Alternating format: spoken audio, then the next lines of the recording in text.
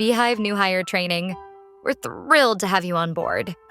This video will provide an overview of what to expect during your training.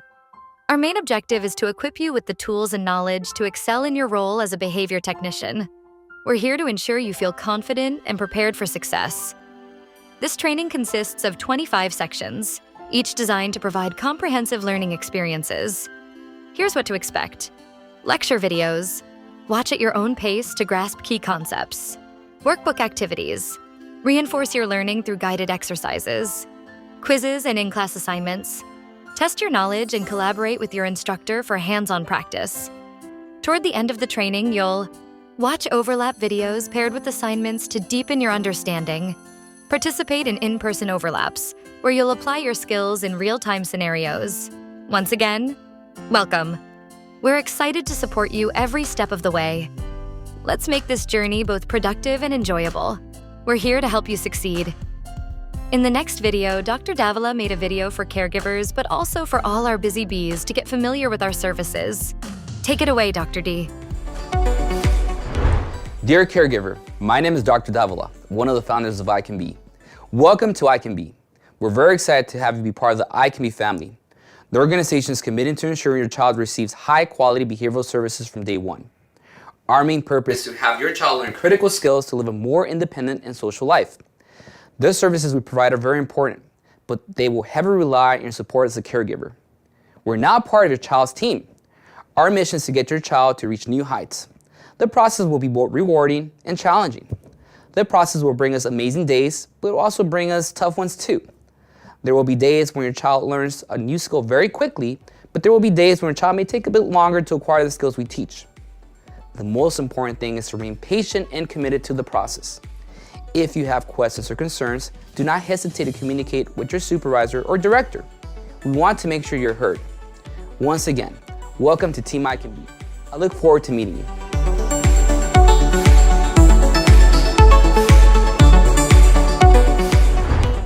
iCanBe was founded in August 2015 by Dr. Jose Davila and Juan Davila. iCanBe's mission is to make social contributions globally through the use of the science of behavior, applied behavior analysis. iCanBe's main objective is to help every individual have a more social and independent life.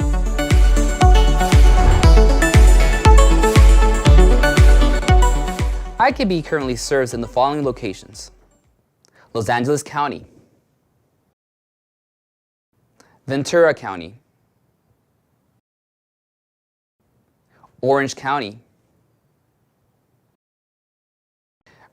Inland Empire,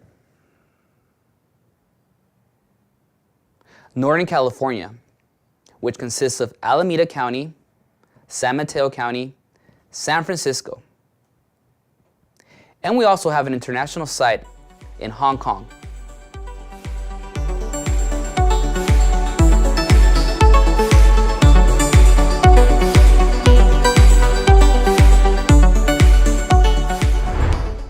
Our services consist of the following. Number 1, service type. Number 2, days per week. Number 3, number of hours. Number 4, location. Number 5, who provides the service. Number 6, duration of services. Let's start off with ABA one-to-one therapy. Days per week. 3 to 6 days per week. Number of hours. 8 to 25 hours per week, depending on the FBA as well. Location, home, clinic, and community setting. Who provides the service? The behavior technician. Duration of services, 6 to 24 months approximately. ABA supervision, days per week, 1 to 2 days per week. Number of hours, 1 to 3 hours per week. Location, home, clinic, and community setting. Who provides the services? Supervisor. Duration of services, 6 to 24 months approximately. Parent training, 1 day per week with supervisor. 30 to 90 minutes per week. Location, home and clinic setting. Who provides the services? The supervisor. Duration of service, 6 to 24 months approximately. Social skills, 1 to 2 days per week. Number of hours, 2 to 3 hours per week. Location, home and community setting. Who provides the service? Behavior technician. And the duration of services is 6 to 24 months approximately.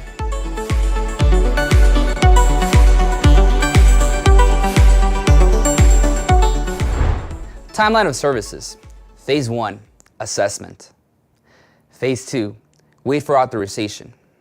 Phase 3, scheduling and clinical team working on assigning team.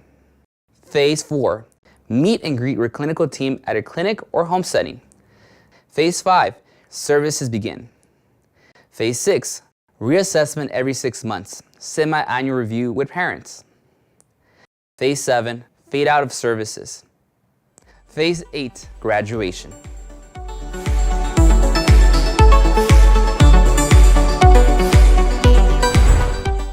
At iCanBe, aside from ABA services in the home setting, we also provide other activities, such as soccer camps, social skills, autism walks, Halloween trunk or treat,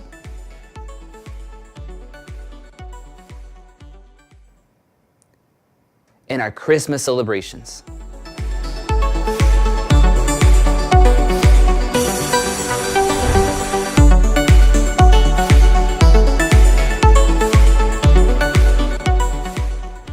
iCanBe has a mascot. Our mascot's name is Ziggy the Bee. Our mascot has a YouTube channel and also participates in our social skill events. I would like to introduce to you Ziggy the Bee.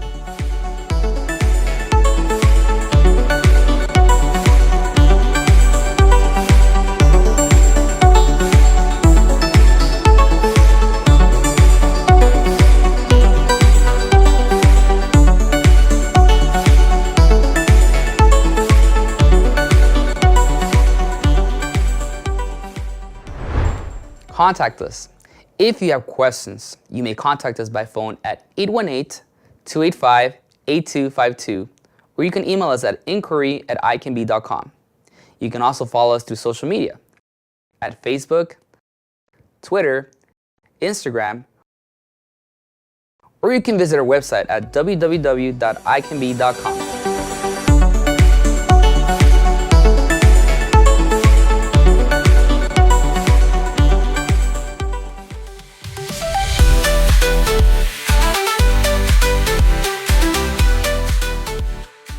Welcome to Module 1 of our new hire training series at iCanBe. Here, we believe in the power of applied behavior analysis to transform lives. Together, we'll explore the science of behavior and your essential role in making a lasting impact. Applied behavior analysis is the science of understanding and improving socially significant behavior. Our mission is to enhance the quality of life for our clients and their families by teaching new skills, increasing existing positive behaviors, and reducing behaviors that interfere with daily life.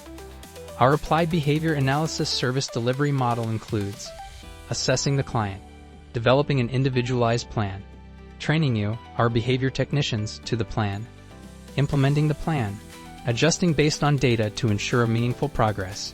As a behavior technician, you are the core of our services. You'll work directly with clients to implement teaching programs and behavior plans, bringing these strategies to life. At iCanBe, we provide services in diverse settings, including our centers, client homes, schools, and beyond. This flexibility allows us to meet clients where they need us most. Many of our clients have autism spectrum disorder, a developmental disability that affects social, communication, and behavioral domains. ASD varies in severity, meaning every individual is unique and requires personalized support.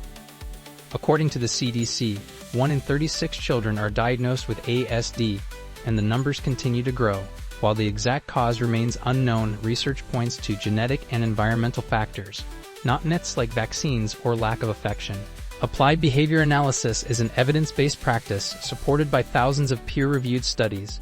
We focus on analyzing how the environment impacts behavior to create meaningful change. Applied behavior analysis is built on 7 key features. Applied, making meaningful, real-life changes. Behavioral, focusing on observable, measurable behavior. Analytic, finding relationships between the environment and behavior. Technological, using clear procedures that others can replicate. Effective, creating significant, meaningful outcomes. Conceptually systematic, rooted in behavioral science principles. Generality, ensuring skills transfer to different settings and situations.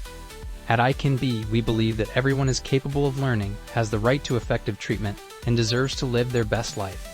Together, we can make that vision a reality. Thank you for joining our mission to change lives. As you move forward in your training, remember, you are the heart of our services. Welcome to iCanBe, where we work together to make a difference every day. Stay tuned for Module 2, where we dive deeper into your role as a behavior technician. Let's make every moment count.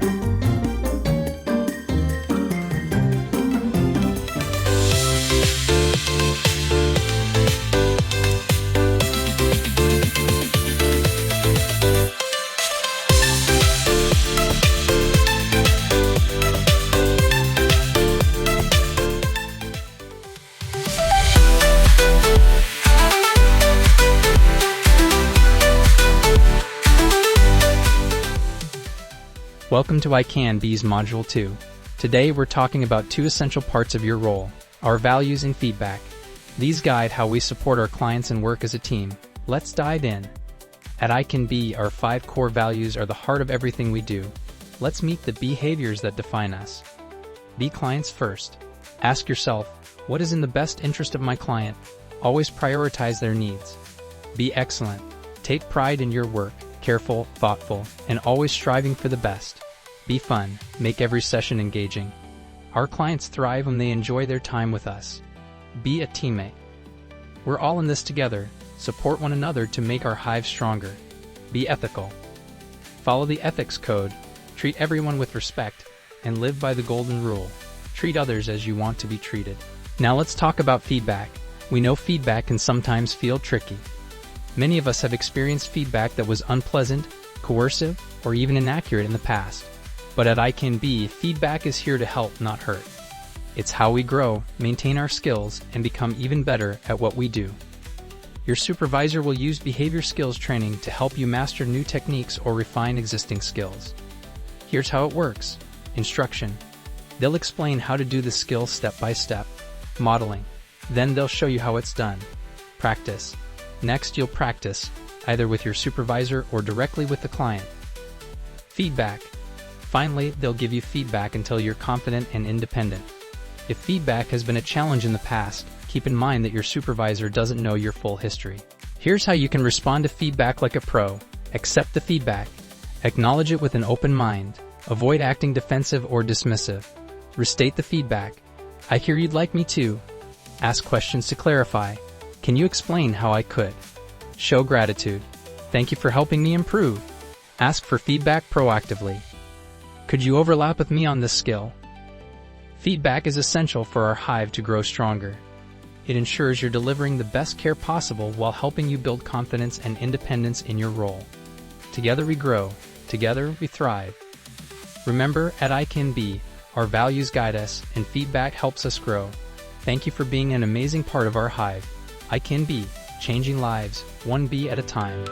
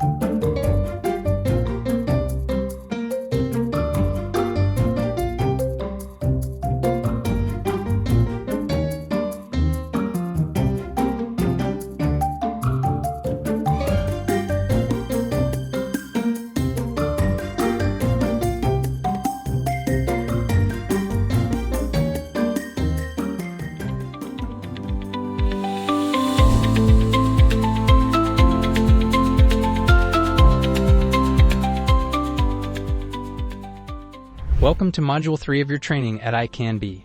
Today, we're diving into the core principles of behavior and the environment, one of the most exciting foundations of applied behavior analysis. Ready to explore? Let's buzz in. So what is behavior? Behavior is anything and everything a person does. Let's list a few examples: walking, typing, smiling, or even sneezing. Did you think of a few more examples? Write them down now. But wait, there's something behavior is not. Behavior is not emotion. While emotions like happiness or sadness influence behavior in ABA, we focus on observable actions. Here's the golden rule: behavior must involve movement and be both observable and measurable. If we can't see it or count it, it's not behavior we work on. So instead of saying she's thirsty, we might say she asked for water or she drank a glass of water. Ask yourself, what are they doing? Here are a couple of key terms to keep in mind. Response. This is just another word for a behavior. Repertoire. This means all the behaviors someone can do. And when we define behavior, we use operational definitions, a clear way of describing the exact behavior we want to change. This helps us know exactly what to work on. The environment is everything we experience. It's made up of all the stimuli around us. A stimulus is simply a change in the environment. For example, the light turns green at a stoplight. Someone calls your name. You hear music start playing. Take a moment and think of your own example. Write it down. Here's the most important building block of ABA, the ABCs of behavior. It stands for antecedents, what happens before a behavior. B is for behavior, the action itself. C is for consequences, what happens after the behavior. One person's behavior can also be another person's antecedent. Always ask yourself, whose behavior am I looking at? Let's try another example. Antecedents can make behavior more or less likely to happen in the moment. For example, a child in a toy store is told no. This makes a tantrum more likely. The child gets the toy. Now the tantrum becomes less likely to happen next time. When the store is empty, Piggy reads her book. This makes reading more likely. But when the boss is around, reading becomes less likely. Consequences, on the other hand, determine what happens in the future. They shape whether a behavior is more or less likely to happen again. And no, they're not always bad. Here's an example. Last time, a child had a tantrum, and their parents gave them the toy. Now they're more likely to have a tantrum when they're told no. Or Piggy uses her phone at work and gets written up. Now she no longer uses her phone on the job. Great job completing Module 3. Let's quickly recap. Behavior is anything we do that's observable and measurable. The environment is all the stimuli around us. The ABCs of behavior, antecedents, behavior, and consequences, help us understand why behavior happens and how to influence it. By mastering these foundational principles, you'll be able to make meaningful changes for your clients and their families. Thanks for buzzing through this module with us. Remember, at iCanBe, we're changing lives one bee at a time. Before moving on to the next module, you will respond to the next 5 questions. Try your best and good luck.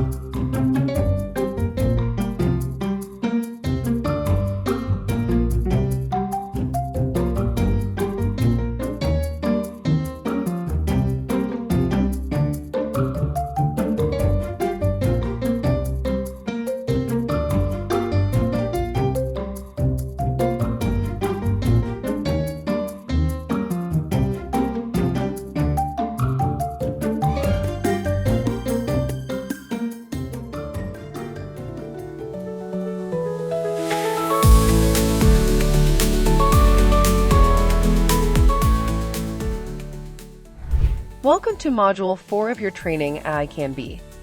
Today, we're exploring one of the most powerful tools in applied behavior analysis, reinforcement. By the end of this module, you'll understand how reinforcement works and how to apply it effectively. Let's dive in. Reinforcement is what happens when a consequence makes a behavior more likely to occur in the future. It's simple. Reinforcement always increases behavior, no exceptions. But here's an important reminder. A reward is not necessarily a reinforcer. Just because someone likes something doesn't mean it will increase their behavior. For example, you might think a child loves stickers, but if giving them a sticker doesn't increase their behavior, then it's not a reinforcer. There are two types of reinforcement: positive reinforcement, negative reinforcement. Let's break these down.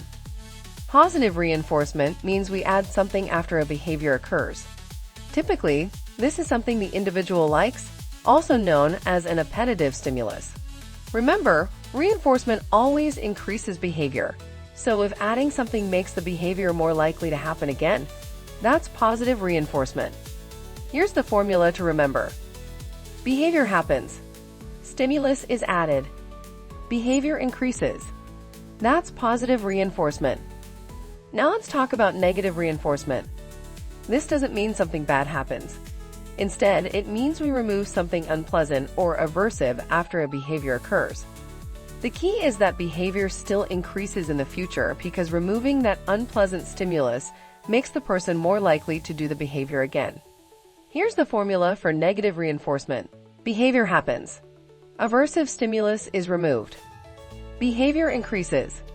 Negative reinforcement is all about making life better by taking away what we don't like. To identify reinforcement in action, ask yourself two key questions. Did the behavior increase or decrease? Was something added or removed after the behavior? If the behavior increased, you've identified reinforcement. If something was added, it's positive reinforcement. If something was removed, it's negative reinforcement. Let's try a few examples. A child cleans their room, behavior. Their parent gives them extra screen time, stimulus added. Is this positive or negative reinforcement? That's positive reinforcement.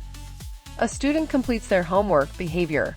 They don't have to do extra chores, stimulus removed. Is this positive or negative reinforcement? That's negative reinforcement. As a behavior technician, you'll use reinforcement every day to encourage positive behaviors in your clients. Remember, reinforcement increases behavior. Positive reinforcement adds something they like. Negative reinforcement removes something they don't like.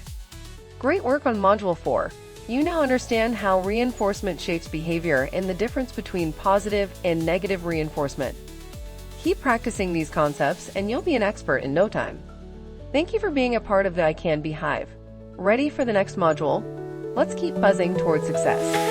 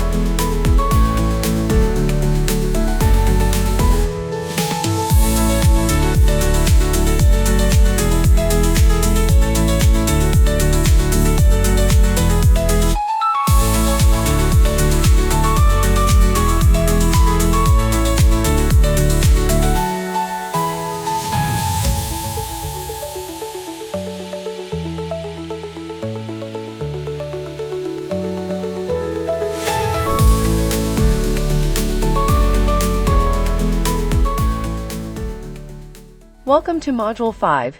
In this module, we'll learn about extinction, a foundational principle in applied behavior analysis. Extinction is a powerful tool to decrease unwanted behaviors, and we're here to help you understand how to use it effectively. Let's get started. Extinction occurs when we stop providing reinforcement for a behavior. This means that a behavior that used to be rewarded no longer gets that reward. When reinforcement is removed, the behavior will decrease over time. Simply put, extinction leads to a decrease in behavior in the future. A child whines at the store to get candy behavior. The parent used to give in and buy the candy reinforcement, but now the parent no longer buys candy when the child whines. Over time, the whining decreases. That's an example of extinction in action. Before behaviors decrease, there's often a short-term increase in the intensity, frequency, or duration of the behavior. This is called an extinction burst. An extinction burst can look like more whining, crying, swearing, or even aggression. This happens because the person is trying harder to get the reinforcement they're used to. Here's an analogy. Think about flipping a light switch. If the light doesn't turn on, what do? You flip the switch several more times before eventually giving up. That's an extinction burst. A person tries to open a vending machine behavior, but doesn't get the snack they paid for. They hit the machine extinction burst. Before walking away, behavior decreases. Extinction works because it breaks the connection between a behavior and its reinforcement. Over time, the behavior is no longer effective and the person stops doing it. But remember, consistency is key. If reinforcement is given even once during extinction, the behavior is likely to come back. This is called resurgence. Let's look at some real-life examples of extinction. Light switch example. You keep flipping a broken light switch, but no light comes on. Eventually, you stop flipping it. Knocking on a door. You knock on a door repeatedly, but no one answers. Eventually, you stop knocking. Ignoring attention-seeking behaviors. A child yells to get attention, but the teacher doesn't respond. Over time, the yelling decreases. Extinction is effective, but it's not always easy. Here are some important things to keep in mind. Be patient. Behaviors often get worse before they get better due to extinction bursts. Stay consistent. Reinforcement must not be given during extinction, or the behavior will persist. Be prepared. Extinction bursts can sometimes include aggressive behaviors or other challenging reactions. Always prioritize safety for yourself and the client. Monitor progress. Track how the behavior changes over time to ensure extinction is working. Remember the ABCs of behavior: antecedent, behavior, and consequence. Extinction affects the consequence. When the reinforcement, consequence, is removed, the behavior decreases. A child tantrums behavior because they want a toy. The parent used to give the toy, consequence/reinforcement, but now they don't. Over time, the tantrum behavior decreases. As a behavior technician, you'll use extinction to reduce problem behaviors and help clients learn better ways to get their needs met. Here's a quick recap. Extinction stops reinforcement for a behavior.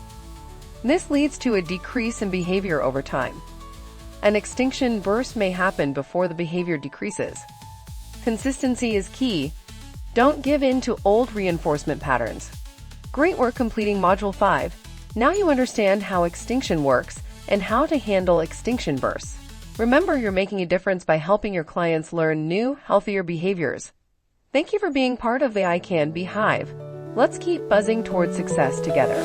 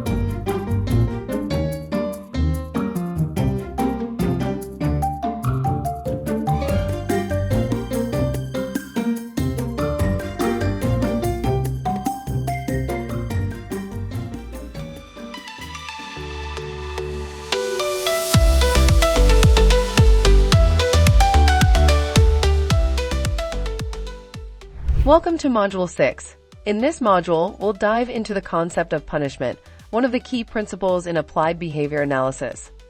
Let's explore how punishment works, when it's used, and why we prioritize reinforcement over punishment whenever possible. Let's get started. In behavior analysis, punishment is a consequence that makes a behavior less likely to occur in the future.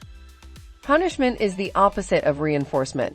While reinforcement increases behavior, punishment decreases behavior. It's important to note, not all consequences that we think are punishment actually qualify. For something to be considered punishment, the behavior must decrease as a result. A student talks during class, behavior. The teacher scolds the student, consequence. If the student talks less in the future, the scolding was punishment. There are two types of punishment: positive punishment and negative punishment. Let's break them down. Positive punishment. This occurs when we add something unpleasant after a behavior. In ABA, this is also called an aversive stimulus. A child touches a hot stove, behavior. The child feels pain, positive punishment. The behavior of touching the stove decreases. Negative punishment. This occurs when we remove something desirable after a behavior. This is typically something the person prefers, also known as a reinforcing stimulus. A teenager comes home late, behavior. The parent takes away their car privileges, negative punishment. Coming home late decreases in the future. To determine whether a consequence is punishment, ask yourself these two questions. Did the behavior increase or decrease? Was something added or removed after the behavior? Let's practice identifying examples of punishment. Which type of punishment is being shown? A child misbehaves during recess, and the teacher makes them sit on the bench, removal of playtime. Answer: negative punishment. A driver speeds and gets a ticket, addition of an unpleasant consequence. Answer: positive punishment. In ABA, we use punishment only as a last resort. Before punishment is ever considered, we focus on using reinforcement to encourage positive behaviors. Punishment is only used after we tried all other methods and ensured that the intervention is ethically reviewed. The behavior poses safety concerns or is harmful. Positive alternatives, like reinforcement, have been unsuccessful. Why do we prioritize reinforcement? Because it builds skills, fosters independence, and encourages lasting behavioral change. Here's a quick review of reinforcement and punishment. Remember, punishment always decreases behavior. Reinforcement, on the other hand, always increases behavior. When working as a behavior technician, remember these key points about punishment. Focus on reinforcement whenever possible. Punishment should only be used with careful planning and ethical considerations. Always ask yourself, how can I teach a replacement behavior instead of focusing on reducing the unwanted behavior? By prioritizing positive strategies, you can help your clients build meaningful, lasting skills. Great job completing Module 6. Now you understand what punishment is, the different types, and why reinforcement is the foundation of effective behavior change. Thank you for being part of the iCanB Hive. Together, we're making a difference, one behavior at a time.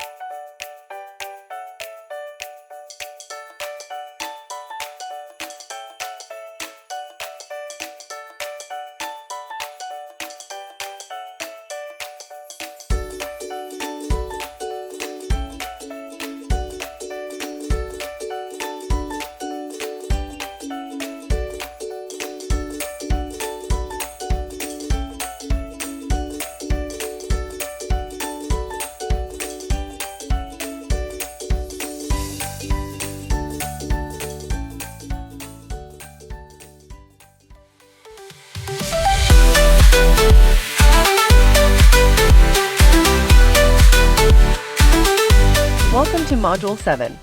Today, we're learning about two important types of antecedents: discriminative stimuli, SDS, and motivating operations, MOs. Understanding these concepts will help you recognize how behaviors are influenced by the environment and how to encourage the behaviors we want to see. Antecedents are what happen before a behavior. They help set the stage for whether a behavior will occur. There are two main types of antecedents we'll focus on: discriminative stimuli, SDS, motivating operations, MOs. Let's break these down. A discriminative stimulus, SD, is an antecedent that signals the availability of reinforcement. In other words, it tells us, if you do this behavior now, you'll get what you want. When we respond to SDS in the right way at the right time, we call this stimulus control. A half-raised hand signals a high five is available. Calling someone's name signals that attention is available. For many of our clients, these stimuli don't yet have stimulus control. That's where you come in.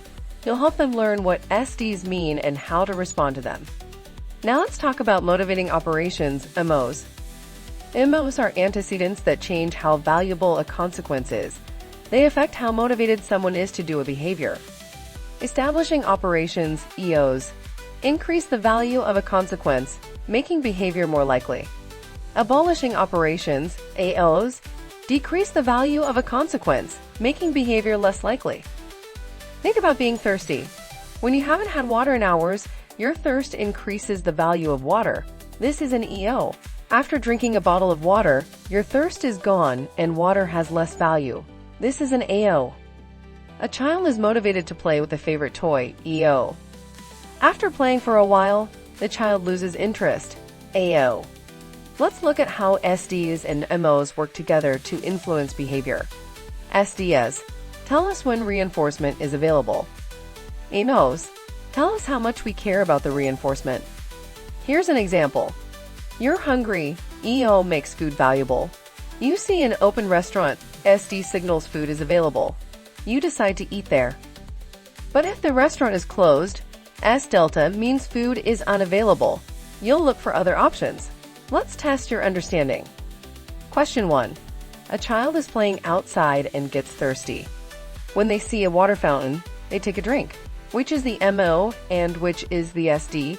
Answer. Thirst is the MO and the water fountain is the SD. Question 2. You offer a child their favorite snack, but they just ate lunch. Are they likely to take the snack? Answer. No, because the snack has less value, AO in effect. Great job!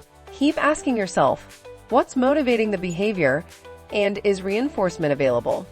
Fantastic work completing Module 7. Now you understand how SDs and MOs influence behavior. Keep these principles in mind as you work with clients to create meaningful and motivating learning opportunities. Remember, motivation sparks behavior and reinforcement keeps it going. Thank you for being an essential part of the iCanB Hive. Together, we're building better behaviors every day.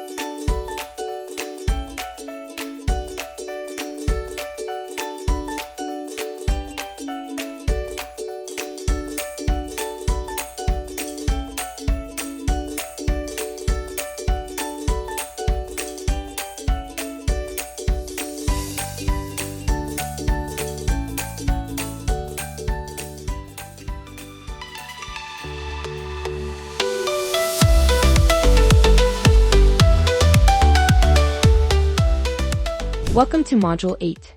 Today we're diving into one of the most important aspects of applied behavior analysis, ABA, data collection. Accurate data is the foundation of effective clinical decisions. It helps ensure that our clients receive the best support possible. Let's explore why data matters, what we measure, and how we collect it. Imagine this: You collect data that says a client hasn't self-injured in a week, but in reality they have. What happens next? The team might decide to reduce support too soon, which could negatively impact the client. This is why accurate data is so critical. It ensures that every decision we make benefits the people we work with. In ABA, we measure behavior in 4 key ways. Rate or frequency, how many times a behavior occurs.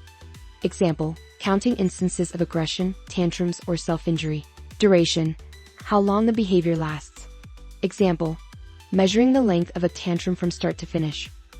Latency, how long it takes for a behavior to start after an antecedent. Example, the time between being asked to sit and actually sitting. Inter-response time, IRT, the time between 2 instances of the same behavior. Example, the time between meals or repeated questions. To collect data, you'll need the following tools. An iPad for digital tracking. Operational definitions to clearly describe behaviors. We collect data on 2 types of behaviors. Behaviors to reduce, like tantrums, aggression, and self-injury. Behaviors to increase, like making requests or responding to their name. Let's look more closely at each type of data measurement. Rate or frequency. This is the number of times a behavior occurs. It's straightforward, just count how often the behavior happens during a session. A child hits themselves 3 times in a 10-minute period. Rate, 3 hits per 10 minutes. Duration. This is the length of time a behavior lasts, measured from the beginning to the end. A tantrum starts at 2:00 p.m. and ends at 2:05 p.m. Duration, 5 minutes. This is the time between an antecedent, what happens first, and when the behavior begins. A parent says, "Come here," at 3:00 p.m. The child starts walking toward them at 3:02 p.m. Latency, 2 minutes. Inter-response time, IRT. This measures the time between the end of one behavior and the start of the next. A child finishes eating lunch at 12:30 p.m. They start eating a snack at 3:00 p.m. Inter-response time, 2.5 hours. Let's put your knowledge to the test. Question 1. You're observing a child's tantrum. It starts at 9:00 a.m. and ends at 9:10 a.m. What type of data is this? Answer, duration. Question 2. A child is asked to wave goodbye. They wave 10 seconds later. What type of data is this? Answer, latency. Question 3. You count 5 instances of aggression in 20 minutes. What type of data is this? Answer, rate/frequency. Accurate data collection helps us track progress, make informed decisions, ensure the best outcomes for our clients. Always remember, every data point you collect has the power to make a difference. So grab your iPad, keep those operational definitions handy, and let's get to work. Fantastic job completing Module 8. Data collection might seem like a small task, but it's the foundation of everything we do in ABA. Remember, the better the data, the better the decisions. Thank you for your commitment to excellence. Now, let's move on to the next module and continue making a difference.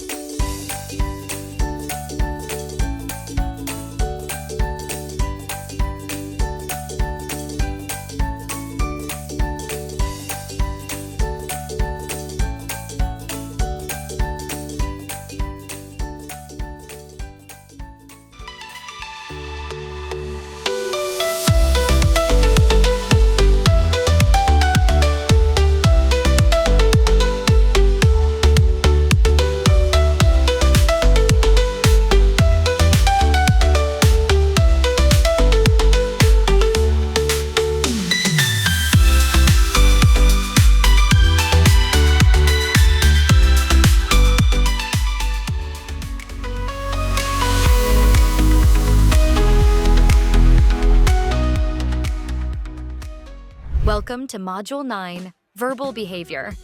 Today, we're diving into how we communicate through words, gestures, signs, and so much more. Let's explore the social magic of verbal behavior together. Verbal behavior is simply behavior that communicates with other people. It's social by nature and doesn't always have to be spoken.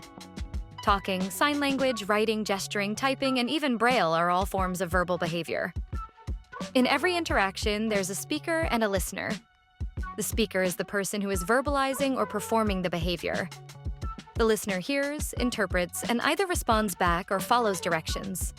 For example, the speaker says, "Where is the bathroom?"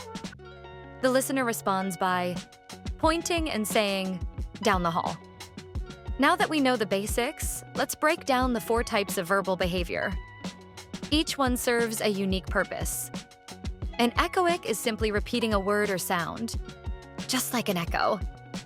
This is how babies first start learning language. Learners hear a word, e.g., banana, and must repeat it into their microphone. The system echoes their response, showing a thumbs up for correct pronunciation. A mand is a request for something. Think of it as a demand. It's one of the most common ways we communicate every day. Learners are asked to identify mands from a list of examples, like, "Can I have a pencil?" Mand. "This pencil is blue." Not a mand. A tact is when we label something in our environment using one of our 5 senses: seeing, hearing, touching, smelling, or tasting. Tacts help us describe objects, actions, features, comparisons, and functions in the world around us. Learners are shown pictures, e.g., a red ball, a jumping cat, and asked to type or say the correct label. Intraverbals are responses to someone else's verbal behavior. Unlike echoics, intraverbals don't repeat. They add to the conversation. Think of intra as meaning between. These are the building blocks of our back-and-forth conversations. Learners are given prompts and must respond appropriately, such as, "What's your favorite food?" "I like pizza." Now it's time to test your knowledge. Match each example to the correct type of verbal behavior. A child repeats ball after hearing it. Echoic. A student says, "Can I have a pencil?" Mand. Someone points to the sky and says, "Airplane." Tact. A friend asks, "How was your day?" And you respond, "It was great." Intraverbal. Verbal behavior is how we connect with others, whether we're making requests, labeling our world, or having meaningful conversations. As a BT, you'll be teaching these skills to your clients, helping them navigate and thrive in their social environments. Let's make communication accessible and fun for everyone. Congratulations on finishing Module 9. Keep practicing those verbal behavior skills, and we'll see you in the next module.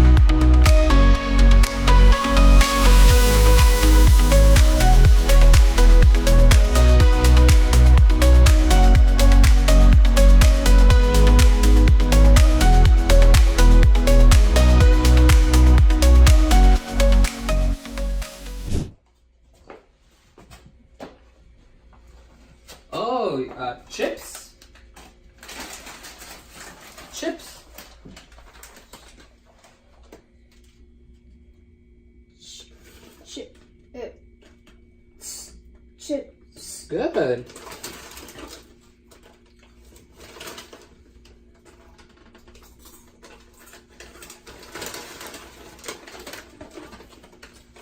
Chips? Chips. Good. All right. Here are your chips. All right. Enjoy your chips. Okay.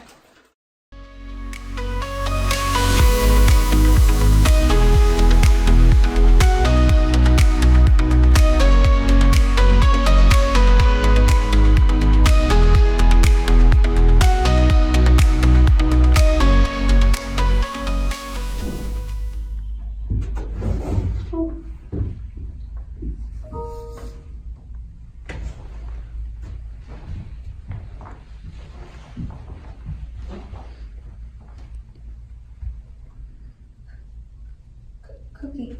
Good asking. Here you go. Some cookie.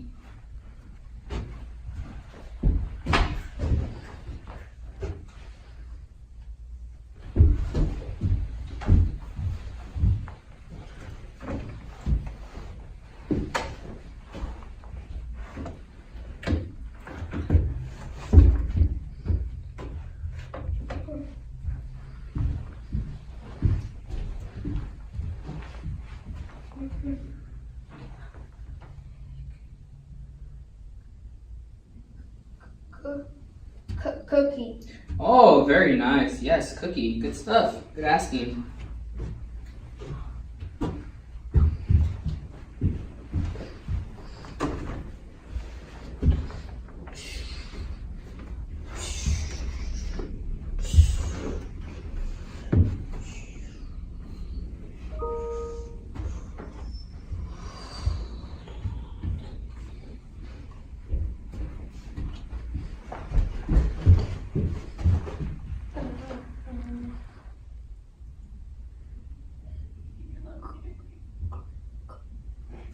Cookie.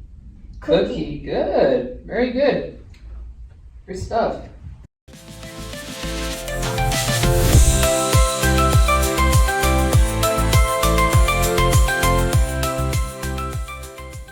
Welcome to your training on schedules of reinforcement as part of Module 10. In this video, we'll explore an essential concept in applied behavior analysis: how we use reinforcement to teach and maintain behaviors. Let's dive in. To begin, let's review the concept of positive reinforcement. Positive reinforcement means that we add a stimulus after a behavior, and as a result, that behavior is more likely to occur in the future. Reinforcement falls on a spectrum. At one end of this spectrum is extinction. When a behavior is never reinforced, this is called extinction. Over time, the behavior will stop occurring altogether. On the opposite end of the spectrum, we have continuous reinforcement. In this schedule, every instance of behavior is reinforced. We typically use continuous reinforcement to teach new behaviors, and this results in frequent occurrences of that behavior. But in real life, reinforcement doesn't happen every time we do something. Because of this, we shift from continuous reinforcement to intermittent reinforcement. Most of our everyday behaviors are reinforced sometimes, but not every time. So, let's take a closer look at intermittent reinforcement. Intermittent reinforcement is when we reinforce only some instances of behavior. This can occur on either a fixed or variable schedule. On a fixed schedule, we provide reinforcement after a set number of responses. For example, if we're using a fixed schedule of 5, the client will receive a reward every 5 correct responses. This helps clients understand that their hard work will eventually pay off.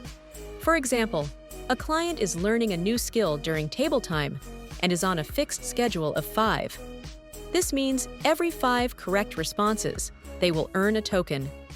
On a variable schedule, we provide reinforcement after an average number of responses.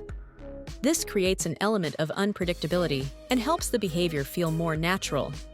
For example, a client might be learning how to request their favorite candy using a variable schedule of 4. This means that, on average, they will receive the candy after every 4th request. Variable reinforcement helps clients learn that rewards are not predictable, just like in real life. where reinforcement doesn't always happen in the same way each time. To summarize, when teaching new skills, we start by using continuous reinforcement, which means reinforcing every instance of the behavior. Over time, we fade to intermittent reinforcement, either fixed or variable schedules, to make reinforcement more natural. And, if no reinforcement is given, the behavior will eventually decrease through extinction. Remember, as behavior technicians, our goal is to support clients in learning new skills and maintaining those behaviors, using reinforcement in a thoughtful and structured way. Thank you for watching this training video on schedules of reinforcement. We hope this information helps you better understand how to apply reinforcement in your work. Keep practicing and always remember the importance of providing the right kind of reinforcement at the right time.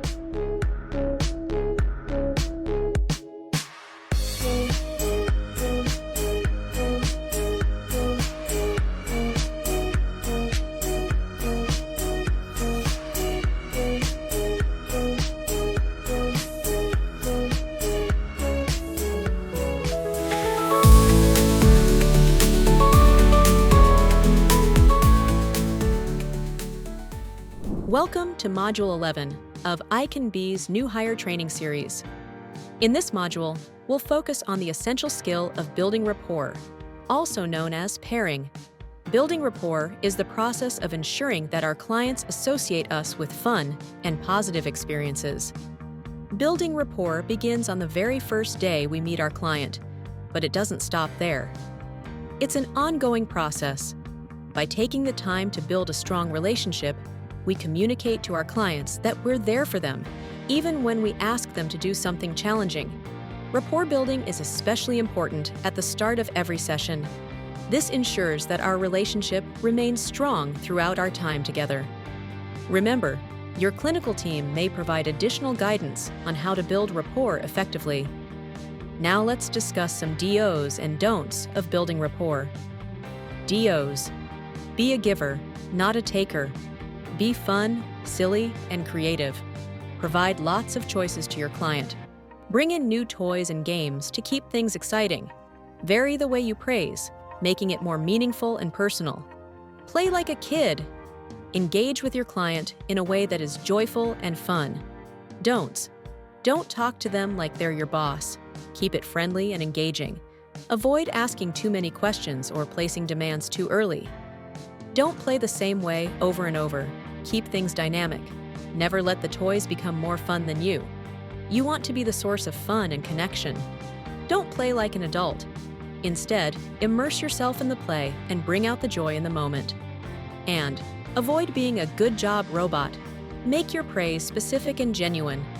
So, how do you know when you've successfully built rapport? Look for these signs from your client. They approach you. They accept items from you. They look at you and follow you around. They request items from you. They tolerate you talking and being around them. When your client is happy and engaged, they're ready to learn. Building rapport sets the stage for a successful and productive learning experience. Here's how to make your praise effective. Be specific about what you're praising. Offer praise immediately after the behavior. Be close to the client when giving praise. Add touch when appropriate and genuine. Make sure your praise is genuine and heartfelt. To be specific, always include why you're praising your client. For example, instead of just saying, "Good job," say, "Nice work, you finished your homework." This is called behavior-specific praise. Next, let's discuss negativity bias. As humans, we naturally focus on the negative, but we can replace words like don't, stop, and no with positive or opposite instructions. For example, instead of saying, "Don't do that," try saying, "Put it down." Instead of "Stop yelling," say, "Use your calm voice." Instead of "No teasing," say, "Be nice." Instead of "Don't touch that," say, "Hands off." Reframing our language like this encourages positive behaviors rather than focusing on what shouldn't be happening. Next, let's talk about instructions. Instructions guide our clients to engage in a behavior. Whether it's asking them to stand up, stop what they're doing, or do their homework, instructions are a key part of how we communicate. When giving instructions, make sure they are specific, clear, and to the point. Calm, no raising your voice. Close in distance, get close to the client to ensure they hear and understand. Close in time, give instructions at the right moment, not too far in advance. Statements, not questions. For example, instead of asking, "Can you do your homework?" say, "It's time to do your homework." Remember, when we ask questions, we leave room for the client to say no, which we must honor. But by making statements, we set clear expectations. It's also important to follow through with instructions. This helps teach our clients to follow through as well. When you say something, mean it. Say what you mean and mean what you say. If you repeat instructions over and over without follow-through, it teaches your client to ignore you. Instead, if needed, help or prompt your client to ensure the behavior happens. Building rapport, using effective praise, and giving clear, specific instructions are all part of creating a positive, engaging environment for your client. By fostering strong relationships, you're setting the foundation for successful learning and growth. Thank you for watching this module on building rapport. Continue practicing these strategies to strengthen your relationship with your clients. And always remember that rapport building is an ongoing process.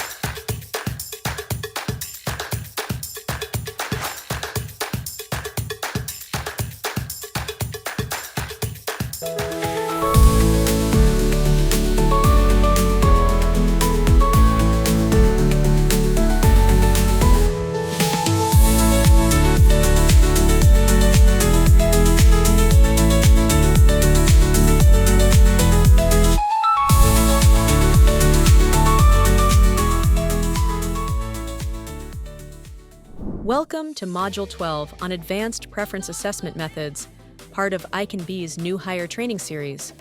In this session, we'll explore specific ways to identify what motivates our clients, including single stimulus, paired choice, and multiple stimulus without replacement, as well as other effective methods.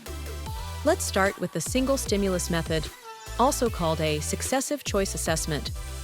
In this method, I present one item or activity at a time to my client and note whether they engage with it. This is useful for clients who have difficulty making choices. For example, I might offer a toy, and if the client plays with it, that's a sign it's reinforcing for them. Next, we have the paired choice method, or forced choice. Here, I present two items or activities at the same time and ask the client to choose one. I record their selection and repeat this with different pairs to identify a pattern of preferences. For instance, if a client consistently picks a toy over a snack, I know the toy is more motivating at that moment. Another common method is the multiple stimulus without replacement, or MSWO. In this assessment, I present several items at once and ask the client to choose one. After they select an item, I remove it and repeat the process until all items are gone. This helps create a ranked list of preferences. There are other informal methods you can use as well. Free operant preference assessments involve observing the client in a play environment to see which items or activities they engage with most. This is helpful when we want to avoid disrupting natural play. It's important to choose the right assessment method based on your client's abilities and needs. No matter the method, the goal is the same: to identify meaningful reinforcers that motivate your client and support their learning. Preference assessments should be done regularly because preferences can change from day to day, or even moment to moment. By keeping up with these changes, we ensure our sessions stay engaging and effective. Thank you for completing this module on advanced preference assessment methods. Practice using these techniques to build a strong foundation for your work with clients. Please watch the next videos from Dr. D, as he will further demonstrate the methods. Your instructor will also take some time to role-play, rehearse, and provide feedback to you.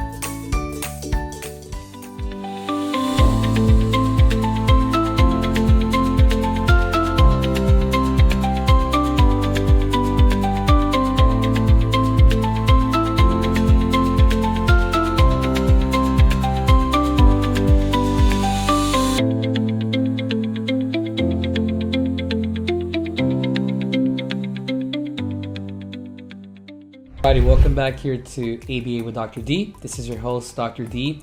It's a real pleasure to see you all again. Today we're going to talk about another type of preference assessment that's called free operant. We've been able to cover the pair choice, the MSW, the MSWO procedures. These are all really good, important ones. Now, the free operant is a very good one. This is a one that we try to use when the individual has a difficult time with making decisions or selecting items, or when there's a lot of problem behaviors, so history of problem behaviors. The free operant is basically, where you're just allowing the child to interact with the items that they usually interact with in a natural manner. You can also put the items around them. We're going to actually watch a video of that very soon. But yeah, it's definitely a very good type of procedure that you can use, once again, with some of your clients that would need this type of preference assessment method. At the end of the day, it's very much about, figuring out what is a preference assessment that your specific client needs, right, in that particular moment. So up to the supervisor's decision to figure out what that is. We do have a video where it talks about what type of or how to make a decision about the types of preference assessments that we could be selecting for the clients we work with. Okay, so a couple bullet points right here. Once again, there's a variety of different preference assessments. The one we're going to talk about is the first one, which is a free operant. The paired choice is one we already have a video on. Multiple stimulus with replacement, multiple stimulus without replacement. Here just says that your supervisor will determine which type of preference assessment is most appropriate for your client. Preferences can change quickly, so you will conduct several assessments during each session. So you're going to be able to run a couple of trials throughout the session. Okay. Here's a quick breakdown of free operant. So basically, the first bullet point says that observing and recording what activities the target person engages in when he or she has unrestricted choices of activities. Now, the word free says it.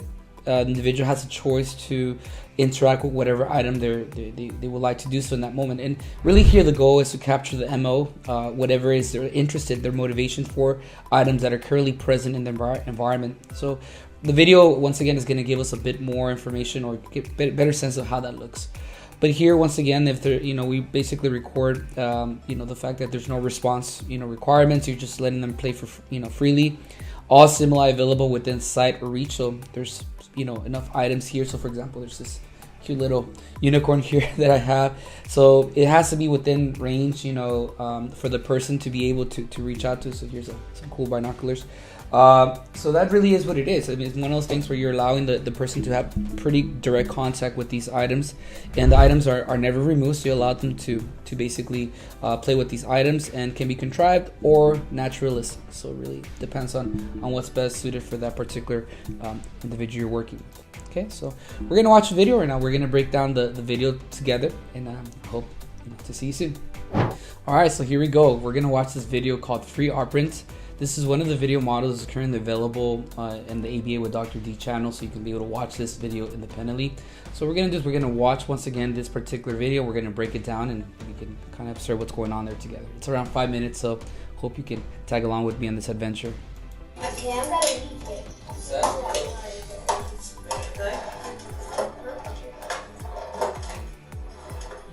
Okay, so from the get-go here, you're able to see that there's a variety of different items available for the individual. There's basically a truck, there's a telephone there, dinosaur, or little dragon, little hammer there. So there's a variety of different toys that the individual can interact with.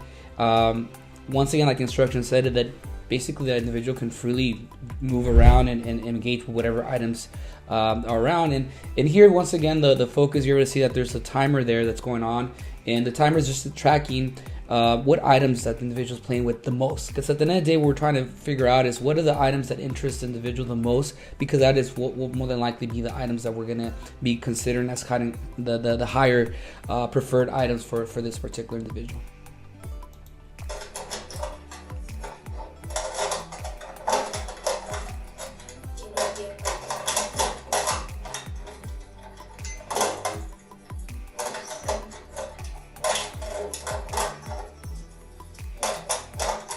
So far, it seems like the minion and truck is like the preferred item here. So you see him really interested in that. And you see here that the behavior technician is observing the behavior. So very thoroughly observing the behavior there. And we switch over now to the football. So he switches over, but the one constant is the truck. So far, it seems like the truck is the most preferred item for this individual here, for this child. We'll go back to the football. He jumps back. Now he switches it over to hammer and minion. Minion is back in the place there. I see he's grabbing the minion there.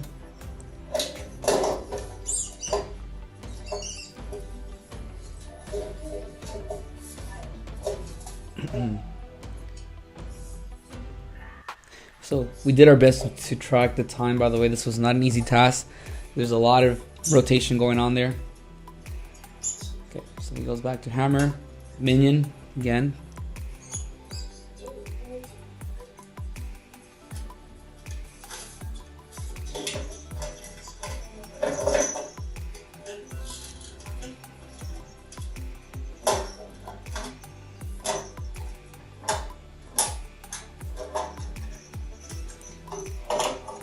And once again, the behavior technician observes the behavior closely, documenting notes.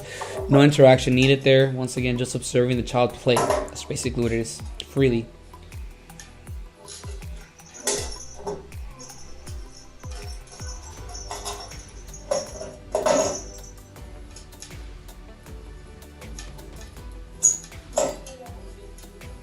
Okay. Seems like he loved that minion, by the way. That minion, to me, sounds like it looks like it's a pretty preferred item. It's a little football.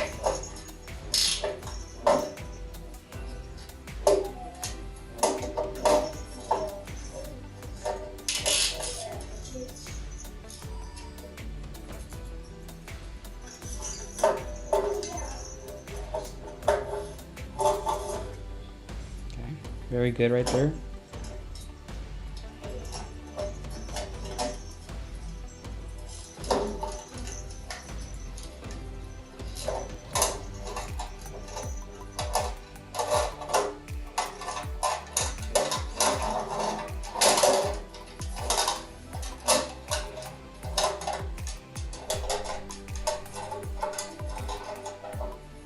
Now he gets the dragon. Finally, the dragon comes into play here, so it's the first.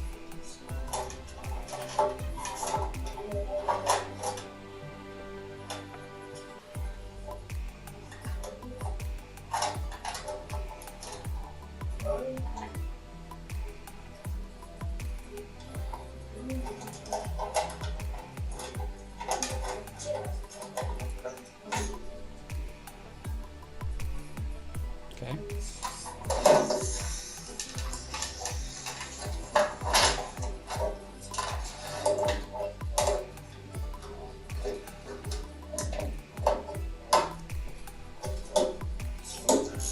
Right. Going back to truck 2 again with the minion. There's been one constant you notice has been the minion. The minion has been one of the constants, even though it has not been recorded all the time, but it's been, if you've been observing, it's been a pretty consistent toy that he's been playing with. So I would say that the minion so far, from my end, it's probably the most preferred item from all of them, because he's been rotating the minion around with the other truck. Now he goes back to the other truck, so he's been playing with that minion a lot. Okay, let's go to the minion. He puts Woody in. Okay.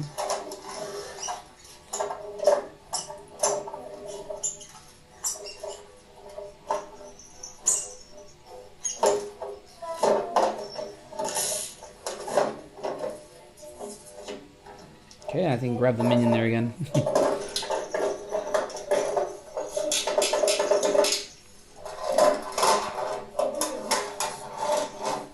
So we're about to finish the video. Okay, so I'll pause it there. So overall, like to be honest, it sounds like, or seems like, based on what's the observation here, that minion is very preferred to this child. You saw that he moved it around, the different trucks. He moved around different items. So if I was, I'm observing this particular session here, I'm definitely noting that the minion is a highly preferred item for the child. Also the truck I would say is also where he likes trucks. So if I'm going to run a future preference assessment, I would probably bring out a variety of trucks as well, so different sizes or different colors. Also minions, there's different types of minions out there, so you might want to bring out a variety of different minions that the child can play with. So that's what really this does. It helps you to figure out, right, what it is that the items that they're more preferred. I think that sometimes, as when working in the field, we see a child playing and we're like, oh, it's just time for them to play by themselves and just to kind of give them a break. But without knowing, that actually could be a great opportunity for us to observe these kind of like behaviors where we're able to now assess reinforcers in a more natural way. So I highly suggest for you, if you're working with a client, that during those breaks specifically, see what they're gravitating towards, because that could be a great opportunity to start noting that down, and that could be considered as potential reinforcers we can use for upcoming programs, or in the next couple of sessions we can start now implementing those as part of our preference assessments. So once again, this is Dr. D. I really hope this video helped you out. Like always, it's a real pleasure creating content for you guys. I really appreciate all of those people that are subscribing to the channel, giving us likes, giving us a lot of great feedback. Much love to all of you. Like I said, it's just free content for you, for a little contribution, a little bit of knowledge that we know for the field. And yeah, just be on the lookout. We have more videos coming up. I did see that some people are asking for more videos on NET, so we got some of those coming up as well. Also, I'm going to do a bit more on discrimination training. So if there's any suggestions or any ideas you have, write a comment there, because once again, I want to make sure that we're creating content that is relevant to things you need in the today. And also, I know parent training is another area that people have been asking me about. So yeah, just go ahead and write comments. Try to give us some feedback there so we can be able to create more content for you. So once again, thank you so much. I'll see you soon.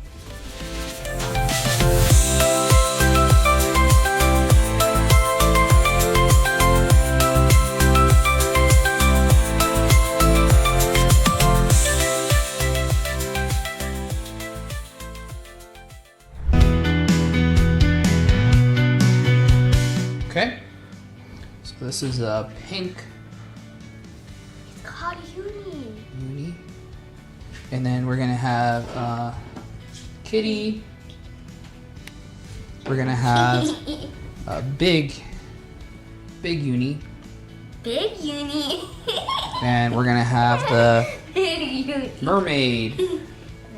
Ariel. Mermaid Ariel. Okay. All right. Here we go. So we're gonna start off with pink uni. Her name's Uni. Just call her Uni, not Pink Uni. Okay, pink That's her uni last name. and kitty. Okay, pick one. I'm gonna go with my pet. Okay. She's my favorite pet. Don't call her Pink Uni. Call her Uni. Okay. You can play with her for a little bit, okay? My purr is sitting right here.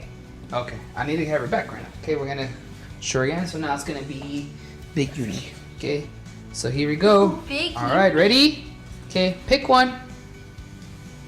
All right. Big Uni. Okay. This time we'll switch. Okay. Try to keep this one or just give it back. Yeah, I have to give it. Okay. Now we're gonna do this one with this one. Oh no, this is hard. Okay, pick one. I like both, but I don't know.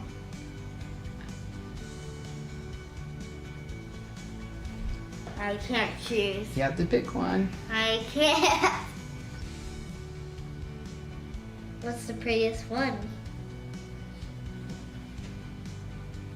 Yeah.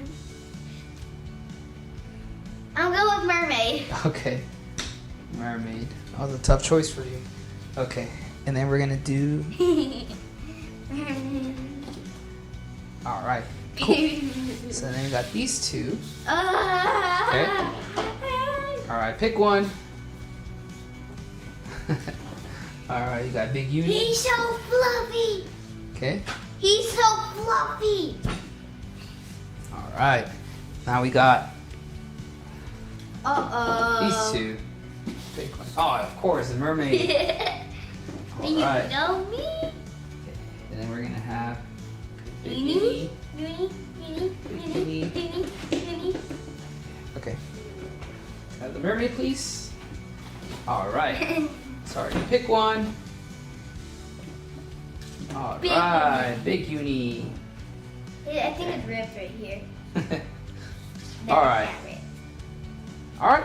Perfect. Let's see which one was your favorite one. So you picked. You need 3 times. Pick 1, 2, 3, 4, 5, 6. 2 times for this one. Which one? Then Pink you had kitty was picked 0 times. And then big uni was picked No. 2 times. Oh. And the mermaid was picked 2 times. Wow, this is hot. Yeah, so it's a tie. So for sure, the highest preferred one's gonna be. So we Uni. can, let's do it one more Pink time. uni. Let's Pink run this one uni. more time. So we're gonna do A and B. So it's gonna be Ui. big uni and kitty. Yes. Okay, ready? Here we go. Of course. She's my pet. Okay. And then we're gonna do pink uni and Mermaid. big uni. Ready? All right, pick one. All right. Okay. I don't think you need the whole time. Okay, we're gonna get this one here, Mermaid. pink uni, and Mermaid. Mermaid? mermaid. Oh no! All Oh, right, that's hard. pick one. All right. Big uni. All right, now we're gonna get kitty, and we're gonna get Pink uni. big uni. No! Here we go. Okay, pick one.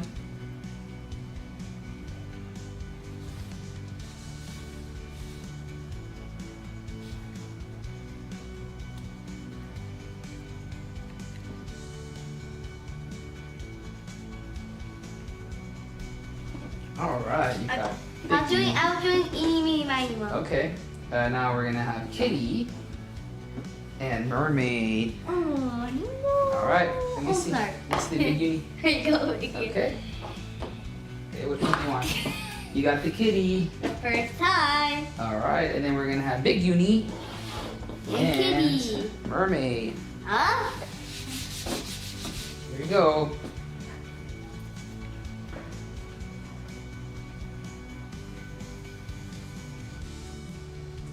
All right, I picked mermaid. bow. Awesome. Who won? Okay, here we go. So this time around, you got the first one.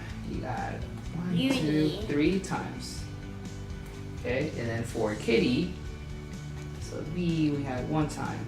1 time. And then for Big Uni, we had 1, so just 1 time. And then for Mermaid, you had it for, so where's the Mermaid? 3 times. Mermaid was D, so just 1 time. All right. Who won? So far, we have Pink Uni's number 1, Number Kitty 2. 3, and we have a tie for 3. So the most preferred one will be Pink Uni. Huh? Is your favorite one, Pink Uni. Yeah, Second place will be Big Uni. And Mermaid. And the least preferred is Kitty. What's least preferred? All right. She's Okay. doing a backflip. Yes, I'm gonna put it here.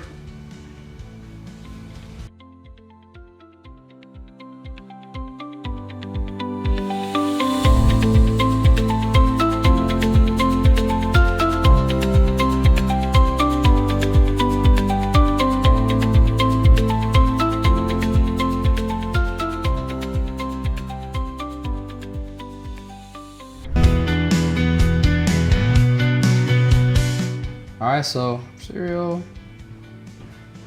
cookie, popcorn, and we have Twinkie, chip. Okay. All right. So today's date is 9/2/2024, and your name is Janelle. Teacher's name is Dr. D.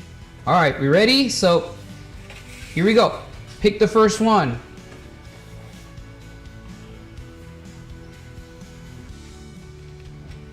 All right, good choice. Cereal. Good. So we switched it over. So you picked cereal. Can I eat it? Yeah, you could eat it. Okay. So cereal was all the way on my left side. Okay. You ready? Let me know when you're done with the cereal. Summer's stuck in my teeth. Okay. The next one. Here we go. Pick the next one. Chip. Oh, here, I got you. Got you another one. Good. Here you go. So, chip. Okay, good. All right. Pick. Oh, sorry. Forgot to shift it over here. Boom, boom. All right. Go for it. I'll close my eyes. Popcorn? Popcorn. Nice. You like popcorn? Hmm. All right, cool. So we're gonna shift it over here. Uh-oh, the unhealthy ones. Okay.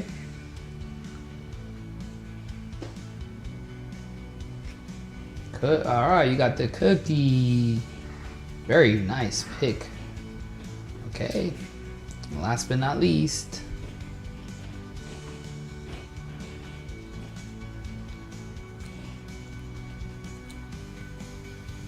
Twinkie. Yeah, Twinkie. So we have Twinkie. Very good. Okay, we're gonna put it out again. Oh no. So let's see if we remember the order. So we had first the cereal, the cookie. The small one. Yeah, let's get a small slab right here. We had a popcorn. So Small. heavy, it'll get worse. Okay, and then we had a little Twinkie here, and then we Small. had a chip. Chippy chip. A Like chip and chippy potato. That's right. Okay, Okay, ready. let me fill out my data real quick. So, This time I'm not gonna close my eyes. I'm Okay. gonna pick. all right, you One can pick your favorite one. Go ahead.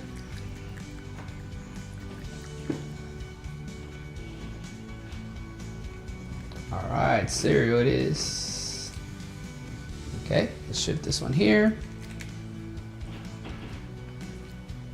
Okay, next chip. I ate it. All right, all right. The next one.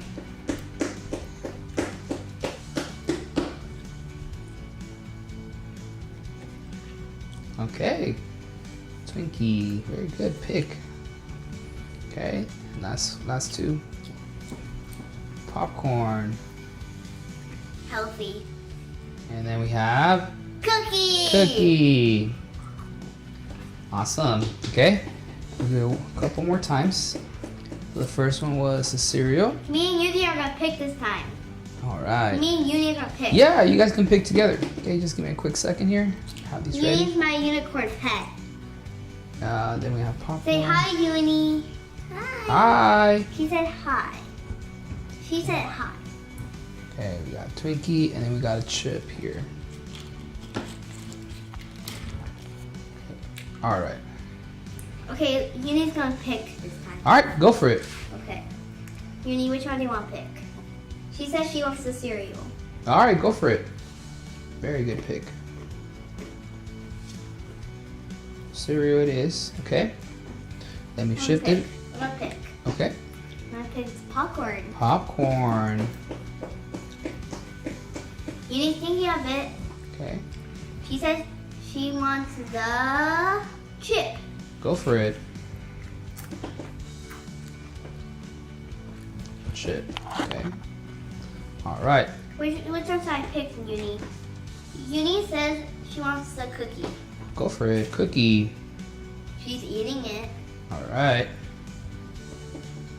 And last but not least, Twinkie. the Twinkie. Very good. Okay, we got a couple more. Pretend she ate it all. Yes. All right. Now we're gonna do this next one. We got Twinkie cereal. Ooh, I guess she loves sweets. Yeah. Cookie. Uni, don't show your butt in the camera. Yeah. And then popcorn. And then we got. She's very silly. Yeah, she's a very silly girl. And chip. Okay, go for it. I'm gonna pick the first. Cereal. Cereal. Okay. Sorry, let me shift it here. Okay.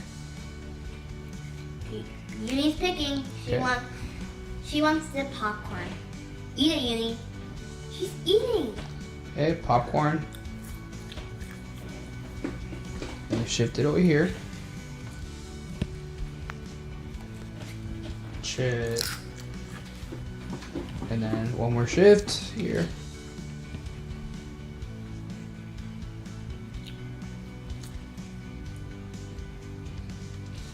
All right, go ahead. Twinkie. That's creative. All right, and the last one. Cookie. Eat it. She's eating. All right. Okay, this is the last one right here, okay? So we're almost there. And then we need a cookie, the popcorn, Oh no, Uni got hurt. we got the Twinkie, Uni got hurt. and we got the chip. Lay down, Uni. Lay down. She got Okay. hurt. Okay. She got picked. All right, here you go. Send him a switch. Okay, so chip. Oh, wait, oh, okay, you can go ahead and get it, it's fine. No worries, I gotta shift them first. Okay, no worries, that's my fault. No, it was second. Okay. Go ahead. Popcorn. Popcorn. Okay.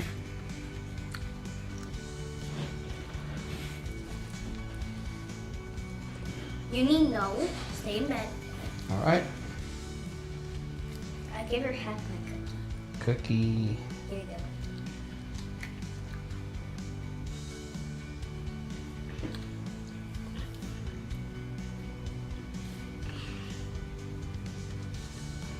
All right.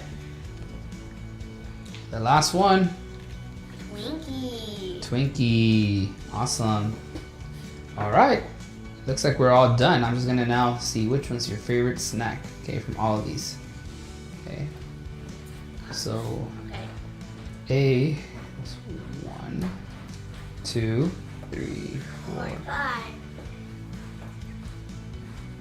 5, 6,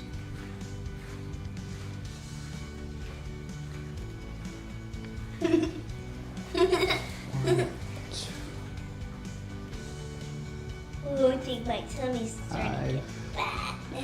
7, 8, 9, 10. 12.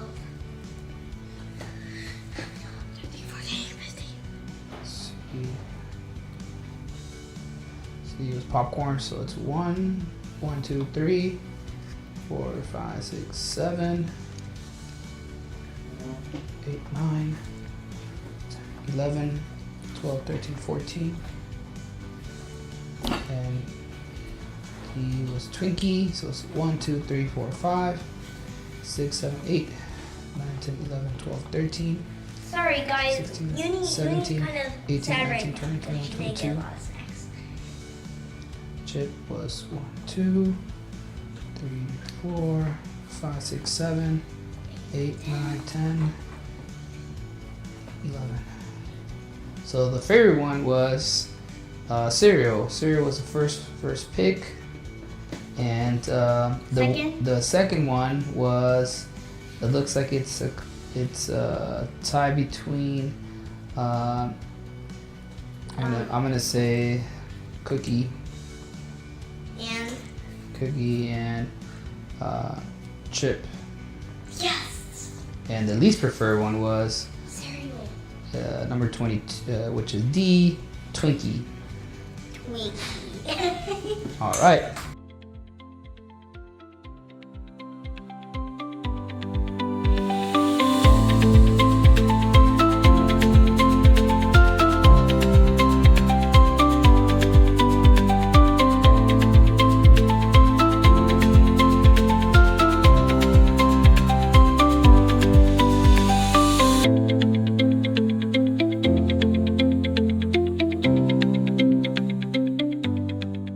Welcome to Module 13 of iCanBe's New Hire Training Series. In this module, we'll explore two essential tools for teaching new skills: instructional control and shaping. Let's start with SDs, or discriminative stimuli. An SD signals the availability of reinforcement. It's like saying, if I do this behavior now, I'll get something in return. For example, for someone who already knows how to respond to their name, the reinforcement is natural, like starting a conversation. For someone learning to respond to their name, we provide a contrived reinforcer, like a favorite toy or treat. Over time, we fade this artificial reinforcement out. Think of an SD as an expectation, more specifically, an expectation to do a behavior. These expectations are also called contingencies. We set contingencies in many ways, such as asking questions, giving instructions, saying someone's name, and many more. When a client correctly and independently responds to 80% of these contingencies, we call this instructional control.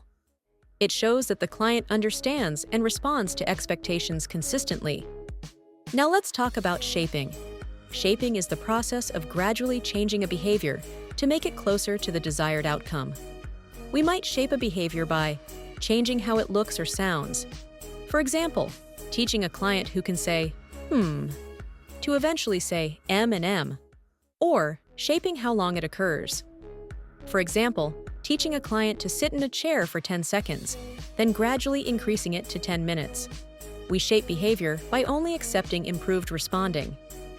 This might happen trial by trial, day by day, or over longer periods of time.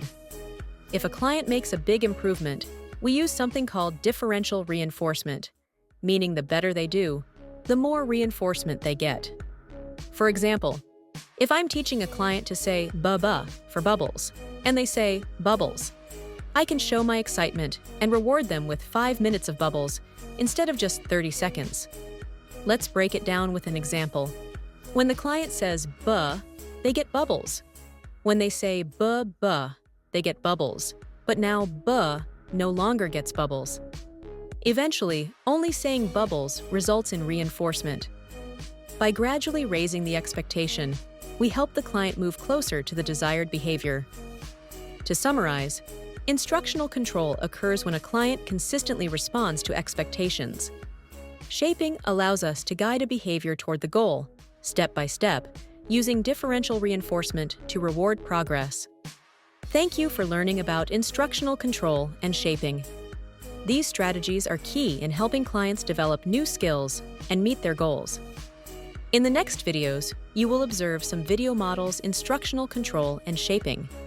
Your instructor will also practice these methods with you.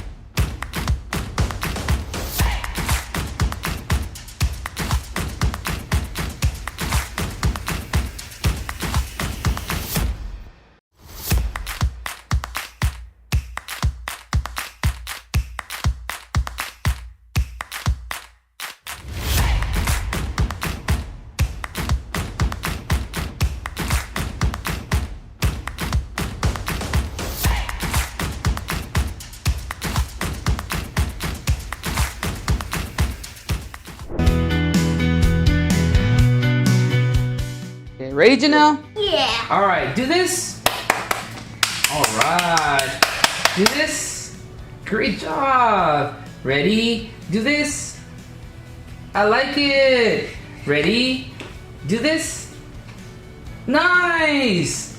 Ready? One more time. Do this. Yeah. High five. How did high High five? five. All right. Good stuff.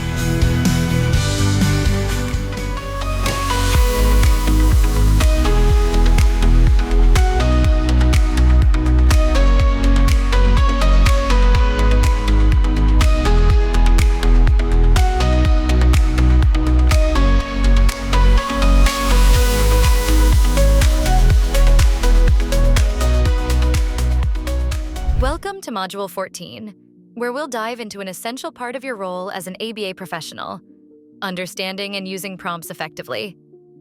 Prompts are tools we use to help our clients learn and respond correctly in different situations.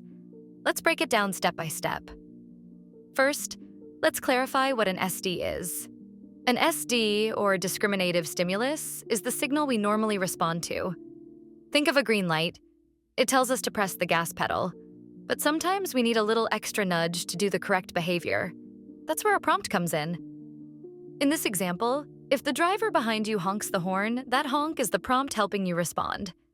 So, prompts are just helpful cues that guide behavior. Prompts are like giving a helping hand to our clients to promote correct responding. For instance, imagine a client is learning to respond when you call their name. Hearing their name is the SD that should get them to turn their head. But what if they don't respond right away? That's when we use a prompt, like holding up their favorite toy near your face, to encourage them to turn their head. Now let's explore the different types of prompts. Each has its own role in helping our clients succeed. Verbal prompts. A verbal prompt is a spoken statement, instruction, or question. For example, come here.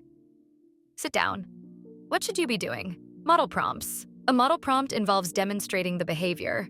For example, if teaching a client to wash their hands, you show them each step. But remember, model prompts are only effective if your client already knows how to imitate actions. Full physical prompts. A full physical prompt, also called hand over hand, involves completely assisting the client. For example, helping a client clap their hands by guiding their hands fully. However, we never force a client to perform an action.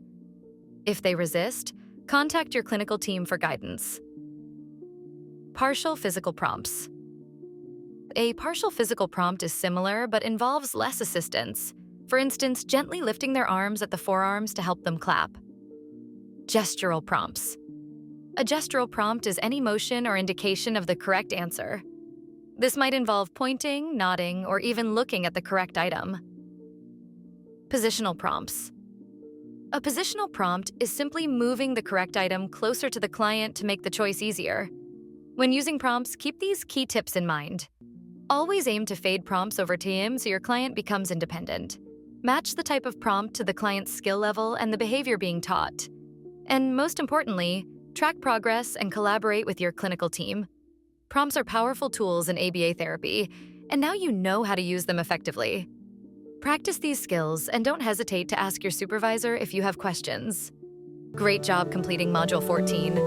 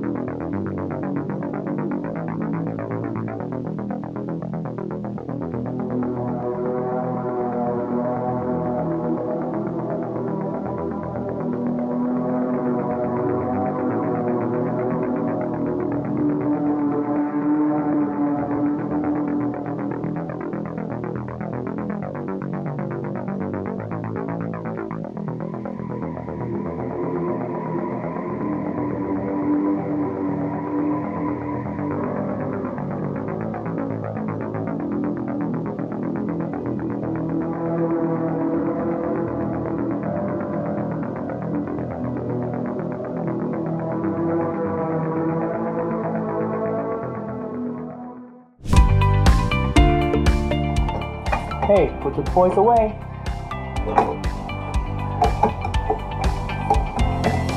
Put the toys away.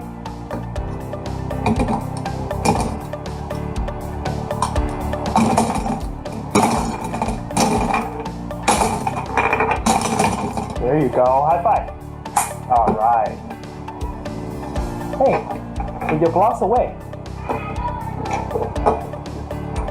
Let's try again. Put the blocks away. In the basket.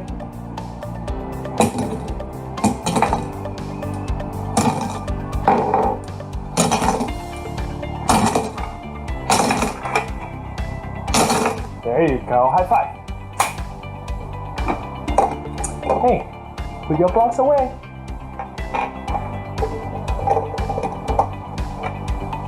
Let's do better. Put the blocks away like this.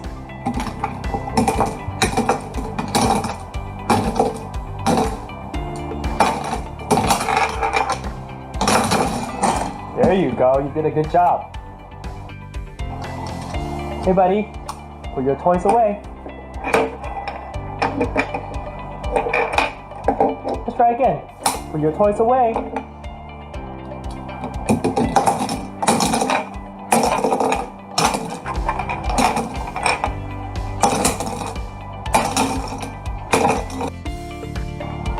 Hey, put your toys away.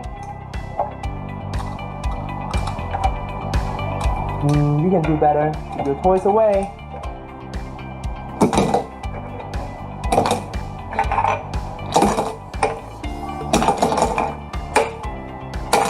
There you go. High five. All right.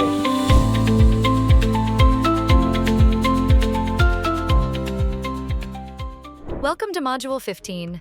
In this module, we'll focus on the process of fading prompts to promote independence for our clients. Prompting is a powerful tool in ABA, but knowing how to fade those prompts is just as important. Let's dive in. As a reminder, an SD, or discriminative stimulus, is the cue that should get your client to respond correctly. For example, when you say, "Stand up, please," the SD is your instruction to stand up. Now, if your client doesn't stand, it doesn't mean they're ignoring you. They might not yet understand what stand up means. That's where prompts come in.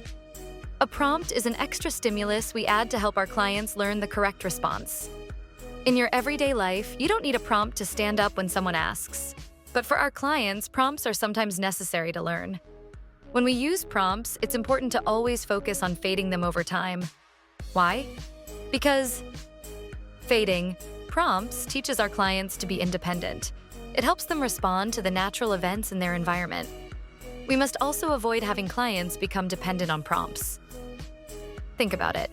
If a child can't independently brush their teeth, wash their hands, or cross the street, this could have serious consequences for their daily life.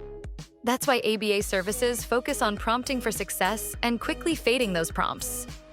There are several ways to fade prompts, and your clinical team will guide you on which method to use for each client. Let's look at 3 common strategies. Most to least prompting. This is also called fading out. With this method, we start by providing the most help so the client can be successful. Gradually reduce the amount of help we provide, either trial by trial or day by day. Eventually, the client will perform the behavior independently. Least to most prompting. Also called fading in, this method works like this. We first give the client a chance to be independent. If they succeed, we reinforce and praise them. If they make an error, we provide a prompt to correct it. Graduated guidance. A graduated guidance involves using hand-over-hand prompting only when needed. This is a hands-on approach where you adjust your level of help in real time based on the client's performance. Your clinical team will provide more training on this method. Remember, there's no single right way to fade prompts. The key is to ensure that your client can successfully respond without your assistance. Here's how to tell you're using the right fading procedure. Prompts are fading successfully. The learner continues to respond independently after fading.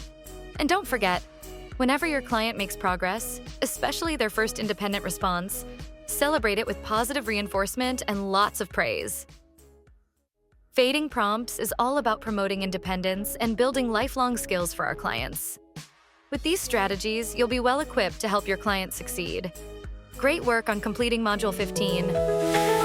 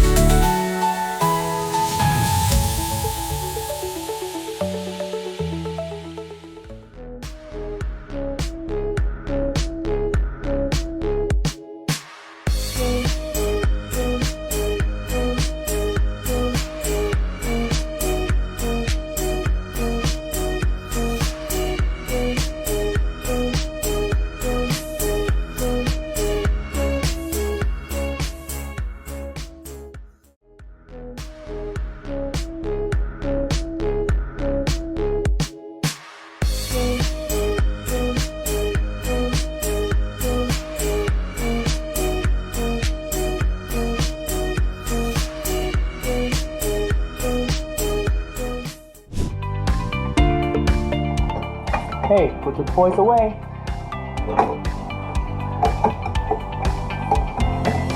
Put the toys away.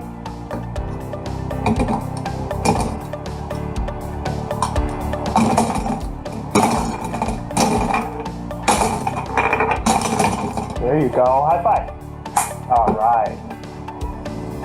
Hey, put your blocks away. Let's try again. Put the blocks away. In the basket.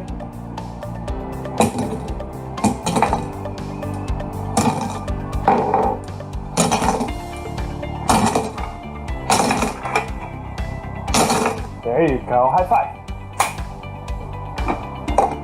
Hey, put your blocks away.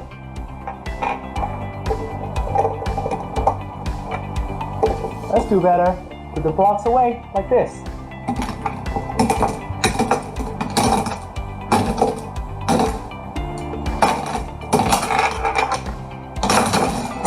There you go, you did a good job. Hey buddy, put your toys away. Let's try again. Put your toys away.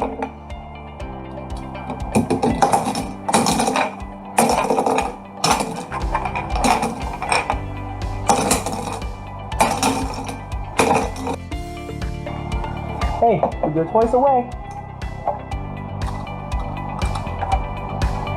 You can do better. Put your toys away.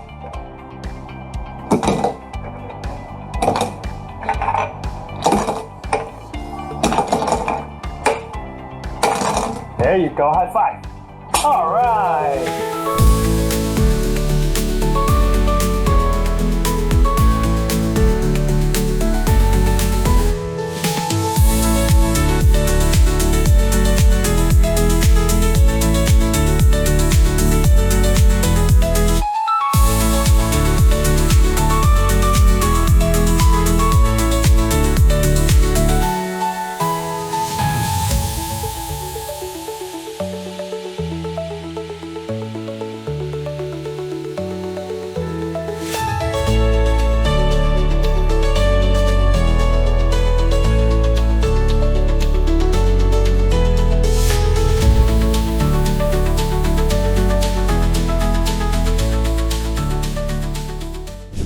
to Module 16. Today we're learning about task analysis and chaining, two essential tools for breaking down and teaching complex behaviors to our clients. Let's get started. A behavior chain is a set of behaviors linked together to complete a task. These tasks often have multiple steps, like washing hands, cooking a meal, tying shoes, packing a backpack, doing laundry or dishes. Think of a behavior chain as a series of small actions leading to a bigger outcome. A task analysis is a written list of each step needed to complete a behavior chain. For example, let's say we're teaching a client how to microwave popcorn. Here's what a task analysis might look like. Remove plastic from the popcorn bag.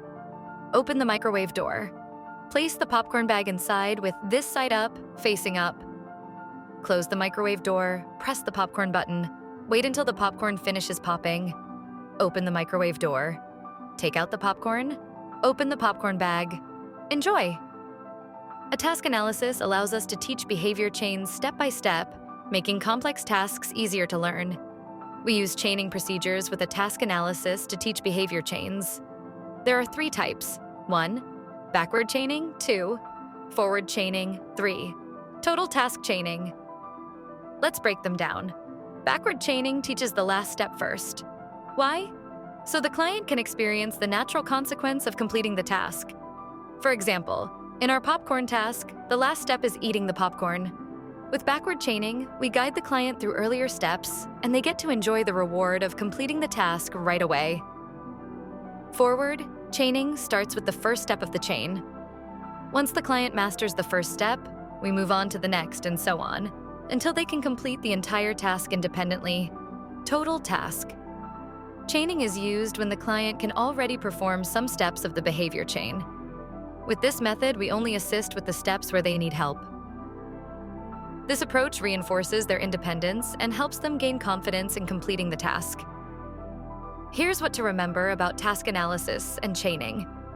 A behavior chain is a sequence of actions leading to a goal. A task analysis is a detailed breakdown of each step in the chain. Use backward chaining, forward chaining, or total task chaining based on your client's needs. By breaking tasks into smaller, teachable steps, we can help our clients gain independence and master important life skills.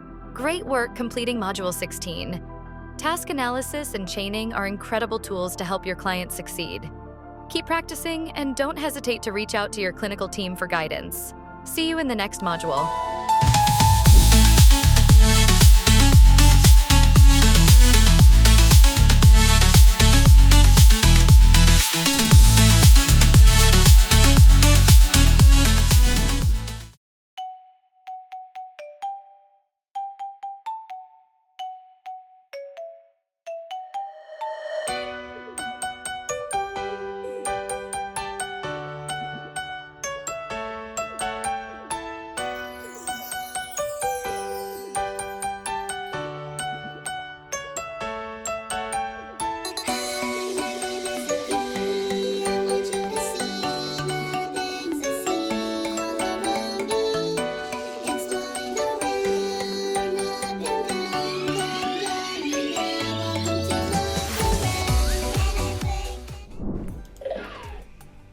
Total task chaining, brushing teeth. Here we go. All right, my friend, are you ready? Yes. Okay, let's brush teeth. Okay, so let me pause it there. So one of the things that you notice here that the practitioner provided was instruction, let's brush teeth, okay? And that is very crucial. Once again, I mentioned earlier in the slides where you want to make sure you have a very specific instruction. We also call it an SD when you're delivering, when you're starting any program. So that's basically the cue for the student to start, okay?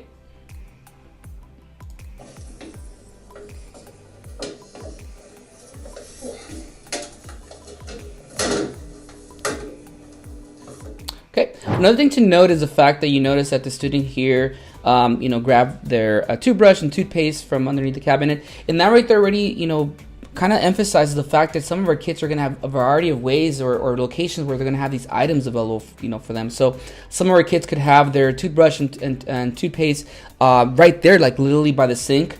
some of them around another area in the bathroom. So that's why it's so crucial that you're adding that as part of your task analysis when you're putting it together. Okay, once again, very much dependent on what the family prefers. Nice job. All right. Okay, so up to this point, once again, when the student grabbed or got their toothbrush and toothpaste, that right there will be considered independent responses. So for us, would be pluses there.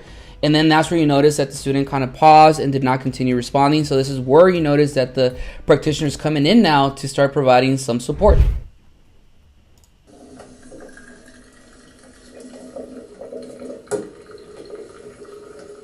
Okay, that right there's a hand over hand prompt. Okay, you notice a lot of hand over hand prompt going on there. Okay, looks like that toothpaste a little bit hard to get off. All right, there we go. Okay.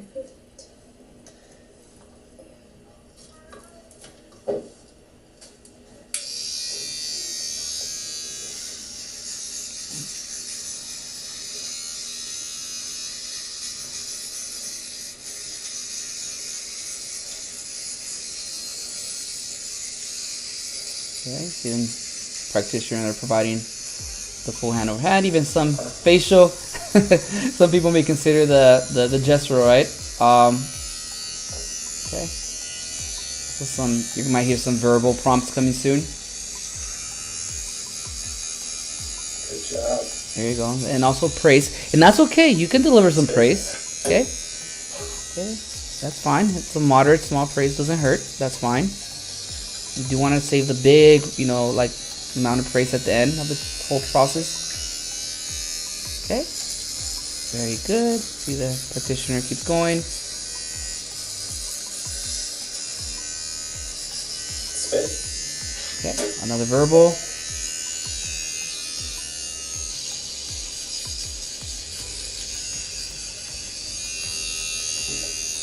Okay. See that hand over hand. Okay. Gestural. Okay. Stood out a little bit there. Task reduction. Okay. And the student here is using their hands to, rinse, and that's fine. That's okay. In certain families, that's what they do. That's what we're gonna do. Good job. We're all done. Yeah, and that's basically that's once again emphasizing that that's okay. We use our hands. We don't have to use a cup. That's what the family does. That's okay. That's why us as behavior technicians, behavior analysts, people that are working in our field, we need to stop being so rigid. We need to understand that we need to adjust and adapt the program, the whatever way that we're going to teach them, to the family, because at the end of the day, the families are going to be the ones that are going to, be maintaining these skills. We did talk a lot about this in our other lectures. If you haven't checked them out, you should check out the diversity and behavior analysis series we got going on. We talk a lot about that, the fact that we do need to do a lot better job in understanding the family dynamics and also the whole aspect of cultural competence, which would allow us to be a lot better clinicians. Okay. So that's basically all I have for you for Total Task Training. Once again, just trying to put it all together, piecing the didactic portion and providing more information about what Total Task Training is. Now adding a commentary to this particular video. And I hope this can help you have, once again, a really nice introduction. If you're doing introduction to task analysis or a refresher with your staff. You can also use this for parent training. So yeah, there's a variety of videos that we're going to continue doing these kind of model to be able to provide more information. And if you haven't checked out, once again, our other videos, we have a lot of content, once again, content that is relevant to how to run discrete trials, how to prompt. We have videos on diversity. We're just beefing up our library of variety of different topics here, and we're going to continue doing so. So if you haven't subscribed yet, I would highly suggest for you to do so, because we have a lot of cool things coming along. And if you already subscribed, I really appreciate the love and the support. We also will be doing raffles very soon with our community to make sure that we're able to reward our people that are constantly there supporting us, that are part of the community. So thank you so much, everybody. You all have a good rest of your day. Take care now.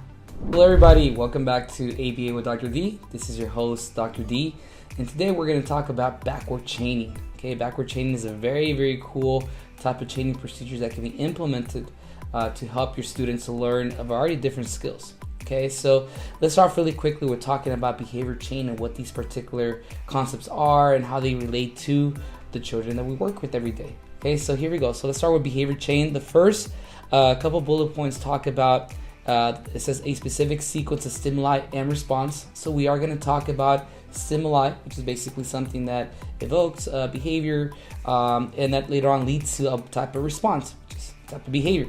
Okay, here it talks about that each behavior produces a cue for the next behavior in the chain to occur. So basically we get a response, and that itself is a cue for the next response, and so on and so forth. And we're going to see a visual very soon how that looks.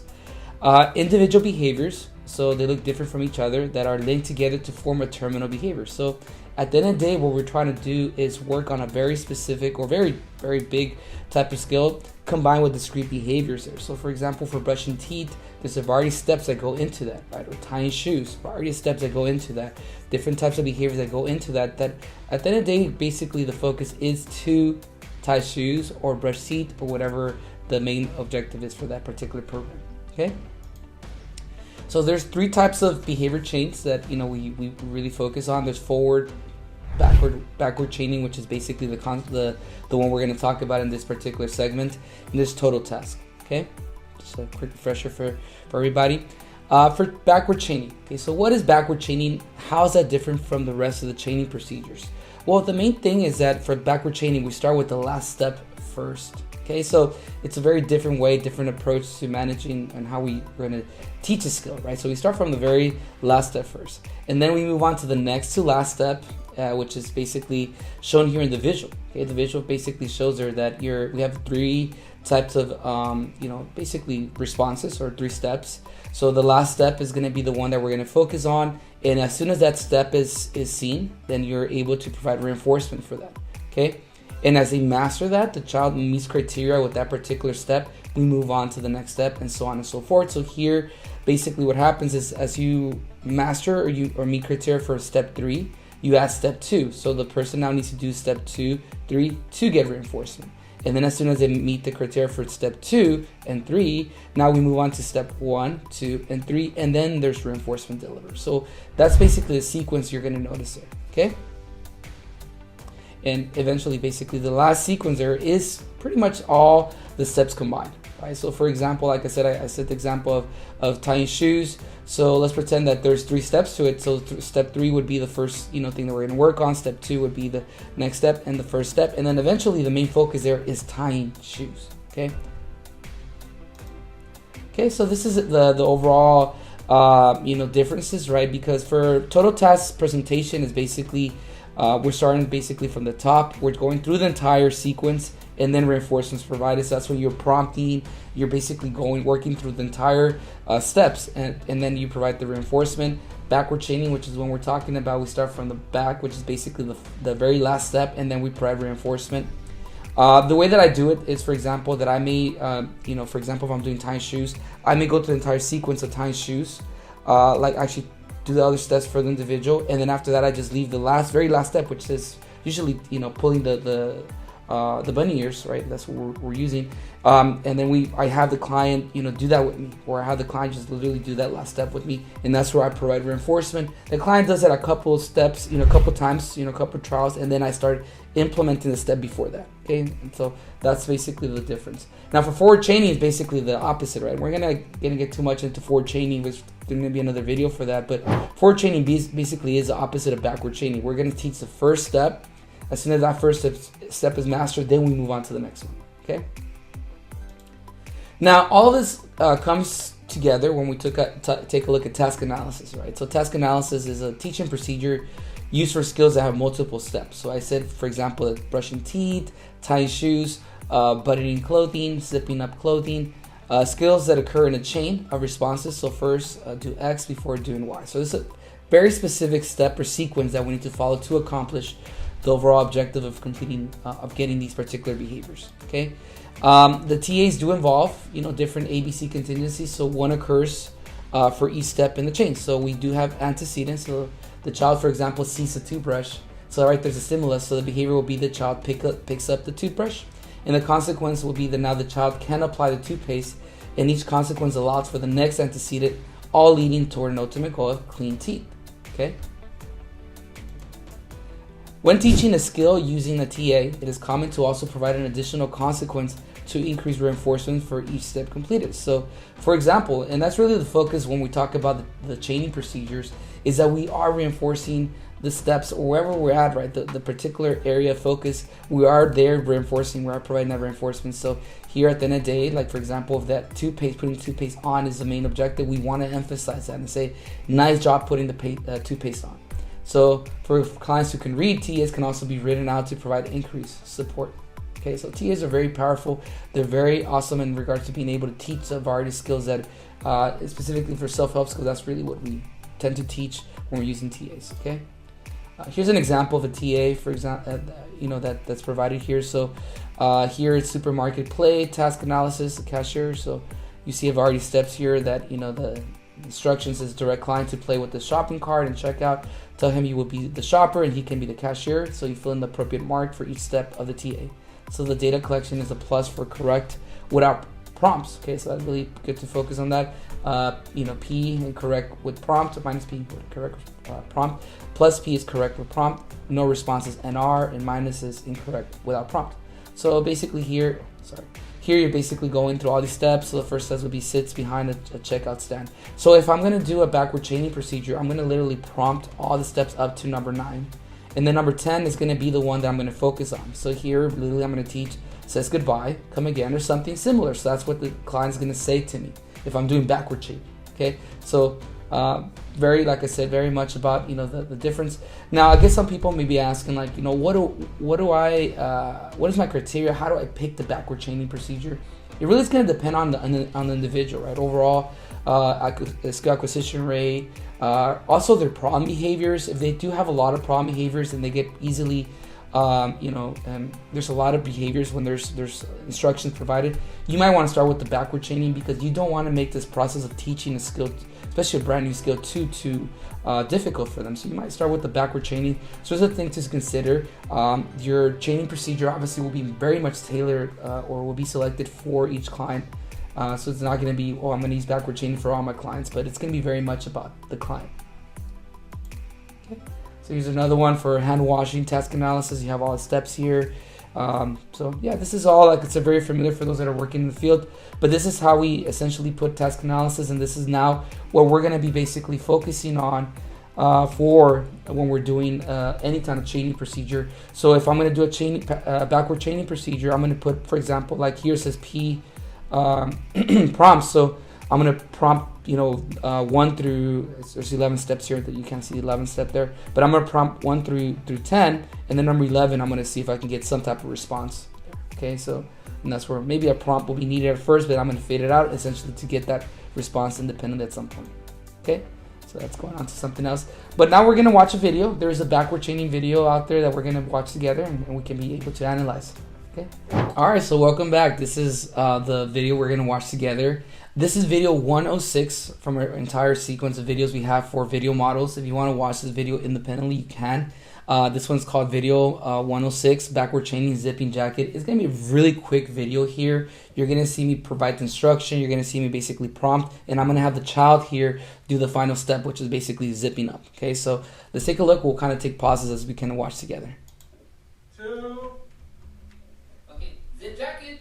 Okay, there it is. So the first thing is zip jacket, right? Zip jacket is the first thing that I say, and immediately you see me going in there physically, going through the process of prompting the steps. Okay, so here he goes.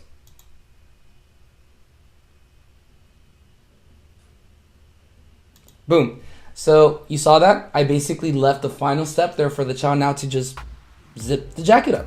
Okay, and that really, once again, is the focus. We want to make sure that this whole process is not aversive, it's not too complex.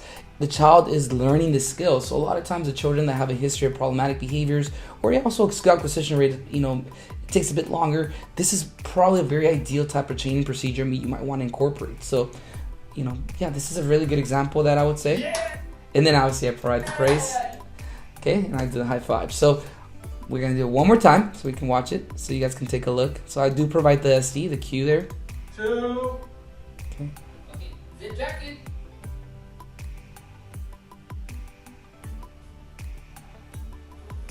Yeah! Good. So there it is. So I said zip jacket. I prompted. I basically allowed the child now, just left the final step of just zipping up the jacket there. And then after that, they were able to do it on their own. I provide the praise, I provide the quote-unquote reinforcement there, and then we're able to, move on. But I hope this video helps you out. There's more videos out there for you. We do have another couple more training procedures left, so we'll probably do a couple more of those. Make sure to subscribe to this channel. This is for you. Once again, all the clinicians out there, families also watching our videos, thank you so much for the love, the likes, and all that great support we have out there. You guys are the reason why we keep making these videos for you. Okay, so once again, this is Dr. D, your host. Much love to all of you. Y'all take care of yourselves. Hello, welcome again. This is Dr. D with ABA with Dr. D, the place where we share ABA with you. Today we're going to talk about forward chaining, which is one of the chaining procedures, obviously, that we implement. We're going to do a quick review of what behavior chains are, and then we're going to talk about forward chaining. Then we'll watch a video together so we can be able to break it down together. Okay, so here we go. So behavior chain, a couple of things to consider. So once again, it's a specific sequence of stimuli and response. Each behavior produces a CUE for the next behavior, or a cue for the next behavior in the chain to occur. Basically, like when you complete a step, that's basically a cue, or it should signal that it's time to engage in the next response. Okay. Individual behaviors, so they look different from each other, that are linked together to form a terminal behavior. Once again, here the focus is to complete a big or terminal behavior, the big, thing here, which tends to be, for example, like tying shoes, brushing teeth, taking showers, all these different self-help types of, behaviors that we can think of. That's something we tend to break down in different steps so we can be able to systematically target these behaviors. Okay. Once again, there's 3 types of behavior chains. There's the forward, backward, and total task. We have videos already on backward and total task chaining. This is the forward chaining, so we basically have all those videos available for you if you want to go back and take a look at some of these videos, what they look like and what other chaining procedures are. Okay. A quick review for those that know about forward chaining. For those that don't know, forward chaining is basically you're working on going from the first step of the sequence to the last step. You're going to target initially the first step, then first, second, etc., and then on each child, the last step that was developed is reinforced. So basically, here specifically in this example, they're saying here the first step in the chain is targeted for independent performance, while all the steps that follow it are prompted. Okay, so we're only focusing on that first step. The rest will be prompted, and you'll see the video when we watch it together. How basically we're gonna essentially like have the child complete the first step, and then we're gonna prompt the rest. Okay, and aside from that, also reinforce that first step. Okay, because that's the focus there. So basically what happens is that after we're done with the first step, we're going to move on to being able to go on to the second step, right? So they master the first step, we move on to step 2. They master step 2. Now we're able to, prompt the step 3 and 4. Okay. So the reinforcement will not be delivered after step 1, but rather after step 2. Once again, once that is completed independently, that's when you will deliver the reinforcement. Okay. And then here's furthermore the sequence. So on this last, example here, so at the first, visual, we see the step 1. The second visual, we see step 2. Then we now go to step 3, which is basically, we do step 1, step 2, step 3. Those 3 steps are completed, and then we provide reinforcement, okay? And then we prompt the forward response, okay? And then last but not least, we go on to like the last step, which is basically step 1, step 2, step 3, step 4, and then we provide reinforcement. At that time, we should already be able to observe the behavior, right, the entire sequence all together, which once it comes together, it's wonderful. You're able now to see the child complete all the steps independently, and that's really is the goal for us, to basically master all the steps. Okay? Okay, so I don't want to get into backwards. So we'll watch a video together right now. We'll be able to break it down and see, visually what forward chaining looks like. All right, so now we're going to watch an example of forward chaining. One of the things I want you to really look at is the aspect that when I provide the instruction to, in this case, a zip jacket is going to be the instruction to the child. That is a very important element of any chaining procedure. Chaining procedures require very specific SD or instruction that needs to be delivered consistently across all people that are working on this particular skill. If you don't do that, unfortunately, there will be some confusion. It'll be very difficult for the child to be able to respond, once again, to whatever type of program you're working with them, whatever skill you're targeting. So you're going to take a look at that when I provide instruction, zip jacket. Okay, so here we go. All right, zip jacket. Boom. So you see, so zip jacket. Now what's gonna happen is the child is gonna complete the first step, which is basically, putting the bottom, putting it together, and then that first step is gonna be completed independently. You're gonna see that occurring now. Awesome. Okay, so I say awesome, basically quote unquote reinforcement or praise, which hopefully we should equate for once again the reinforcement aspect of it. So I reinforce that first step. So here the focus is step number 1. So once I'm able to provide that reinforcement, now I am able to go and prompt the rest of the sequence, which is what you're going to see. That's where I use a hand over hand prompt to finish the rest of the process. Okay, so. Dude, all right. Here we go. Okay, and that's it. So once again, this is a very, very simple, very, very straightforward process. A lot of people like to use forward chaining with some of the clients. I always say this: you need to base your chaining procedure on your child's overall skill level, and also if there's any behaviors of concerns or problem behaviors you're working with. So we're gonna watch it one more time because this is a really short video. So once again, we'll put it out together. All right, zip jacket. Awesome, dude. All right. Here we go. Okay. So once again, that right there is the forward chaining example. We hope to do more examples for you. I know this is a really quick one here, but hopefully should help at least visually illustrate what forward chaining is. I once again want to remind you all, thank you so much for watching these videos, and thank you for those people that are subscribing, leaving comments, and thank you for helping ABA with Dr. D channel grow. This is a place once again where we share ABA with you. If you haven't subscribed, please do so. It's really good because you're going to get a lot of information about ABA. We have a lot more stuff coming up, and also make sure to hit that notification bell because every week we're releasing new content. Okay, so thank you so much for watching this. Y'all take care of yourselves.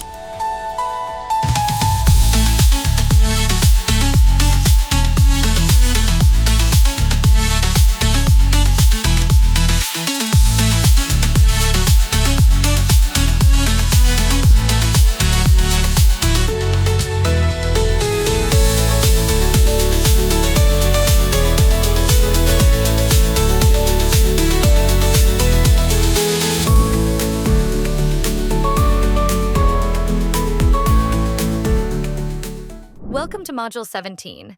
Today we'll learn about discrete trial teaching, or DTT, one of the most effective strategies for teaching new skills quickly and effectively. Let's dive in. Discrete trial teaching, or DTT, is a structured way to teach skills by breaking learning into small, manageable steps. It allows us to provide lots of learning opportunities and, in turn, lots of opportunities for reinforcement. This helps our clients learn new skills quickly. Instructor continues. However, children get distracted easily, so it's important to keep them engaged and motivated during DTT sessions. Every DTT trial has 3 main parts: antecedent, the stimulus before the behavior. Example, the BT says, point to your leg. Behavior, how the client responds. Example, the client touches their leg. Consequence, what happens after the response. If correct, reinforce with praise. Nice, that's your leg, you're so smart. If incorrect, run error correction to help the client learn. Here's the breakdown of a successful DTT trial. Get the client's attention and motivation. Give the instruction with a prompt if using most to least prompting. Wait 3 seconds for the client to respond. If correct, provide immediate and enthusiastic praise reinforcement. If incorrect, use error correction to teach the right response. Record data immediately. As Hannah Montana wisely said, everybody makes mistakes. Everybody has those days.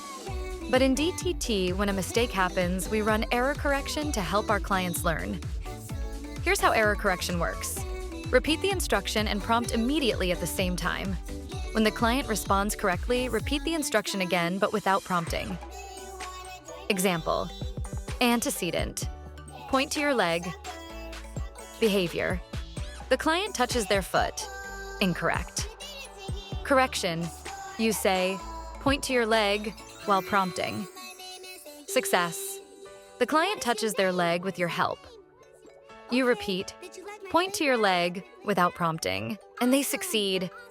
While error correction is helpful, we also use errorless learning to teach new skills and avoid mistakes altogether. With errorless learning, we prompt immediately to ensure success and then gradually fade the prompt over time. Some prompts can be faded after every trial, while others might take a few trials or even a day. Your clinical team will provide guidance on this.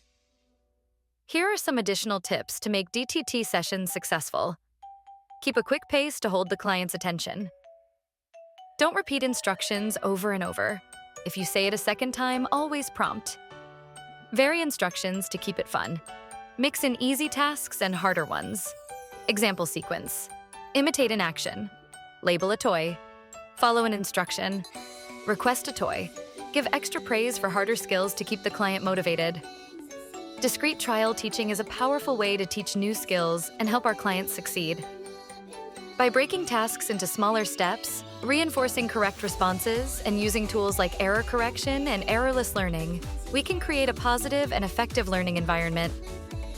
Thank you for completing Module 17, and keep up the great work.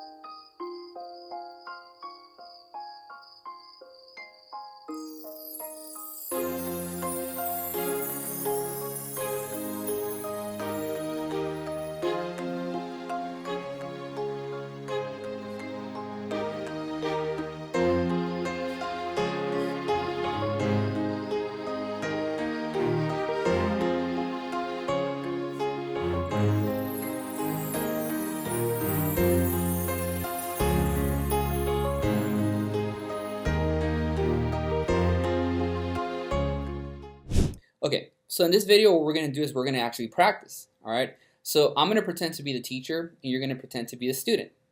And in this particular video, we're going to run an errorless program. And the errorless program is really simple. I'm going to say, what's this? And it's actually a marker. And what you're going to do is when I say, what's this? I'm going to prompt you to say marker, okay? And I want you to respond. So take this video very seriously. Take these practices because we're going to do a lot of these, practice videos in the next sections. So once again, I want you to really focus too on the types of prompts I'm using. Initially, I'm going to be using a full verbal prompt. What that means is basically I'm going to give you the entire word marker, okay? And then afterwards, I'm going to use some partial verbal. So, and then afterwards, I'm going to fade out completely. I'm just going to maybe use my lips. And then afterwards, you're going to see a full-on response. So try to go with me. Try to engage in regards to following the cues that I'm giving you so you can get some practice and seeing how it feels on both sides, okay? On the other side, actually, as a learner. Okay, so here we go. What's this? Marker. Awesome. Good job. What's this? Marker. Yes, you did it. Awesome. Okay, here we go. What's this? Yes, all right. Nice, you're so smart. What's this? Yeah, all right. High five. One more time. What's this? Oh, yeah, you did it by yourself. That's great. One more time. What's this? Oh, whoa, you're a superstar. Great job. All right, there you go. So out of the role play mode. So that's what it is. So I hope that you were able to experience a little bit how the learner experiences in regards to the feedback, the energy too, because that's also really important because that's what you guys are going to be doing, okay? All right. Hello, everybody. Welcome back to ABA with Dr. D, and this is Dr. D. It's a real pleasure to have everybody once again back here watching a new video for you. Today we're going to cover a topic called discrimination training. For those that are new in the field of behavioral analysis, this is a very common type of training that we use, the procedures that we use to teach children a variety of skills. Okay, and for those that are experienced and know about this, it's a quick review. You might want to use this training for training purposes and for review purposes. Okay, so let's start off with the first bullet point. It says discrimination training is a type of teaching procedure used to establish relations between things. So for instance, X is this, not that. And here we're trying to discriminate, so to recognize a difference or differentiate. We want our clients to learn how to differentiate many things, such as colors, letters, numbers, animals, utensils. So for example, you might have a program where you're working with your client on identifying shapes, right? And you present a variety of shapes all at once. You're going to ask the client, to touch, right? Touch a triangle, for example, and they touch a triangle. And if they respond well, then that's when you provide the reinforcement that you're using for that particular situation. Once again, this is a very, very common type of training, procedure. It's something that's, very, very powerful, very strong. You can teach a variety of skills using this particular type of structure. Here's another couple more bullet points that says some individuals with developmental disabilities have difficulty with common discrimination. So for example, identifying that one animal is a cat and another is a dog. And we use discrimination training procedures to help establish these differences. So once again, so for individuals with ASD or other particular disabilities, there might be some difficulties to be able to identify these particular items, and that's where discrimination training allows us to have a very well-structured, very discrete way of being able to teach, object identification, also being able to tact items or identify verbally or vocal verbally items that they may have around the environment. Okay. It says here that discrimination training is conducted in a DTT format, and that's discrete trial training format, with several visual stimuli presented on each trial. So for example, the behavior technician presents a picture of a cat, dog, and bird and says, touch cat. Okay. The key to discrimination training is only providing reinforcement when the client touches the correct stimulus and not providing reinforcement when they touch the incorrect one. So we're going to watch a video that it's based once again on discrimination training, a very common type of procedure that we use. The most powerful type of discrimination training is the one where we have a variety of stimuli, not just one item, because if it's one item, it's not considered discrimination training.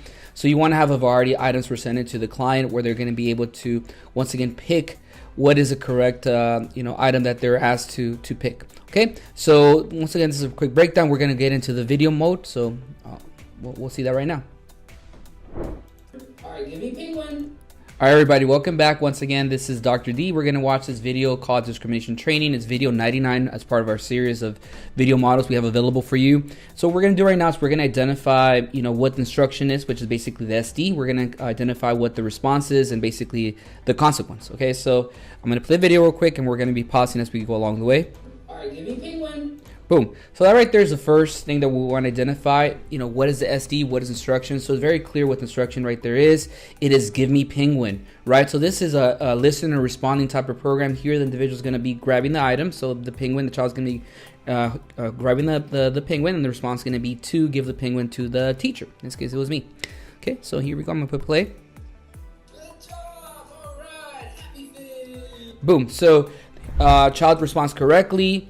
Right away, instructor says, great job, and then, provides a happy face. We must imagine that this is a reinforcer.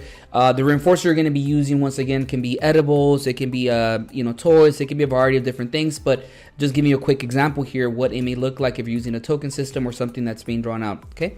So I'm going to continue playing here. Here we go. Nice. Okay, so right away you're already noticing that we switched the order of the penguin. The penguin was on the far left side on the first trial, and now we switched it over to the right side. Okay, another thing to consider is we're looking at three different stimuli, right? Here we got the correct response, and we got two distractors available for the client to be able to look at. To me, once again, the best type of program is the one that has way more, distractors available, because that's where you have a lot more discrimination occurring. If you're starting off with a child, you barely starting a program, you might want to start off slow. So some people may start with 2, and then 3, then 4, and then 5. So add more, distractors so that they can be able to identify, once again, the correct item within this particular set that you're providing. So once again, it's a clinical decision that needs to be made by the team. The data will indicate if a client, once again, needs certain adjustments to their program. But yeah, this is once again the example here. We're using 2 distractors with the correct response in there. So we have 3 stimuli that's being presented. So that's why it still meets the criteria, once again, of discrimination training. Okay, so let me click here.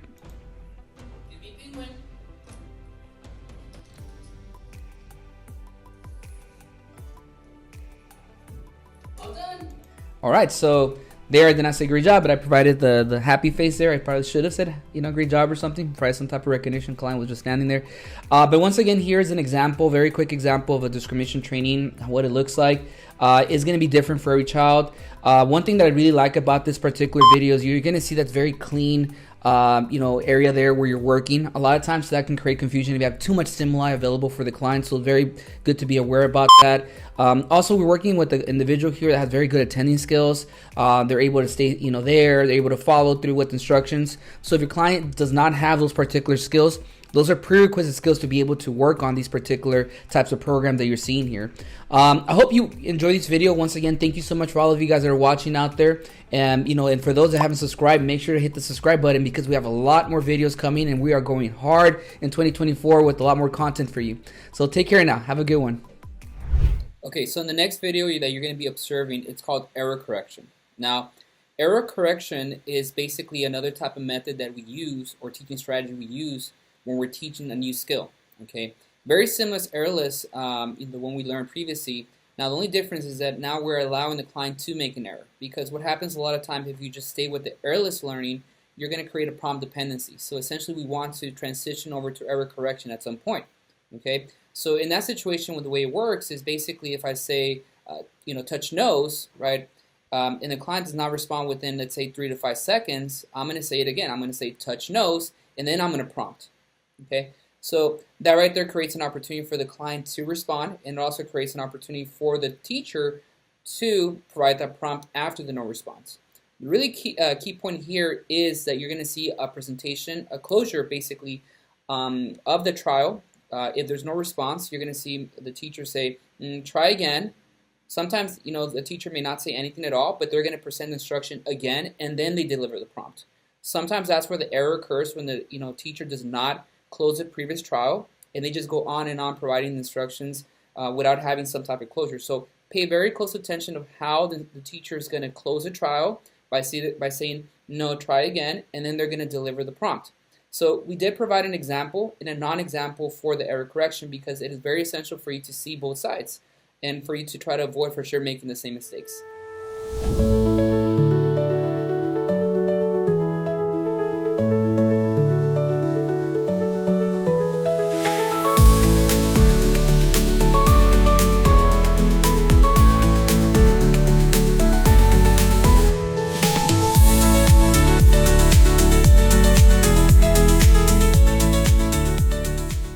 Welcome to Module 18. In the last module, we talked about discrete trial teaching, DTT, where skills are taught in a structured, controlled setting, like at a table. However, it's just as important for our clients to transfer those skills to the natural environment, where real-life learning happens. When done right, teaching in the natural environment should look like play.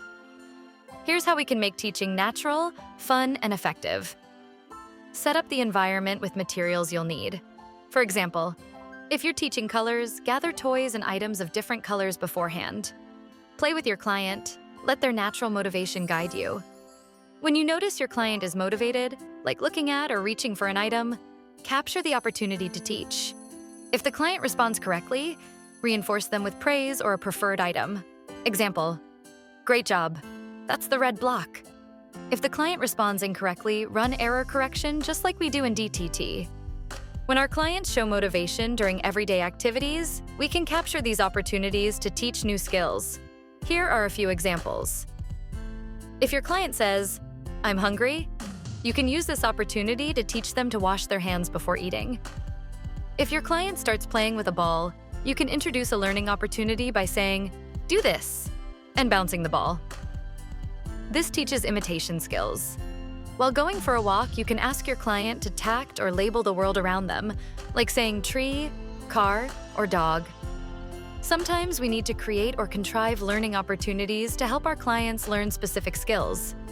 Here are a couple of examples of how you can do this. Teaching a man, request. If you're about to color with your client, you can move the paper to a new spot. This encourages the client to ask, "Where's the paper?" Teaching greetings. Before starting your session, ask another technician to say hi to your client when they see them. This provides an opportunity for the client to practice greeting others naturally. By setting up these scenarios, we can teach critical communication and life skills while keeping it fun and meaningful. Skills that our clients learn at the table must eventually transfer to real-life situations. Teaching in the natural environment helps our clients. Apply skills where they matter most, at home, in school, or in the community. Learn naturally through play and meaningful interactions. Stay motivated and engaged. To summarize, teaching in the natural environment lets us blend learning with play, motivation, and real-life situations. Whether you're capturing or contriving learning opportunities, the goal is the same: to help our clients gain skills they can use every day. Thanks for joining me for Module 18.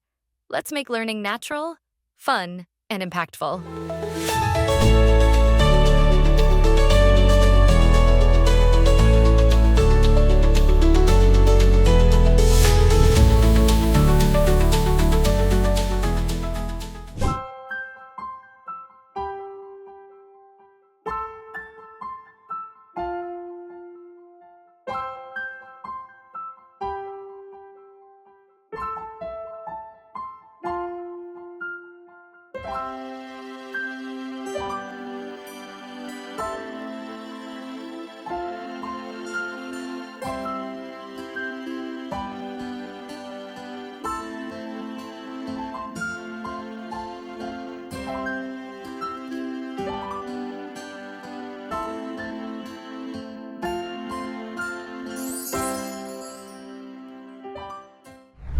Alright, so in the next video what you're going to be looking at is capturing an opportunity to request.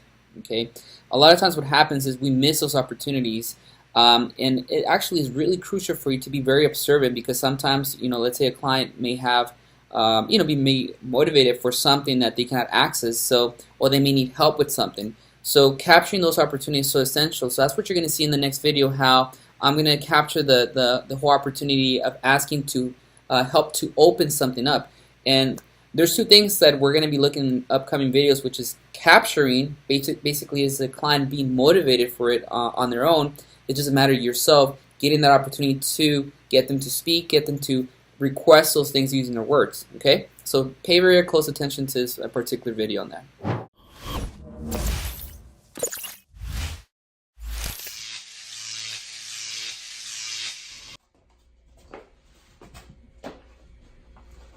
Oh, chips? Chips?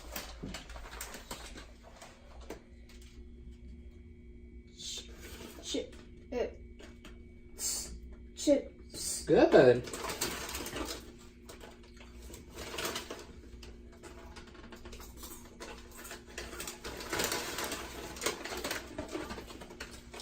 Chips? Chips. Good, alright, here are your chips. Alright, enjoy your chips. Okay?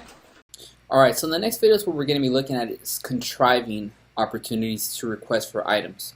The first video we saw, the first two videos we saw was capturing. So the capturing aspect is that the client is the one that's more or less leading the whole aspect of being motivated for something. It's just up to us to be able to use that as an opportunity to get them to request, have them use their words, because essentially that's one of the main objectives for us is the communication, right? Increasing communication.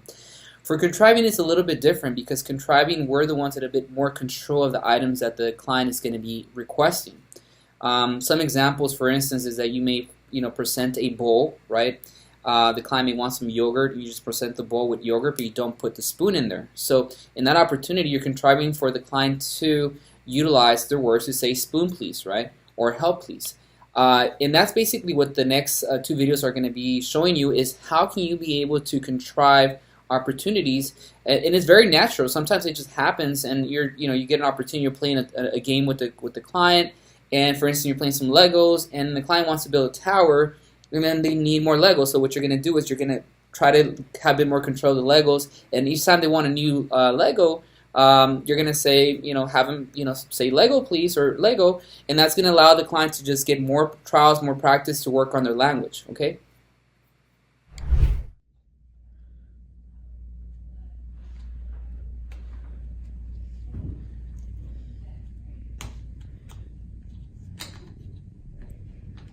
Good job playing with the puzzle.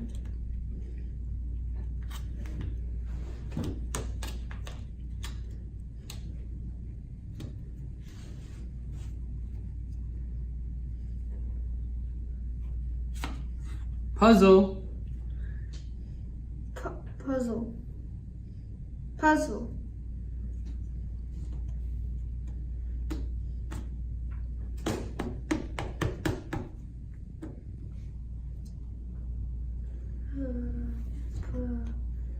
Puzzle. Oh, there you go.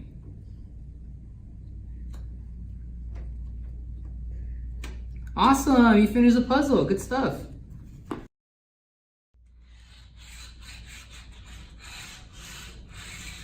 Oh, look at the car. Very nice playing with car. Okay, my turn.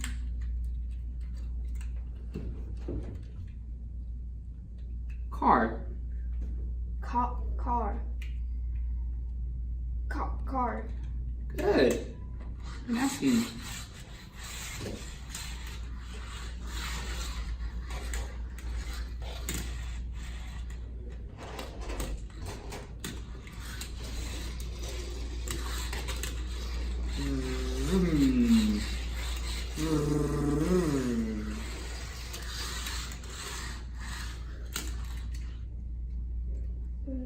Car.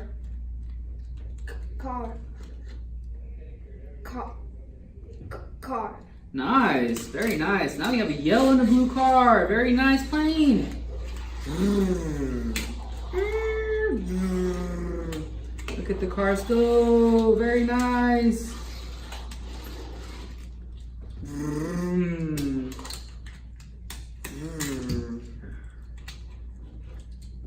Car. Car.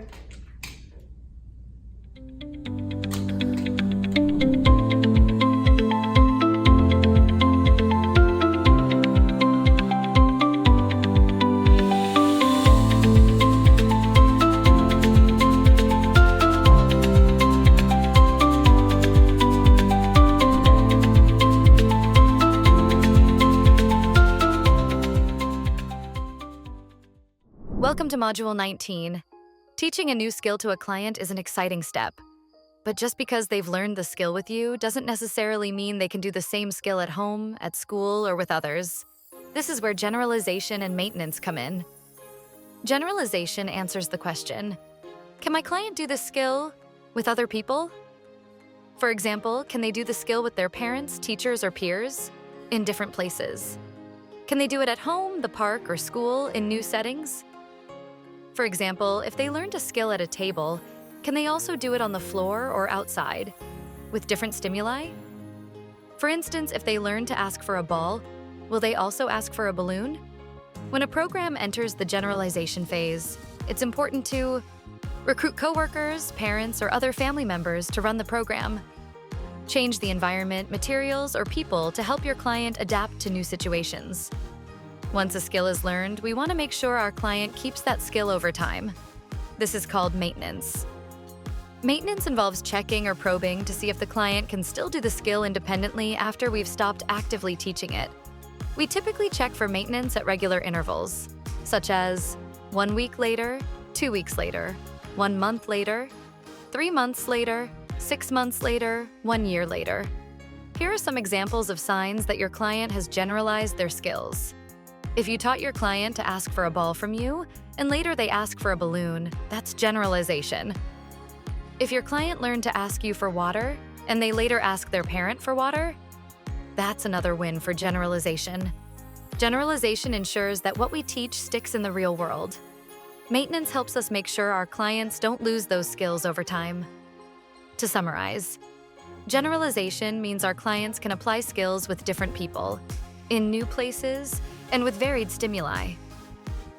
Maintenance ensures they retain those skills over time. By working on generalization and checking for maintenance, we help our clients build skills that last a lifetime. Thanks for joining me for Module 19. Let's continue making meaningful progress.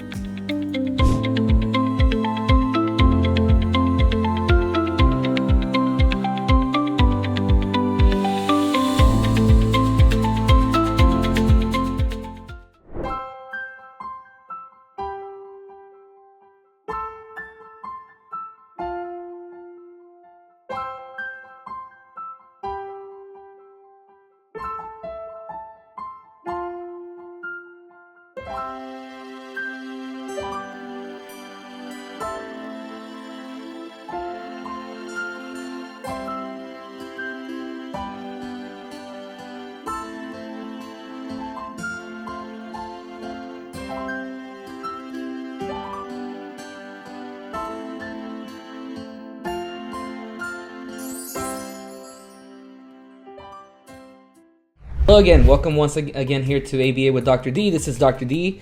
I'm so excited to see you all once again. Today we're going to talk about stimulus control and the transfer stimulus control, which is a really cool topic because one of the main objectives for us in our behavioral program when we're teaching skills is to also transfer the control over to caregivers, to people around the environment, to the environment itself that is natural to the client. But before we get into that, let's talk a little bit more about stimulus control and what that is. Okay, so we're going to start with a couple bullet points here so we can understand what that is. So the first bullet point says it has to do with the antecedent in the ABC contingency. So really focusing on the A of the ABC contingency. In the teaching scenario, the A's are the stimuli. Okay, so for example, here the picture of a red truck and another picture of a blue truck. Those are the visual stimuli. Okay, those are quote unquote the antecedents. Okay, the behavior technician may say point to red, which is the vocal stimulus. Okay, so it doesn't just have to be visual, it can also be a vocal stimulus. And then the behavior is the client's response. So in this example, the client points to the red truck. So what happens after that? Okay, so what happens after the client points to the red truck? And this is where we're going to focus a little bit more on how that stimulus control process occurs. So go on to the next slide. It says that it has to do, once again, with the antecedent and the ABC contingency. Here, the consequence, right? The consequence, behavior technician provides the client with reinforcement, such as great job pointing to the correct picture, plus gives a child a high five. Those are the reinforcers for the client, though those actually increase behavior.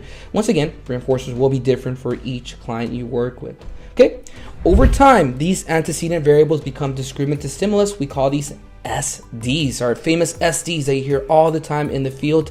Those are what they are, basically those antecedent variables, that A from the ABC contingency. Here the client once again learns to discriminate between pictures of a red and blue truck and selects a red truck when instructed to do so, once again because of the consequence, the reinforcement, okay? Very important. Okay, so stimulus control transfer procedures, which is really the focus of this video, is modifying the antecedents so that the same response occurs in the presence of a new, different instruction. So for example, pointing to a red truck in a parking lot. Okay, that really makes sense because once again, what good is it in teaching a child to respond to the red truck in a chair, and a table, in a room? It's not going to help very much, right? So at the end of the day, the goal is to try to transfer the control over to the natural environment, to the environment that the client comes in contact with on a day-to-day basis. Okay, and this is an example of that. We want our child to go into the environment, and if they see a red truck, they're going to point and say red truck, or they're going to just, you say, hey, where's the red truck? And they're going to point at it at a parking lot. Okay, so we might see this when we're teaching caregivers to implement our protocols. Okay, we want the client to engage in the same behavior with the clinical team as with the parents. Okay, and we're going to watch a video, by the way, of that. But this right here, this last bullet point is really important because this, once again, is the crucial and the main thing that we want to focus on at some point within our behavioral program. All ABA programs require for us to transfer control to parents.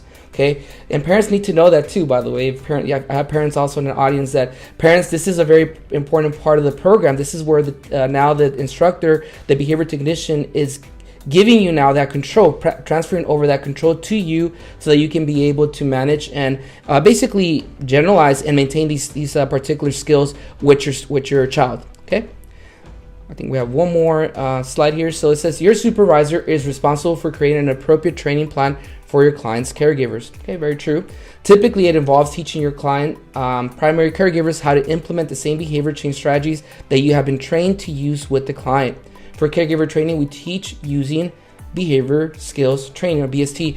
By the way, we have a really cool presentation on BST in this particular channel. I will do another video on that because that is a very, very key type of treatment package we use in our field, the BST model. Okay, so we're gonna get into the video so we can break it down together. All right, so here's a video. This is video 100, by the way, in our series of video models we have available for you. This is transfer stimulus control with people. Okay, so here the focus that we're going to have is, once again, that I am the behavior technician. The child here is my client. I am delivering an instruction, and I'm basically writing a program, a skill acquisition program. What I am going to do now is that I'm going to have my parent, which is an individual in the back, that's Juan, by the way. He will come over, and he's going to now also start implementing the same program. So I want you to take a very close look at how that transition occurs, because this is very much what happens in the field, right? We want to have the parents involved. We want to get the parents going, but we also want to model for them, right? Because if the parent has very minimal understanding or doesn't have the skill yet, that's where our skills as a behavior technician or as a behavior specialist will come into play. So this is a video of that, and once again, let's take a look. Ready? Okay, do this. Okay, so here is an example. Once again, sorry to pause it really quick. I'm delivering the instruction of do this, right? Which is a imitation program. So what you're gonna notice here is the child's gonna respond. And I said, great job, my friend. Okay, a high five. Awesome. Okay, now here comes the next part, which is going to be the part where the dad is going to come in. All right, that's turn. Okay. Let's give this a try. Do this. Yeah. All right, so dad delivers the same exact instruction. Dad delivers the same kind of praise. And guess what? Now we have a situation here where we're transferring that control over to the dad, to the parent, right? To the caregiver. Okay, that really is, once again, the focus of our program. Okay. And I said one more, by the way. I want him to get another trial and to get more opportunities to practice this. Do this. Oh, beautiful. Good job, guys. And I said, great job, guys. Awesome. Once again, you as a behavior technician, you as a behavior specialist, supervisor, you're so important in this process of transferring that control, because if you're reinforcing and you're motivating the parent to get involved with that, that helps. Okay, so once again, I implemented this whole aspect of model. I implemented the whole aspect of providing some feedback at the end, which is more than a social praise, basically letting the parent know that he did a phenomenal job with this particular program. And I think that's okay, I said good stuff, so I go back into the program. But yeah, this is once again a really quick example, really short video, 27 seconds. If you guys want to take a look at it by itself, the video is available for you. Once again, it's video 100, transfer stimulus control with people. There's this lecture now available for you, so if you want to make that combo of doing the didactic or conceptual side of what we're trying to teach here, it's available for you. Another video for you guys. Once again, thank you so much, all of you guys, for subscribing out there. And for those that haven't, make sure to subscribe. We really need your support. And take care now. Have a good one.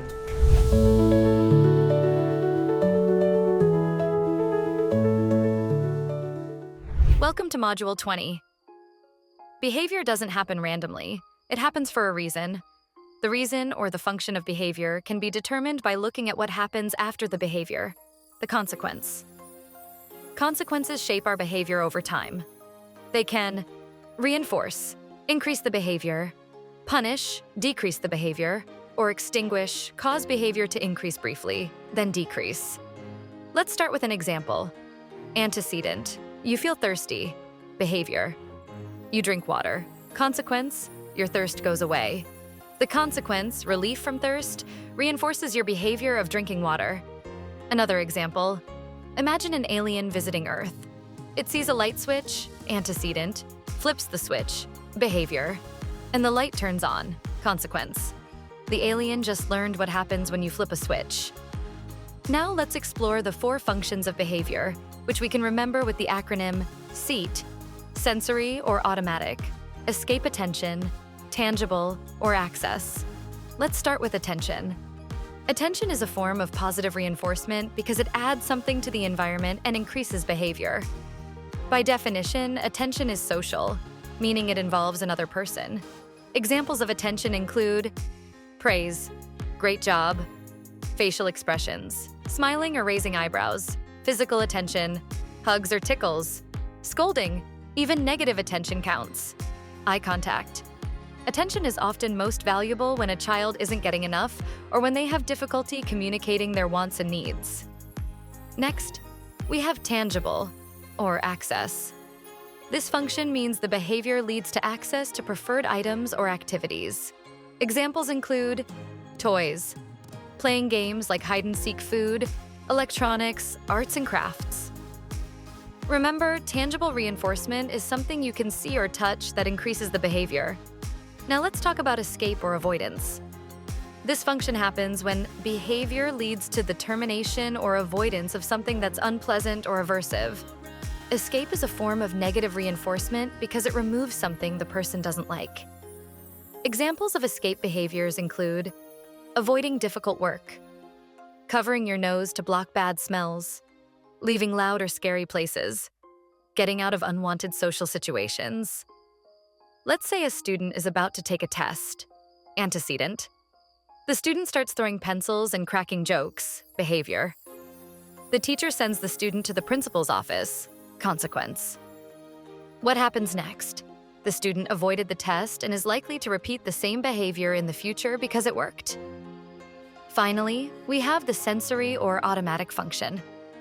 This is unique because it doesn't involve anyone else. Instead, the behavior provides sensory stimulation or makes the person feel good.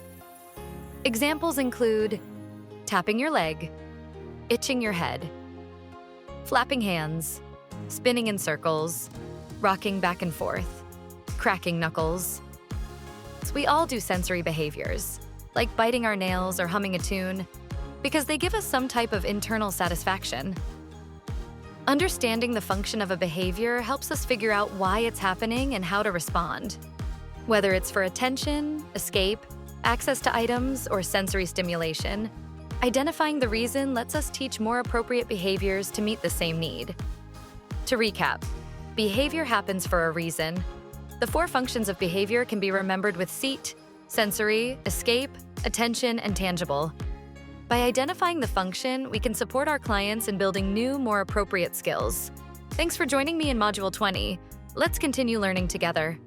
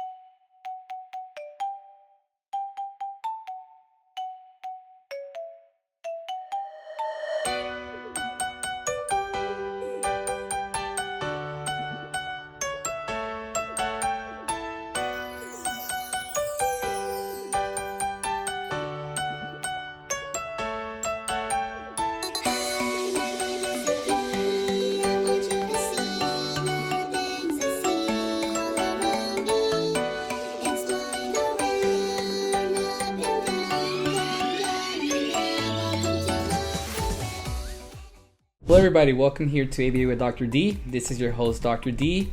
In today's segment, we're going to be talking about describing common functions of behavior. In the field of behavior analysis, obviously we're all about functions. We want to know the why, basically, of why a child or an individual engages in a specific behavior. So in this particular segment, we're going to be covering this. So the BCBA tax list, that this is relevant to as F5, if you're keeping track of that, if you want to study, use this video as a studying purpose, that's what we're basically basing it off of. And once again, I look forward to reviewing this information with you.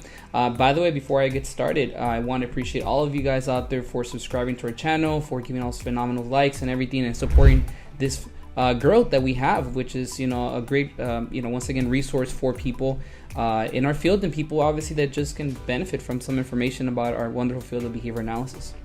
So let's cover some very basic stuff here about common functions of behavior. So here it just says that let's assume that all behaviors are lawful. What does this mean? It means that there's a cost to occurrence of every behavior. So every single behavior serves a purpose. Okay. In our field, we always talk about that we don't say, well, something just occurred out of the blues. Like there's no we don't know why. We try not to blame, once again, the individual. We try not to say, oh, it's because of diagnosis. That is why this individual engaged in these behaviors. We overall look at all the contingencies. We look at the environment to basically figure out, that question as to why is that behavior occurring. Now, how do you say this in a behavioral way? Is each behavior is reinforced and maintained by some kind of reinforcing stimuli. Now, if we do our homework, we do a really thorough assessment of the environment, we will find out there's something in the environment that for sure is the reason why this behaviors continue being reinforced. Okay, so once again, really important, bullet points here. Now, I'm going to talk about these, very basic, acronym here that I used it. They used it with me when I was learning about behavior.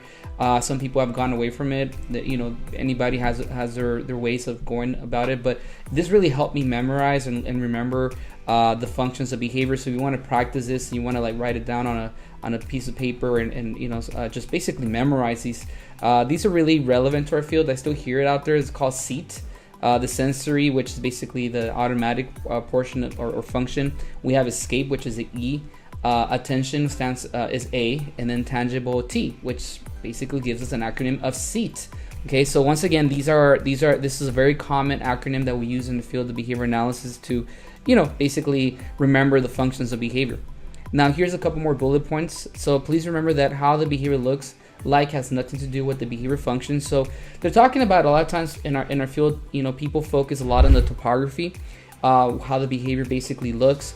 And for us, once again, as behavior analysts, we really need to focus more on the function, right? The reason as to why this behavior is occurring. So it just makes a bit more of that, note there that that's something that we need to really focus when we're working in the field. So for example, it says here multiple children might engage in similar forms of tantrum, but one child may engage in the tantrum because in the past tantrum was reinforced by mother's attention.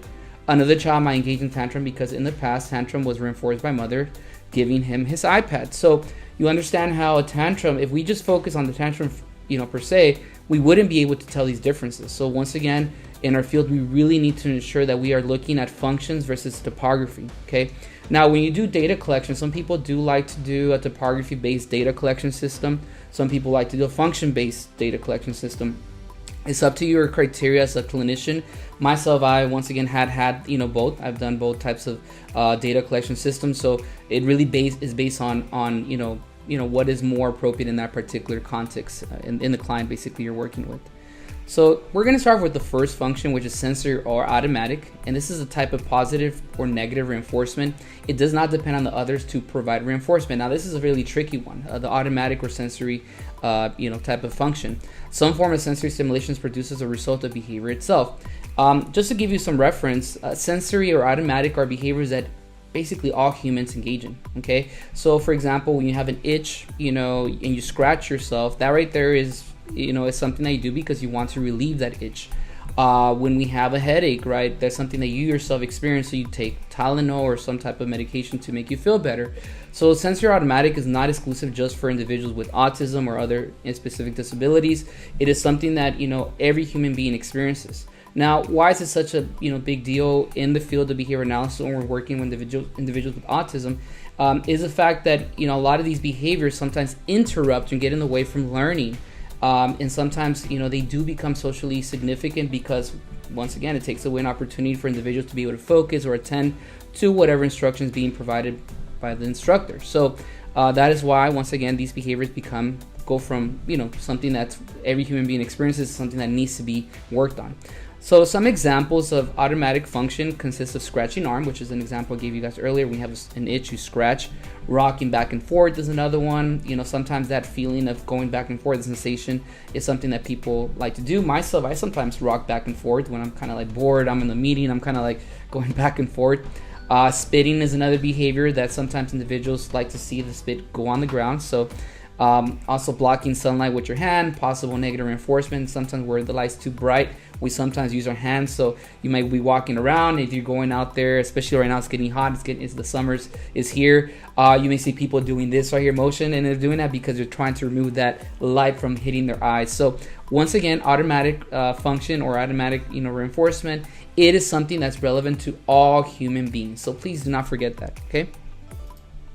I'm gonna give you guys, show you some videos here, some cool videos that we saw. It's autism stemming from imagination. So you guys can kind of take a look at some examples that we see in our field. So let me go ahead and give this a play.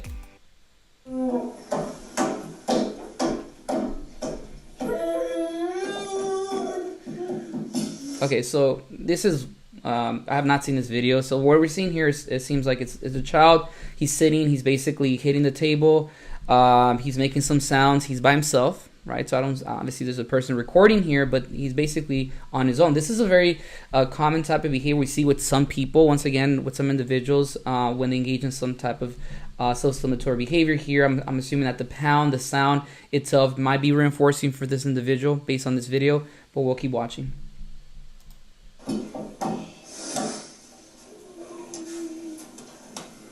Okay, you saw that, so he kind of tapped his head a little bit, and he's kind of like doing this motion here in the back. So it seems maybe that sometimes that feeling,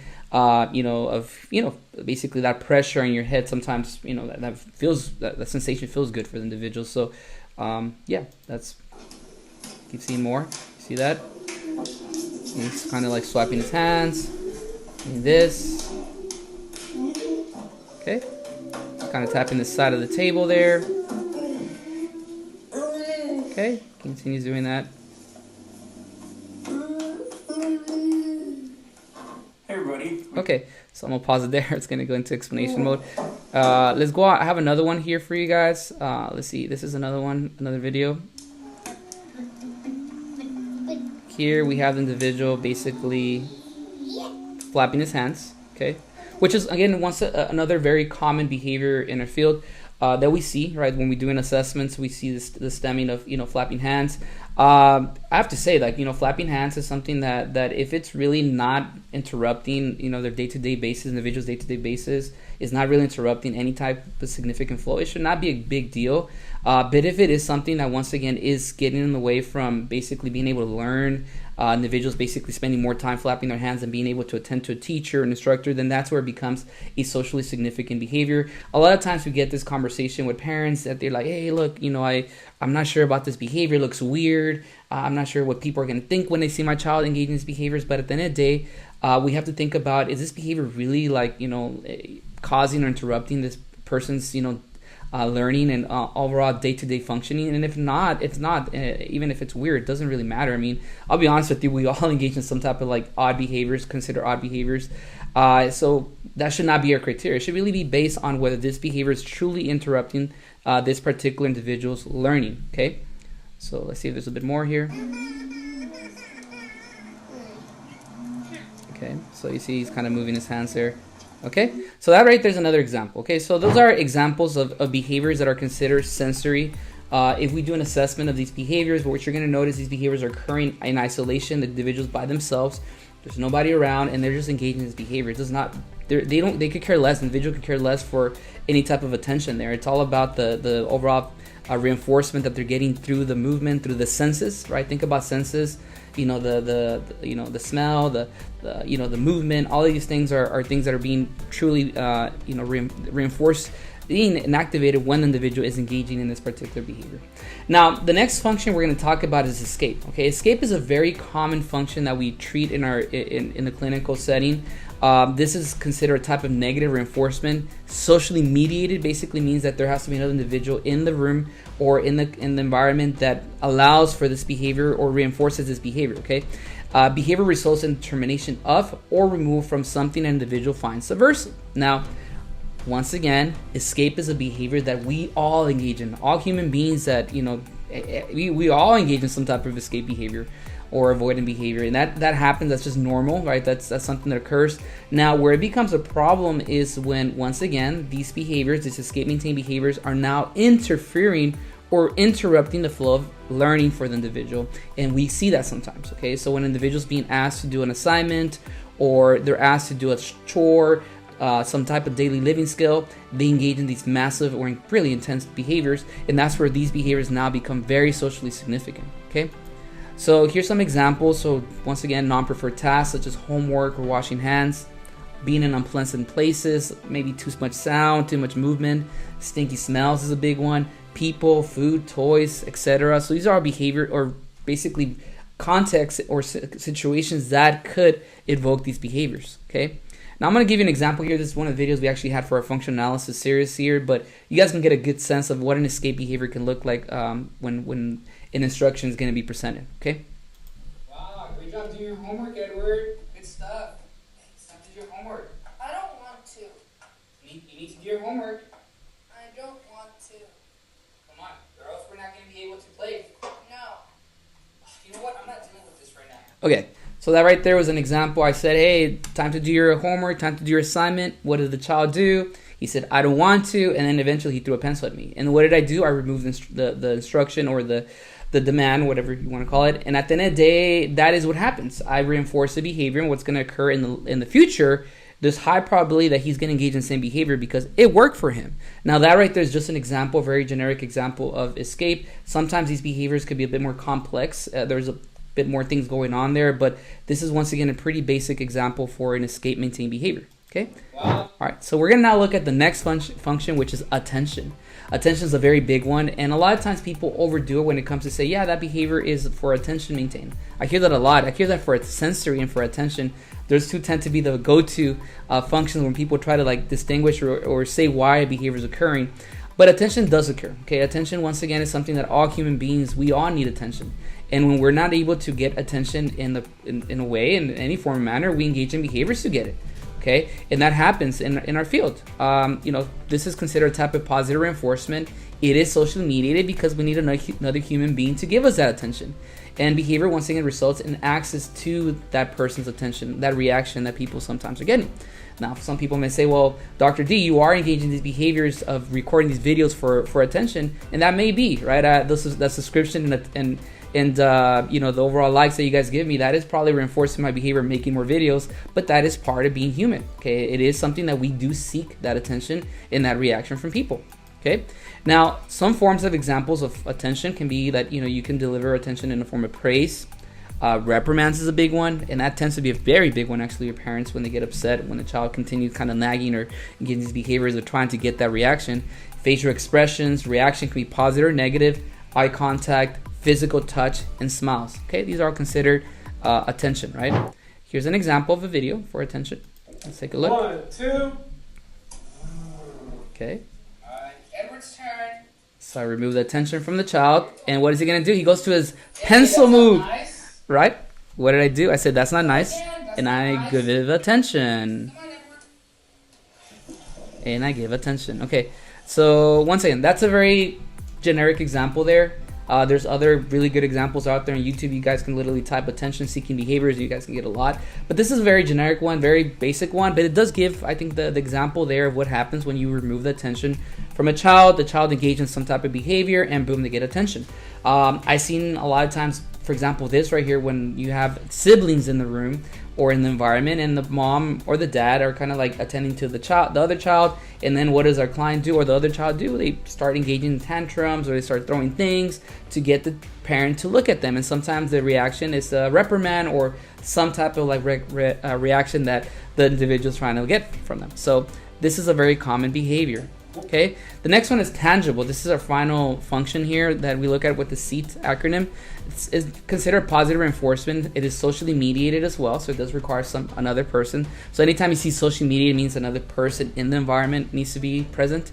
And behavior results in access to preferred items, activities, or whatever items they're interested in. Here they can get toys, activities, food, materials. Now, this is a behavior, once again, that we see with all human beings. Like the other ones we talked about, everybody watching the video, you will have all engaged in a tangible, maintained behavior. Come on. When you guys have, a child, even today, I've seen it. When you guys go to the store, I see individuals getting so upset when they're not getting their food right away. they start getting, really flustered, so they start screaming or yelling. We had a couple React videos there that I posted. You guys should probably check those ones out, where it does demonstrate some examples of tangible there. So yes, we all engage in tangible, behaviors, and that's something that. And I just want to also reiterate that all of these functions were demonstrated the not so good behaviors, but there are appropriate behaviors that we demonstrate to get access to tangible items. So for example, when I say, can I please have that cookie over there, please? And then the person says, hey, great asking, here's the cookie. So that right there is an example of tangible, but the difference is that I am asking for it appropriately. It is an appropriate behavior, which once again, we see with our kids. Okay, so here's an example of a tangible behavior. I really want chips. Dad, I want chips. No, not right now. You can't have chips right now. Okay, he says, I really want chips. So he gets the chips. So he saw that. So he said, Dad, I really want chips. So that would have been quote unquote appropriate behavior. I said, no, you can't have it right now. And then he throws the pencil at me. He kind of protests, and boom, I give the chips to the child. And that once again is a pretty generic example of a tangible. But hey, that's an example, and you guys will see a lot of these examples actually when you're working in the field. I've seen this a lot when, for example, parents take their child to the store. The child is looking for a toy or looking for a snack. Parent says, no, we can't get it right now, it's too expensive. Or you just had a snack. Boom, that as soon as the child hears that, you start seeing the tantrums, the meltdowns, etc. And then what happens afterward? The parent kind of feels embarrassed, so what they do is they buy the item. And in the future, right, the child realizes, hey, all I got to do is just engage in these behaviors, and I get access to what I need, right, what I want. So it's these are examples of scenarios that actually happen out there. Okay. Now, before I leave you for this particular video, I'm going to ask you some questions, and I want you to answer these questions on the comments section. I have not really seen many comments, so I really want to see more interaction from you. So here is the first question. It says, which of the following is not a function of behavior? A, control. B, attention. C, tangible. D, automatic. Okay, you guys can answer this on the comment section. The next one is, which of the following behavior function is not socially mediated? So attention, escape, automatic, or tangible. Okay, and every time a child cries, mother says stop it. In the future, the child cries more. What would be the function of that? Attention, escape, tangible, or automatic? Okay, those are the questions. Please feel free to answer it. I'm curious to see your answers there. Thank you so much for watching this video. If you haven't done so, and I'm gonna repeat this a million times, subscribe. We really need your support, and also don't forget to give us likes. Hit that notification bell because we have videos almost every single week, and you don't want to miss out, right? This is really good information for trainings, for parent training, whatever kind of clinical work you're doing for studying purposes. This information is for you. Take care now. Have a good one.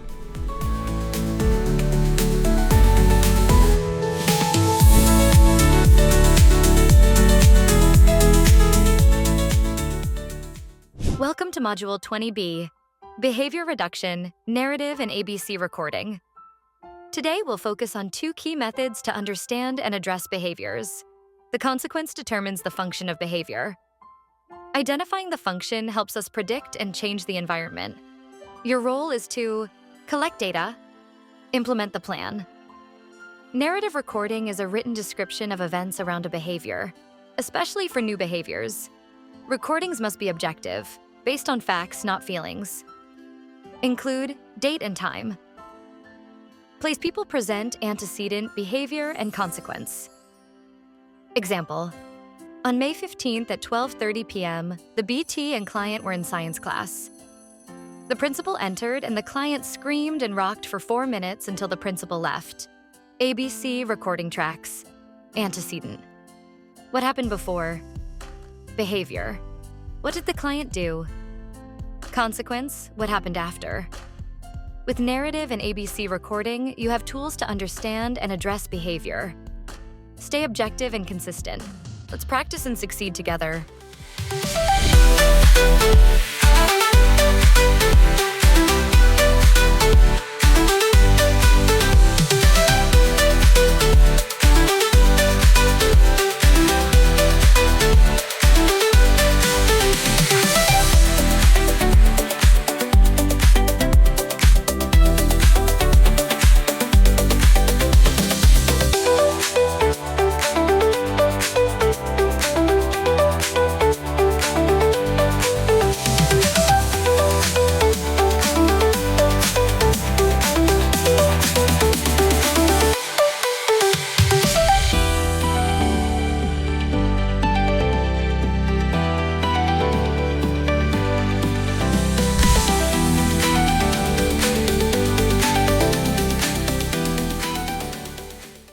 everyone.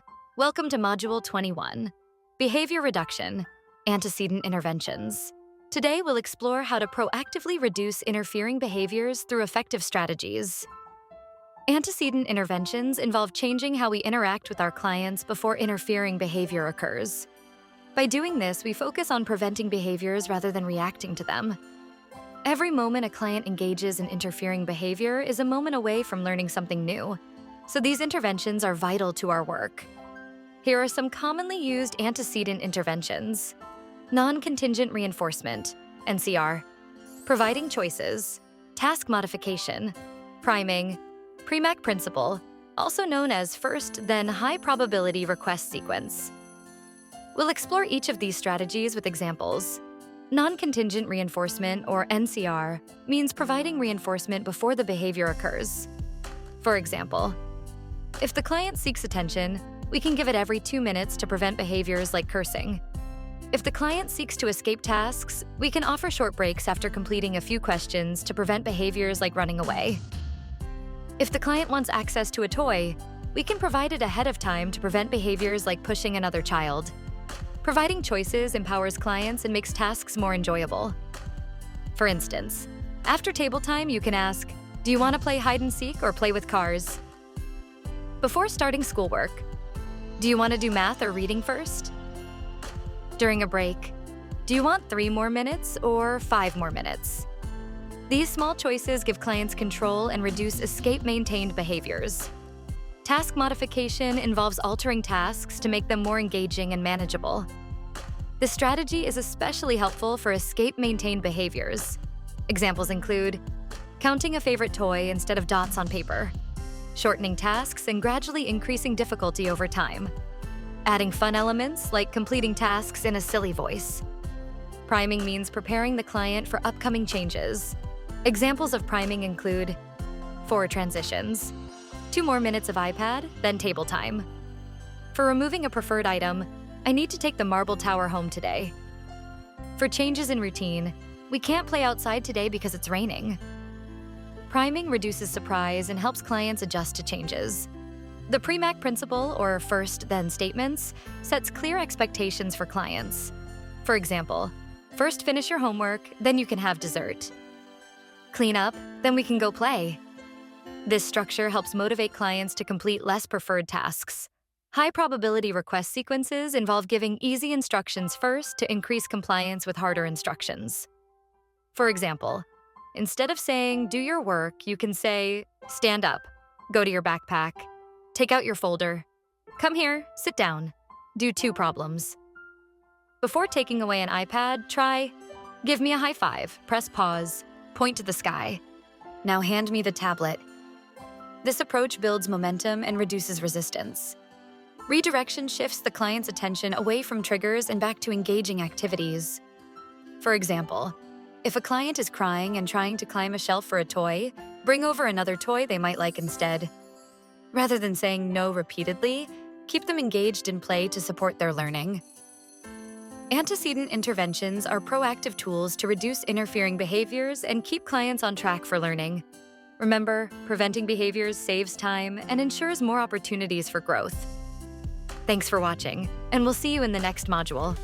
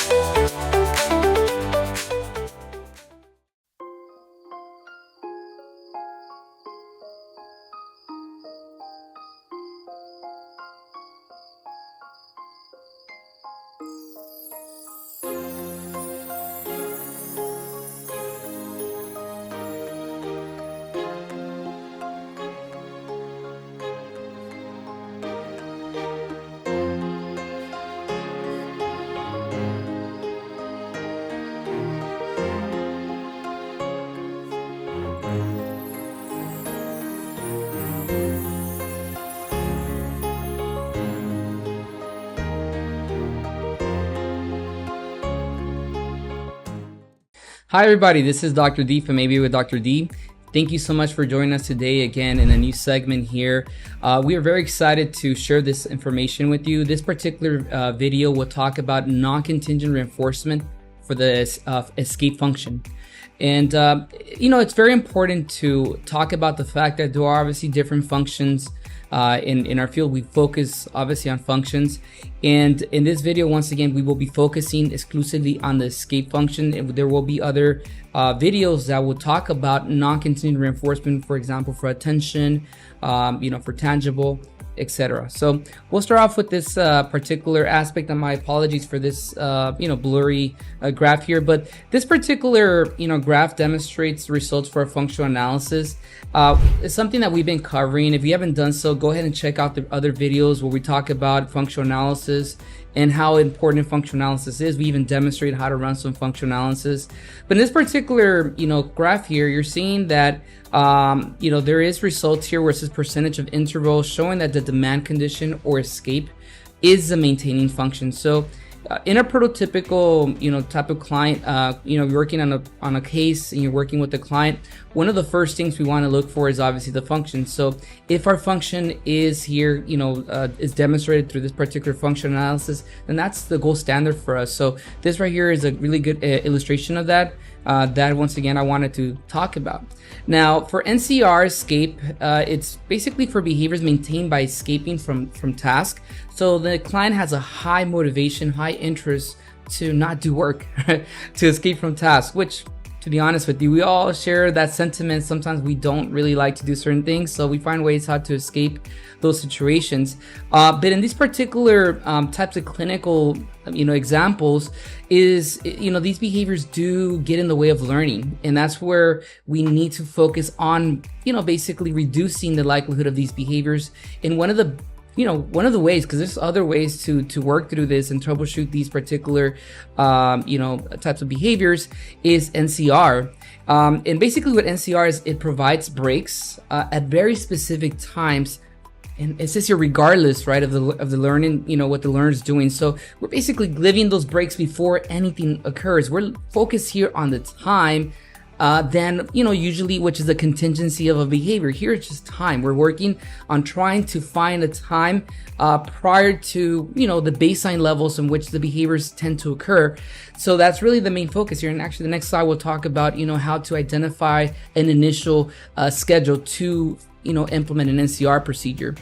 Here, once again, the big picture is we're trying to decrease the EO, or motivation for escaping from task. The learner will have a lower chance to engage in the target behavior. That really is a focus here. We are trying to reduce the likelihood of those problem behaviors that sometimes can be very difficult, right, from occurring, okay? And we move on to the next slide here. So here it just talks about how to more or less calculate your NCR schedule. This is my preferred way of doing it. There is another way people have probably seen, which is the inter-response time. For me, this is the one I wanted to share about because this is the one I feel more comfortable talking about. This is the one I have more experience with. But this particular, calculation is very simple math.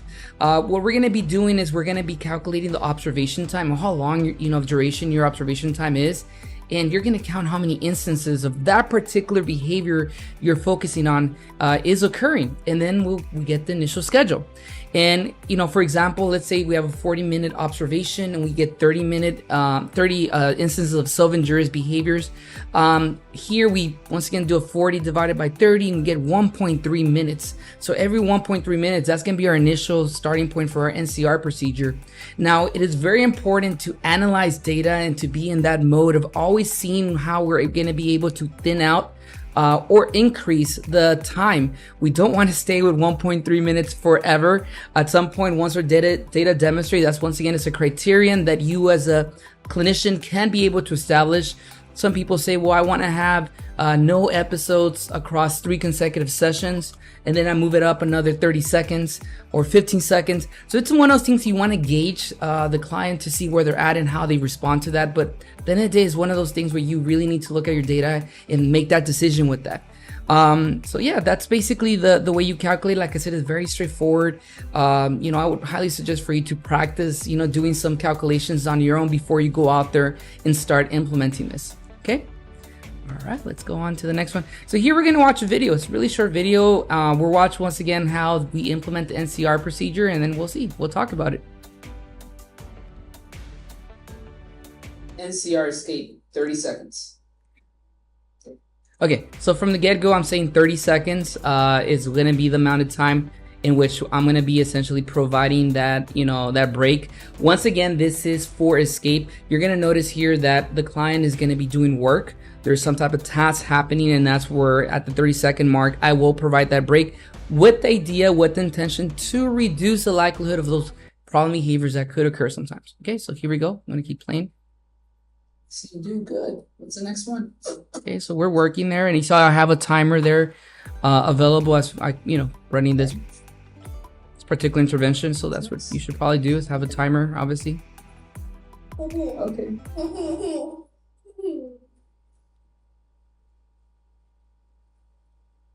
Okay, so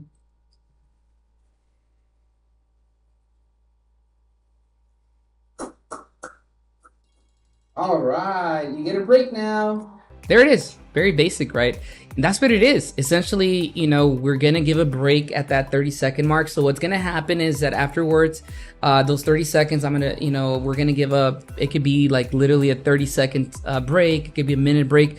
One of the questions sometimes I get is what happens if my client does have episodes during those transitions? And that's where we need to identify whether NCR would be an adequate intervention for your client.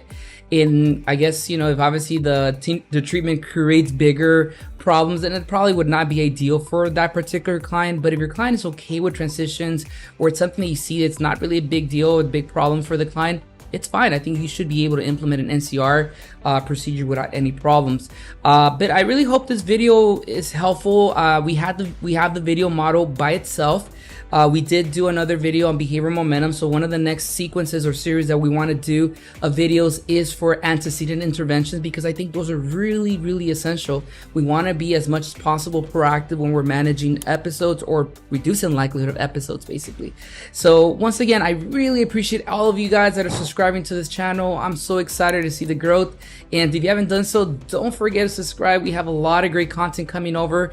Don't forget to hit that notification bell, because we want to make sure you're alerted when we have these videos up for you. So thank you so much. Take care now.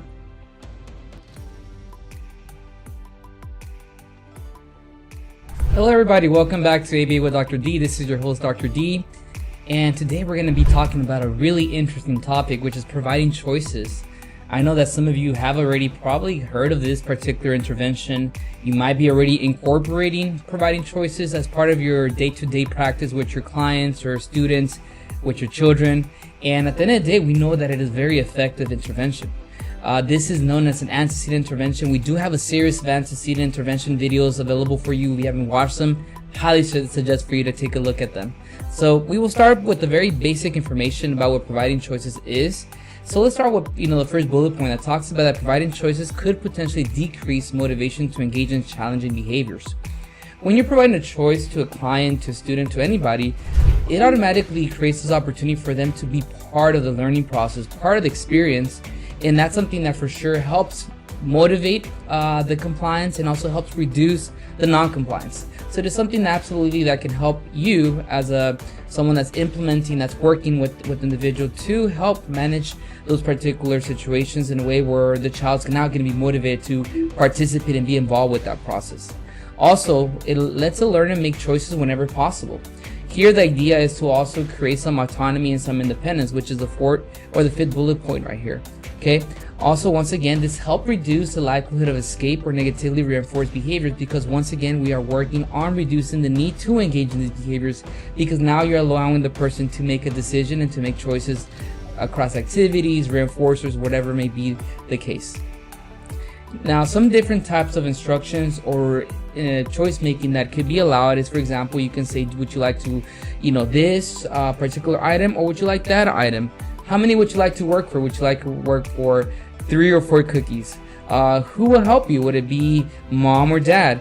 What color do you want to use for your color pencil? Do you want to use a black color pencil? Do you want to use a red color pencil? So once again, all of these are different opportunities for us to allow the child to make choices or decisions. Once again, offer choices that are only available. we definitely don't want to be making any type of opportunities where we're going to be offering choices that are not available or accessible. What I mean by that is make sure that if you're going to offer a child an opportunity to decide or choose of a reinforcer, make sure that the reinforcer is currently available in that environment. You don't want to later on create a scenario where they're going to be disappointed because we don't have those particular items available. So it's very critical that before you start incorporating choice making, that you have the activities there, that you have any type of potential reinforcers available if it is reinforcement selection. Okay, some examples for providing choices would be like, would you like to wear your shoes or sandals today? Would you like to work, or would you like 1 or 2 cookies? Would you like to do your homework with mom or dad? Would you like to wear a pink or purple shirt? All these are examples, once again, of choice making. Okay. Now, one thing that I've seen very commonly used in our field is choice boards. Sometimes, once again, individuals use choice boards for allowing the individual to decide what reinforcers they want to work for. So, for example, this one that's available says, I am working for, and it gives you a list of, or pictures of the different types of reinforcers. The next one is basically deciding what activities they want to work or do in a particular order. Sometimes people do activity, visuals, and this is once again where the individual is allowed to make a decision as to what activities they want to do in what particular orders. Once again, they're interested in doing these items or these activities. Now we're going to take a look at this particular video that shows or illustrates an example of choice making. Here I'm working with Joseph, and basically I'm going to be providing Joseph a variety of different opportunities to make some decisions as we work together. So let's take a look and we'll be able to review this video together. Okay, Joseph, we're going to do some homework now. Which sheet do you want to do first? This one or this one? All right. Okay, so that right there is the first, I guess, option or choice is being provided. Would you want to work with this sheet or this sheet? That's already first example there. So just want to put it out there that I am already providing one example of a choice there for Joseph. Okay, Joseph. Which you want to use the pencil or the pen? Boom. Second example. Would you like to use the pencil or the pen? Okay. So once again, very, very quick, right there, examples of choices. That's example number 2. Awesome, Joseph. Okay, Joseph, do you want to do 5 problems or 4 problems? Okay, so I said, would you want to do 5 problems or 4 problems? And Joseph said 5 problems. Okay, so I think that's where the video ends. All right, let's get started. Perfect. So once again, that right there is an example, very quick, examples of providing choices with Joseph here, and he's able to once again decide, what particular activity he wants to do, what particular stimuli he would like to use for the activity, and last but not least, how many problems he wants to complete. Once again, here Joseph is involved in the process. Myself as an instructor, I'm giving Joseph a choice or choices across the board, and it once again allows to reduce the likelihood of any type of escape maintain behaviors or some of the non-compliance that Joseph may exhibit if I'm immediately just bring the task very in a cold manner and say, hey, just do the work. So once again, this is a very good strategy, and I highly suggest for you to practice it because it does also work on independence, autonomy. That is one of the main objectives we have with our students, with our clients, with our children, is to be independent, for them to also start making decisions. Now, if you haven't done so, don't forget to subscribe to this channel, ABA with Dr. D. Hit that notification bell because we have more videos coming your way. Okay, so thank you so much, everybody, for watching this video. Y'all take care now. Hello, everyone. Welcome back to ABA with Dr. D. This is your host, Dr. D. A real pleasure to have you back here. I'm very excited to talk about this topic. This one is called priming or disengagement warning.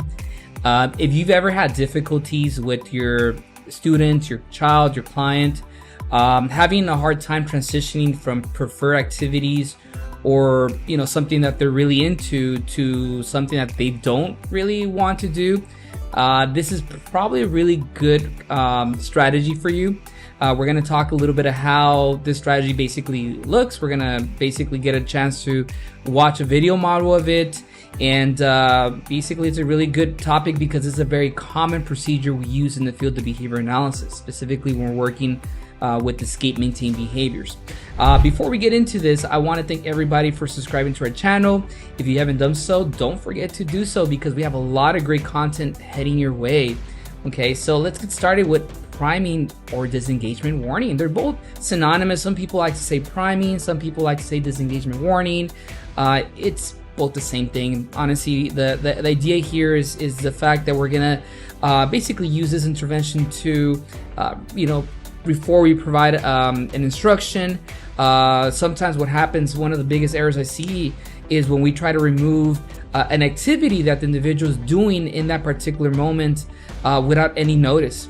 And I want you as a parent, I want you as a therapist, I want you as someone that works with individuals that may need this type of intervention to think about the fact that if you are, for example, watching a sport event or watching a soap opera, nowadays watching TikToks, and all of a sudden I come into your environment, I come into the room wherever you're at, and I say, hey, I need you to put that down. I need you to go take out the trash can or take out the trash. And I need you to do it now. A lot of you guys, I would say 99% of you will probably not like that very much. And you're gonna probably react in a way where you're gonna be like, nope, not gonna do it. And that happens. That happens because once again, we are so into like something that we like to do, and all of a sudden someone comes in and starts giving us these instructions that are not something we enjoy. Yes, we will get a reaction, and I think that's where really we want to avoid that. Okay, we want to ensure that we are implementing this is considered an antecedent intervention to reduce the likelihood of these particular behaviors or these episodes that may be once again caused because we're not giving the individual any kind of notice. Okay, that I think we all are, in all fairness, we should all get some type of warning before we're asked to transition, to something that we need to do or asked to do. Okay, so a bit more information here. So, here it says if your client has a tendency to throw a tantrum when preferred items are taken away from him or her, as a therapist, you can give your client a disengagement warning. So, for example, we will play with something else in 2 minutes prior to removing the preferred item. So it's something that tackles the whole aspect of, escape, access maintained to behavior. Sometimes, once again, that could happen, and that's where you create this sense where you're able to give them some type of notice that you will need to basically transition to something else. Okay, we're gonna get into it. This particular example I have not seen in a while. I'm pretty sure it's probably an escape maintained behavior. We're tackling the escape function, which, to be honest with you, that is the one that I really focus on a lot when it comes to like using the priming technique. And let's take a look at it, and then we can be able to talk about it a bit more. Let me put more volume onto this thing, and then we'll get started.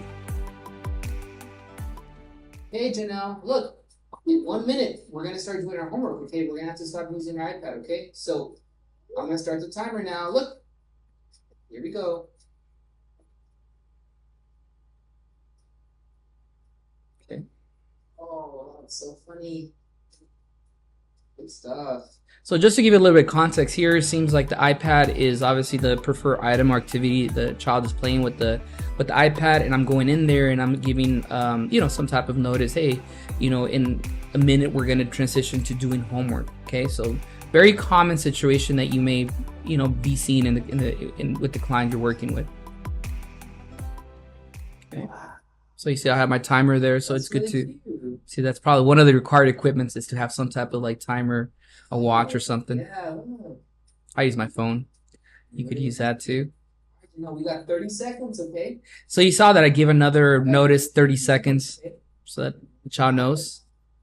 Sometimes we forget to do that, so that's very important to give more notices, okay? Oh, got little happy faces. Yeah, I may do a countdown. Is that a rose? Oh, nice. Okay. All right, now you got 15 seconds. So there you go, 15 seconds. Oh, look, 10, so 9, do a countdown. 8, 7, 6, 5, 4, 3, 2, 1. Nice. All right, time's up. Good job, Janelle. All right, time's up. We're gonna do our homework now. Awesome. There you go. So very, very, like I said, very straightforward, I would think. So once again, if you're a parent that is having difficulties with your child transitioning away from video games, transitioning away from, I don't know, it could be iPad, like in this example, an infinity of scenarios, this technique could help. I mean, it's pretty basic, it's pretty simple, straightforward, All you really need is for you to give, once again, use a timer or a watch, whatever way to keep track of the time, get the child's attention, and then you deliver the time that you're gonna, basically tell them, hey, in a minute, it could be 2 minutes, 3 minutes, whatever amount of time. If you are working with the clinical team, that's where they could recommend the amount of time that you would like to use. Some people don't like the countdown, some people do. So that's really up to you as a clinician, what would be the best way. If you want to do that 10, 9, 8, 7, some kids like that. They really enjoy that interaction. And some kids, once again, find that aversive. So it's up to you if you want to add more notices during the process, okay? But this is in general, like I said, the technique of priming or disengagement warning. I hope that you found this useful. This particular video is available for you as a video model by itself, so you can use that for training purposes.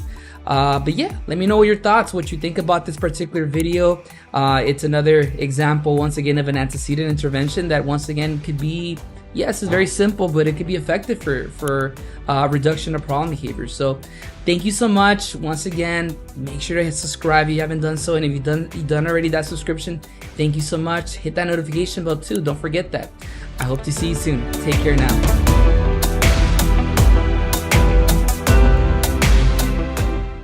All right, Janelle, we're first gonna do our line right here, homework line right here, the number 0, and then we're gonna get the chance to play more video games, okay? Some more iPad. Dad.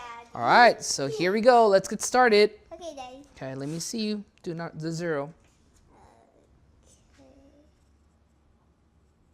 Very nice, Janelle.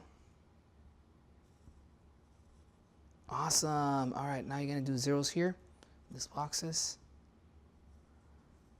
Wonderful, Janelle. Wow, looks great. Yeah, you did it. All right, you're in some more iPad time. Here you go.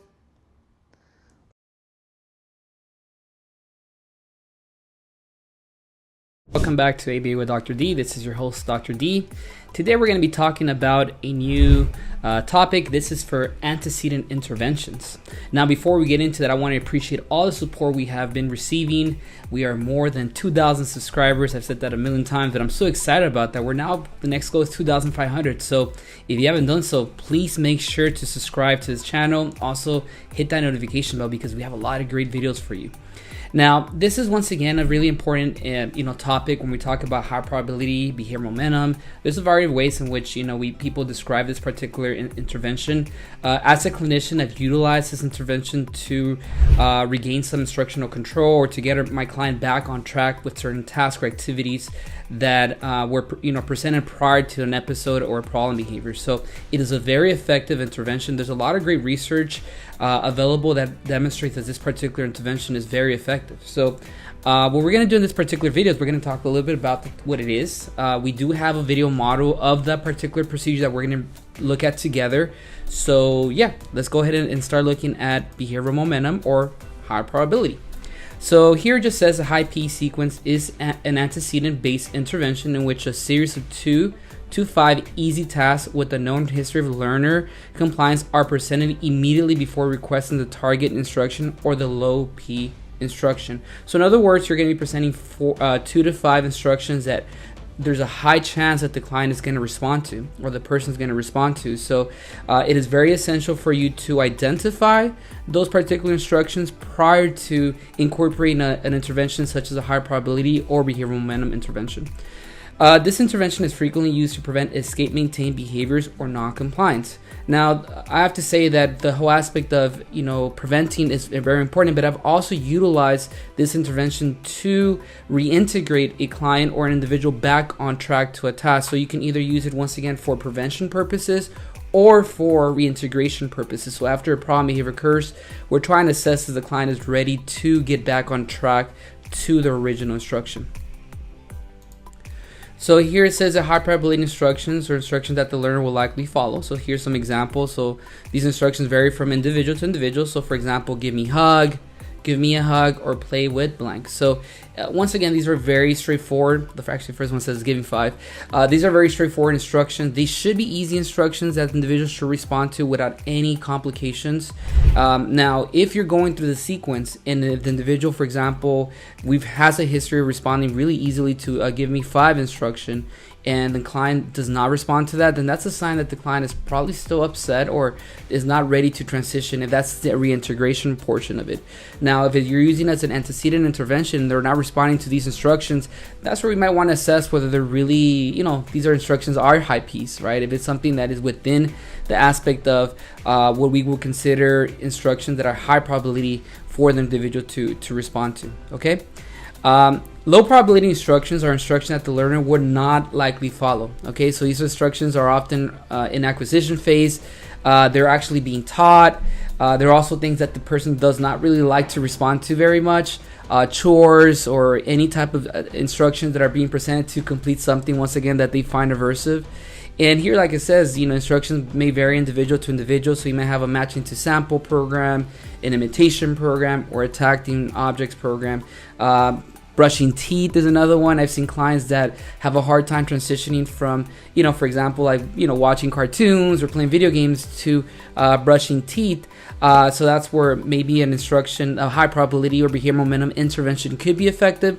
But once again, that's something that clinician, or in this case, the person supervising the case, the behavior interventionist or behavior analyst that's managing the case, will need to assess if this is a fit or the right intervention for your student or for your child. Okay.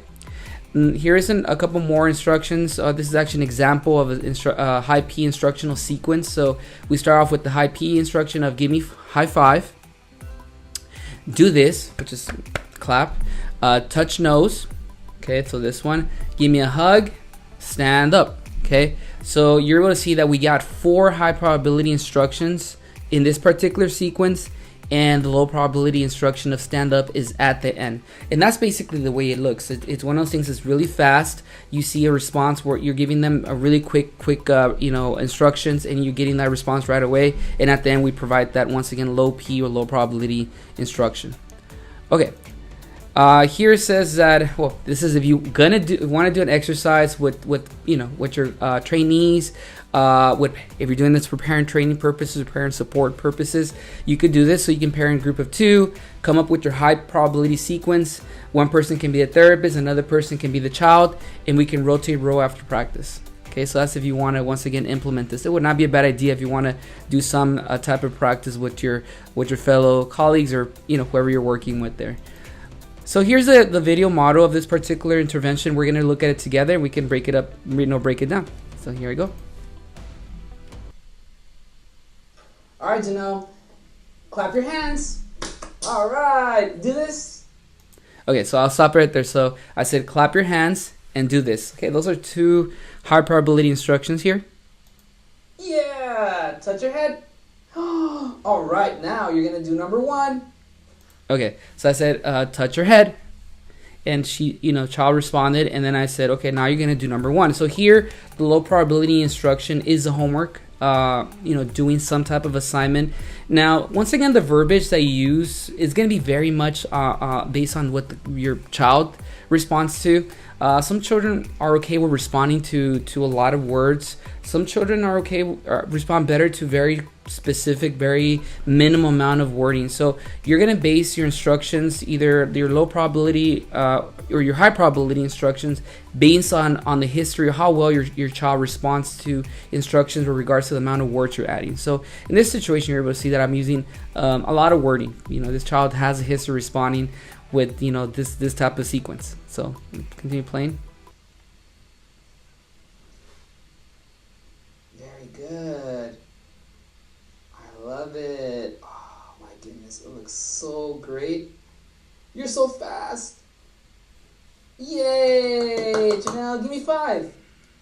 Bam. All right, all done.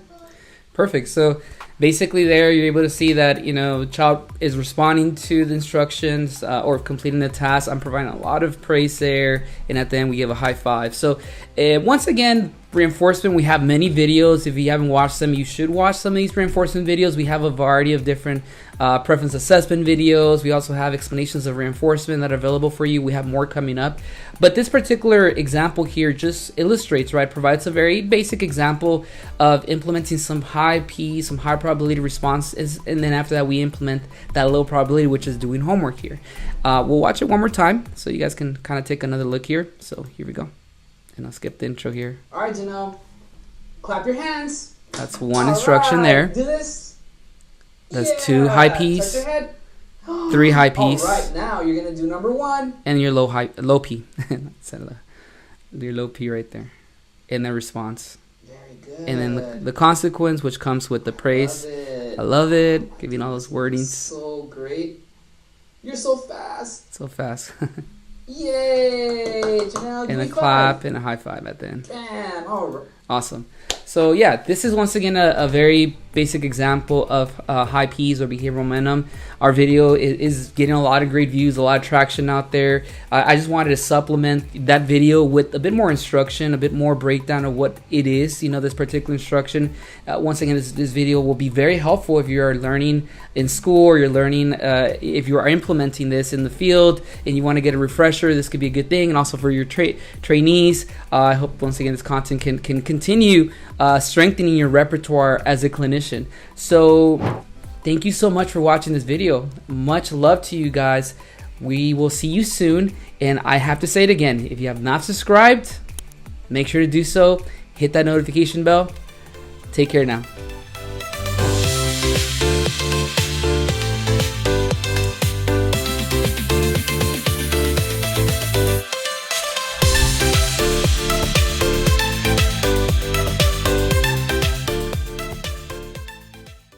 Hi everyone, welcome to Module 22, Behavior Reduction, Extinction Procedures.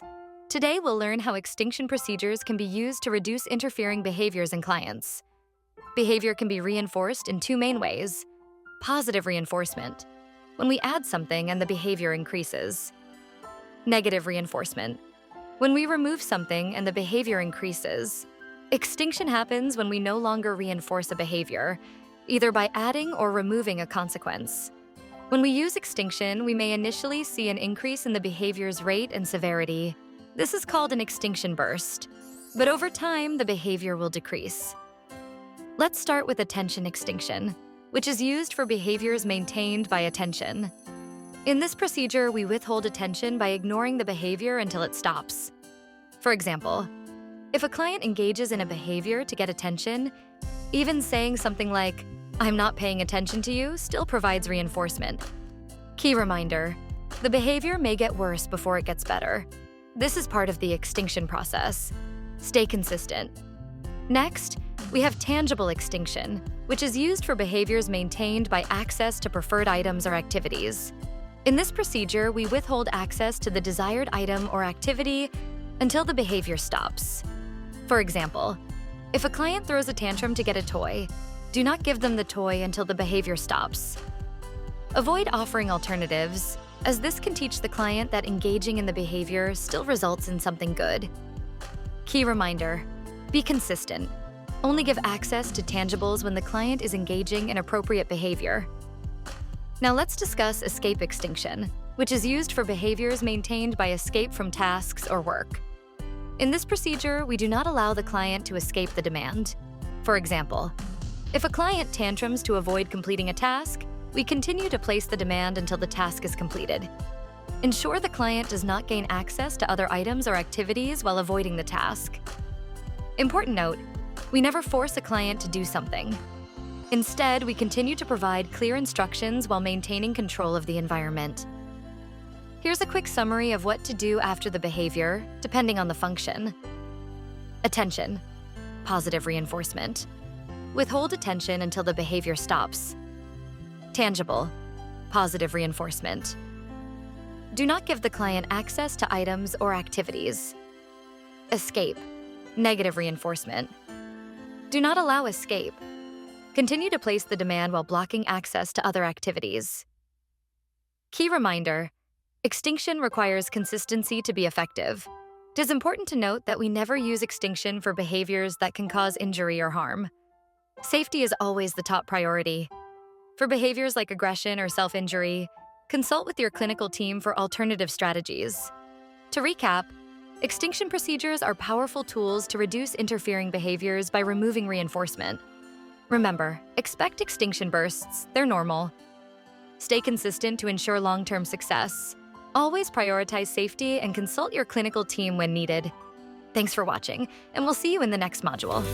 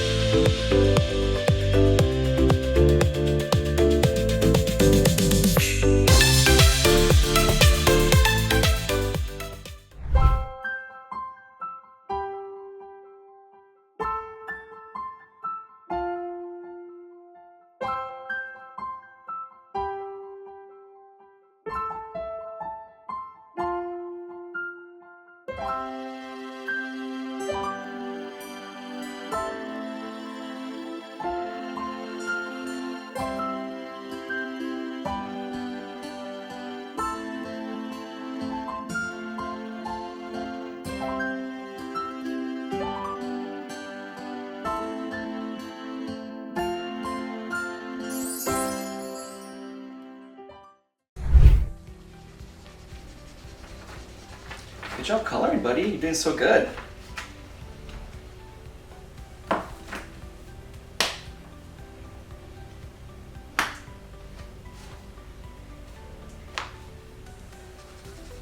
Very nice coloring. Such a good job, man. You're such a beautiful color.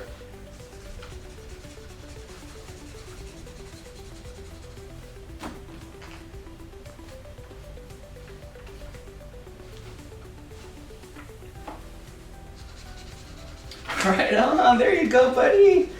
Man, that's the best picture right there, dude. So You like amazing. it? I do like it. It's the best.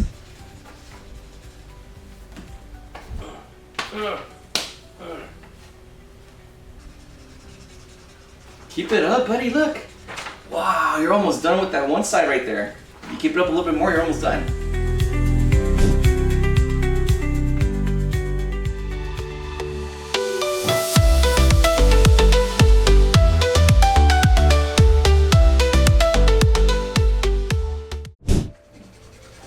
Keep it up, buddy. You're doing such a good job.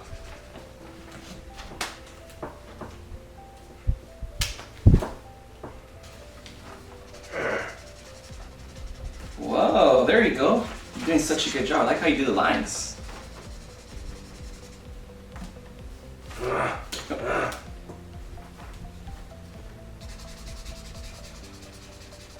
There you go. It's a cow, right? From that one game. Oh my gosh. All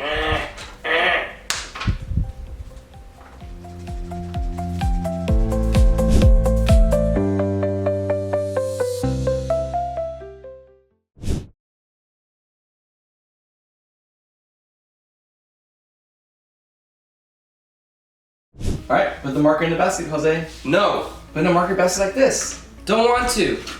Okay, here, put the marker in the basket. I'll help you. There you go, buddy. All right, put the marker in the basket. No. Here, put the marker in the basket like this. Here, you try. There you go, buddy. All right, put the marker in the basket. No. Here, put the marker in the basket like this. Here, you try. No. Here, let me help you. Put the marker in the basket. I'll help you right now. There you go, buddy. All right, put the marker in the basket. Get away. Okay, put the marker in the basket like this. No. Here, put the marker in the basket. I'll help you again. There you go, buddy. Put the marker in the basket. Nicely done! All right, want some break? Yes, break. All right, break time.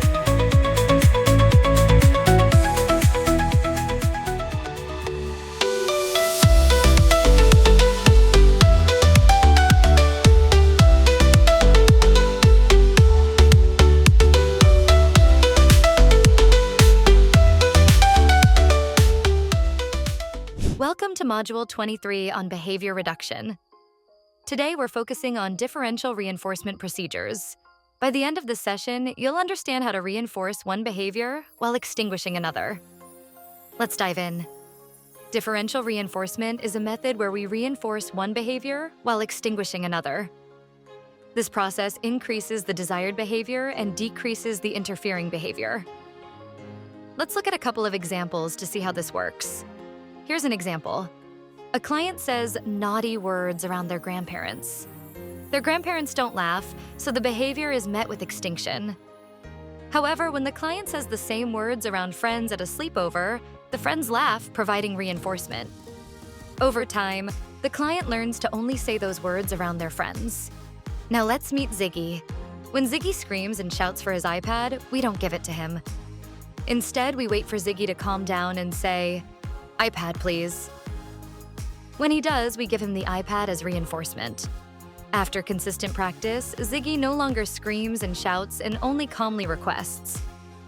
Next, let's explore differential reinforcement of other behaviors, or DRO. With DRO, we reinforce the absence of the interfering behavior after a set amount of time. Ask yourself, did the behavior occur or not? To implement a DRO, identify the target behavior and set a time interval, which you'll find in the Behavior Intervention Plan, or BIP. For instance, if a client engages in self-injury approximately every minute, you observe whether the behavior occurs. If after 1 minute the client does not self-injure, you reinforce them. If they do, you withhold reinforcement. Once the client masters 1 minute, extend the interval to 2 minutes, 5 minutes, 10 minutes, or even a whole day. Keep in mind, DRO doesn't teach the client new behaviors, so we might use another method: differential reinforcement of alternative behaviors, or DRA. Stay tuned for part 2. Welcome back. We will cover part 2 of Module 23. With DRA, we extinguish the interfering behavior while reinforcing an appropriate or alternative behavior. Over time and with consistent practice, the client will shift to the desired behavior. Let's see this in action. A client sees their sibling eating their favorite snack and begins to tantrum. Instead of reinforcing the tantrum, wait it out. Once the client calms down, prompt them to calmly say, "Fruit snacks, please." In another example, a client pushes peers to get attention. Instead, prompt and reinforce appropriate behaviors like saying hi, waving, or gently tapping a peer on the shoulder. Reinforcement can include verbal praise, tokens, or other positive consequences. To summarize, here are the key points. Differential reinforcement involves reinforcing one behavior while extinguishing another. DRO reinforces the absence of a behavior after a set time interval. DRA reinforces an appropriate alternative behavior while extinguishing the interfering behavior. Remember, reinforcement isn't limited to words. It can include signs, pictures, or other forms of communication. Thank you for your attention. Differential reinforcement is a powerful tool to reduce challenging behaviors and encourage positive ones. Use these strategies consistently, and you'll see meaningful progress. See you in the next module.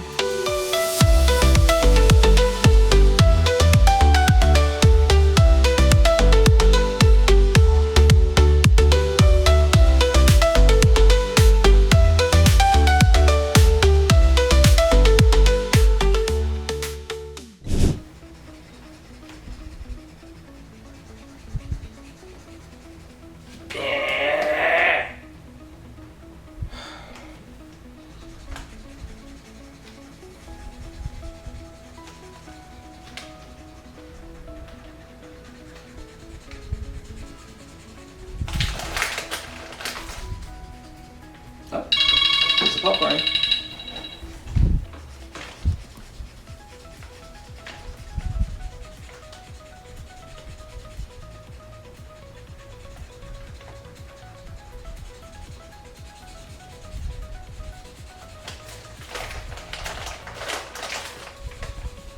There's another popcorn.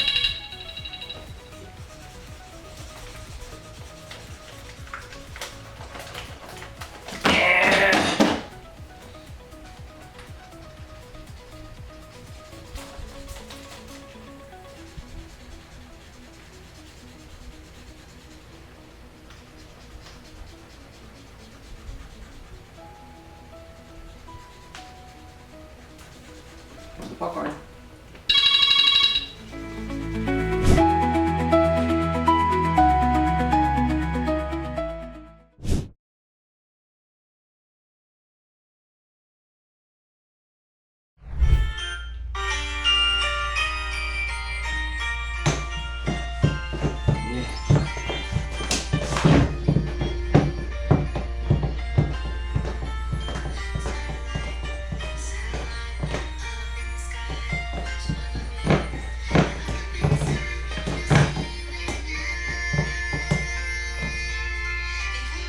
All right, good calm body. I like how you have a calm body there. Good stuff.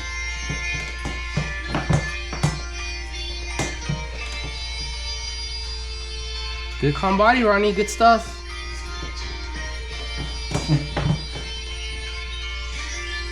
All right, good calm body. I like how you're watching your video calmly. Good stuff. I like it.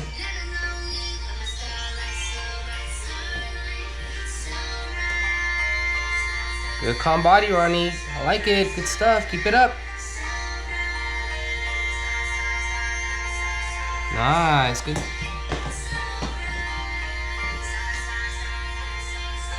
All right. Good calm body, Ronnie. I like how you're watching your video.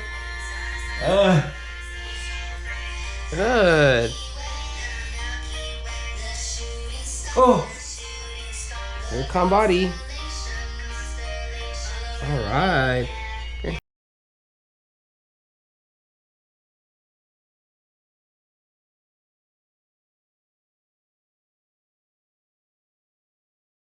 Good job sitting, Ronnie. Good stuff. Awesome. Like, are you paying attention?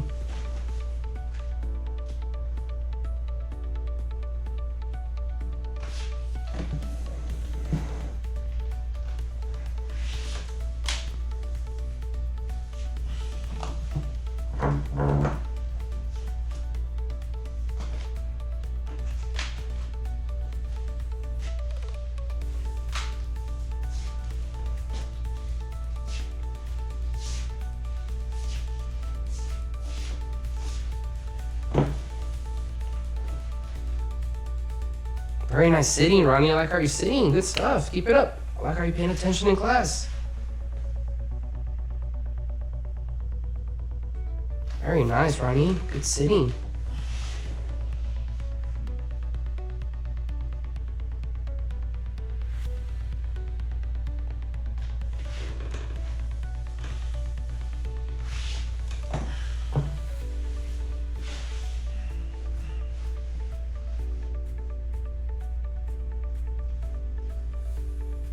Good sitting, Ronnie. I like how you're sitting there. Very good stuff.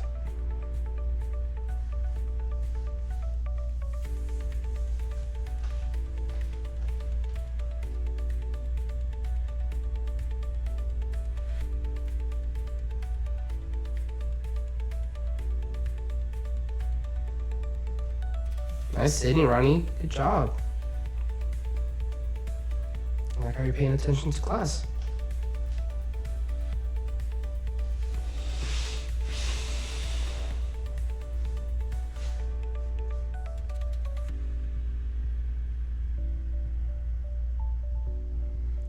All right, good stuff, Ronnie.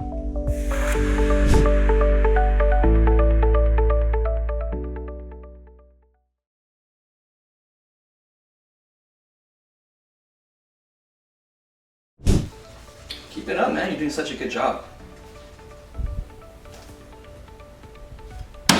Oh, remember, if you keep doing that, you're gonna lose a token.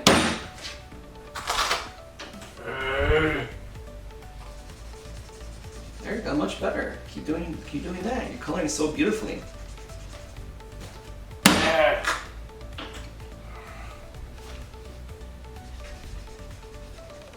There we go. Keep it up. Remember, we're working for TV time and cookie.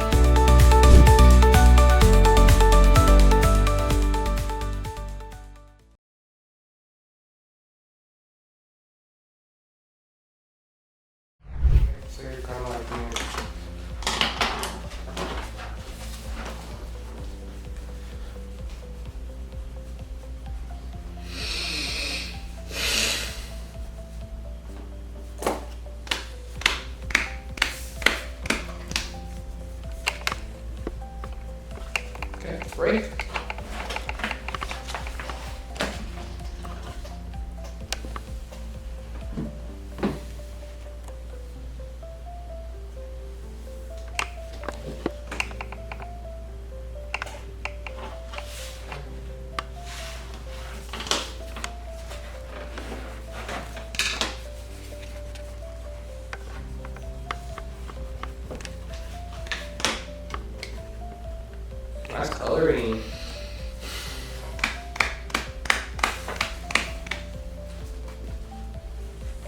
break.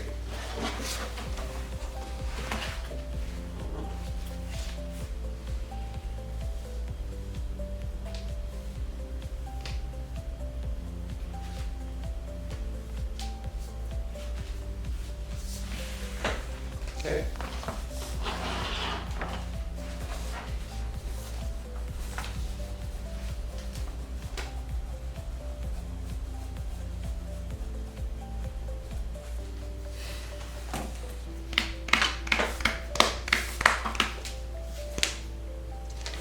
Okay, break.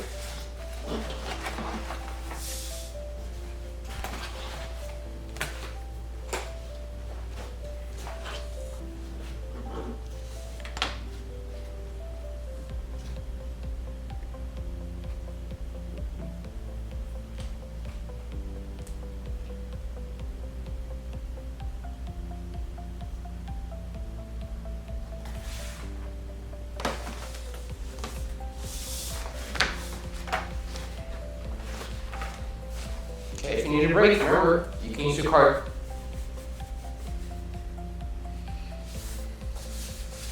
Good, all right.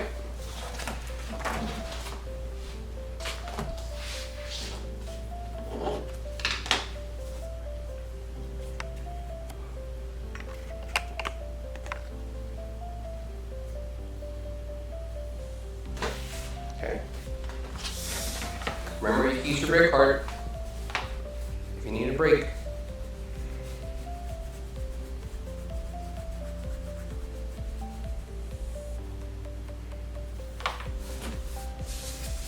All right, break. Good. Okay.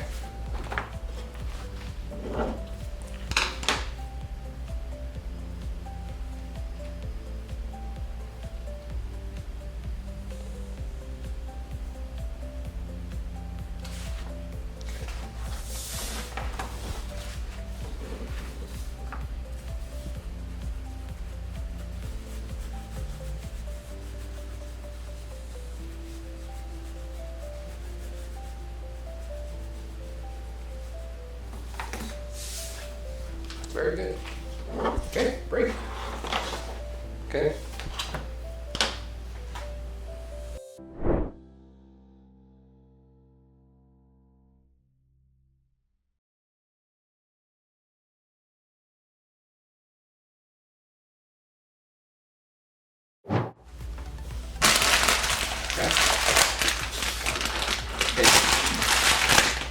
Okay, popcorn. Pop. Pop. Okay, good. Here you go.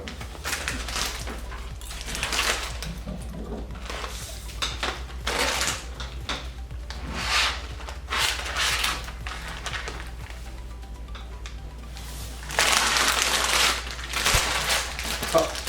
Pop.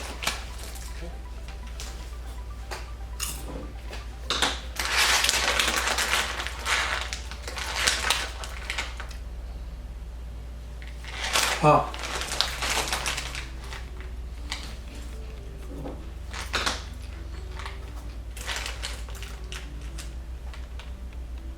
Pop. Good.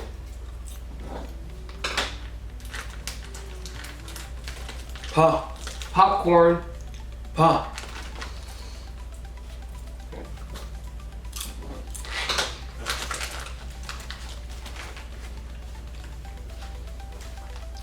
Pop. Popcorn. Pop.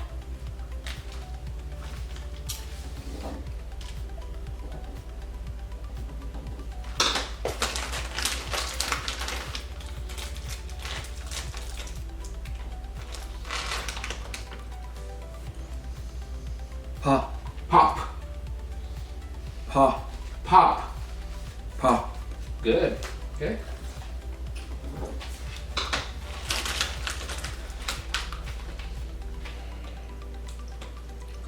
Pop. Pop. Pop. Very good.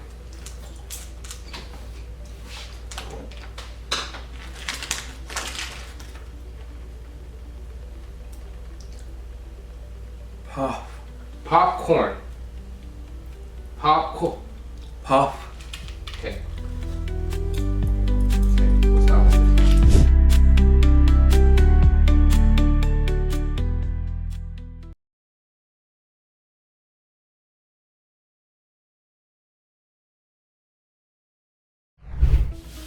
Let's draw a circle, Ronnie.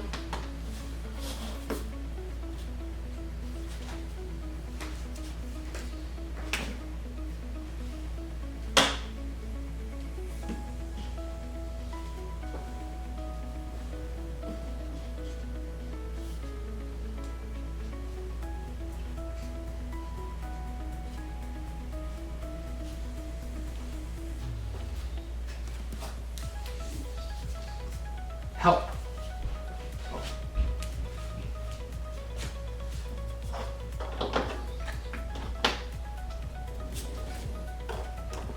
Okay.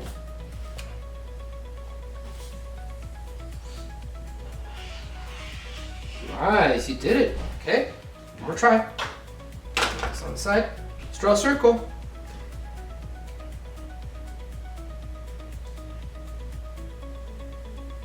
Okay.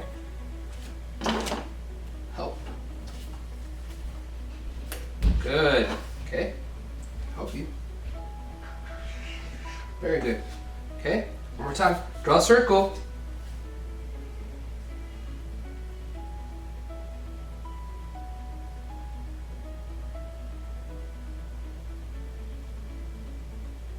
Okay. Good. Okay. Help. Very good. Okay, draw a circle.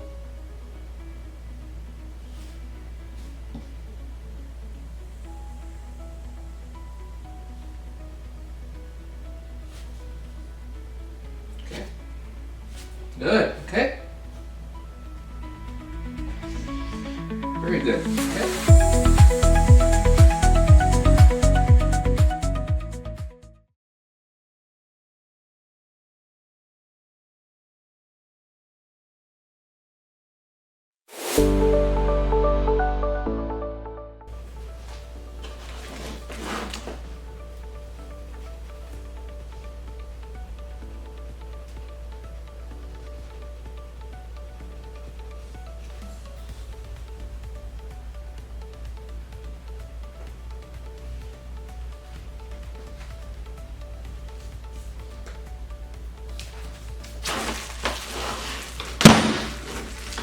Marker.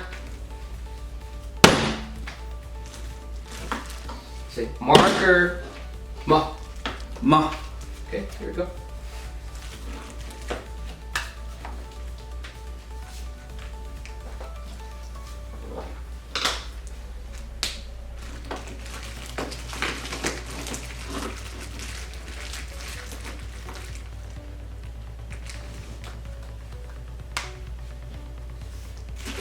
Okay. Marker. Ma. Mark.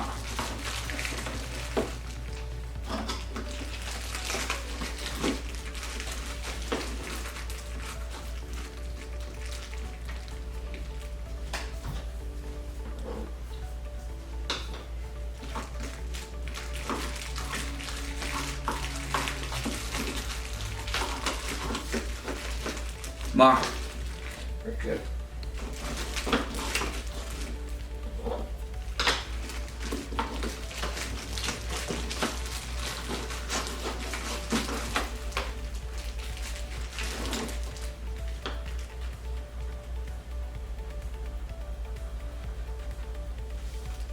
Mark. Okay.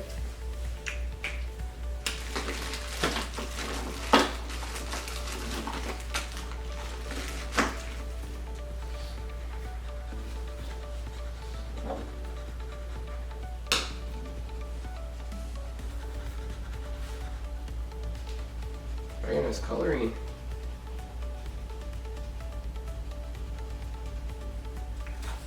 Mark.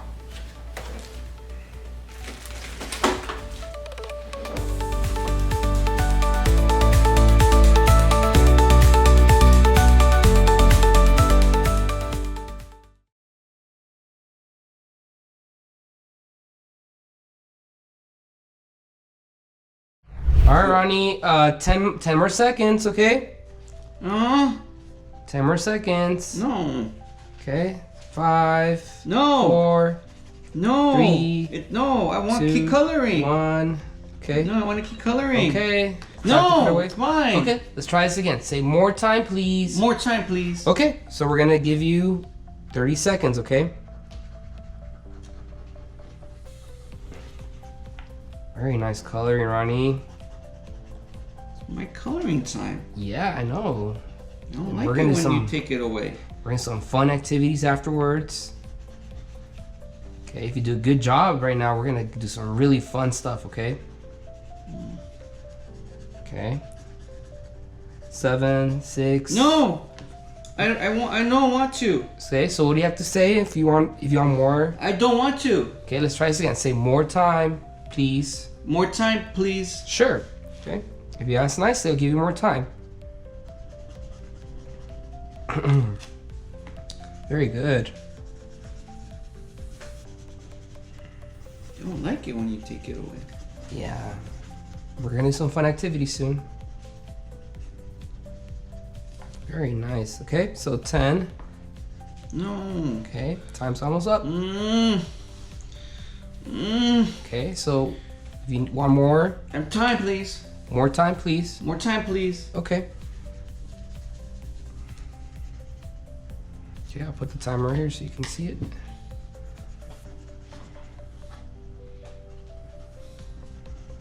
I don't like timer. Okay.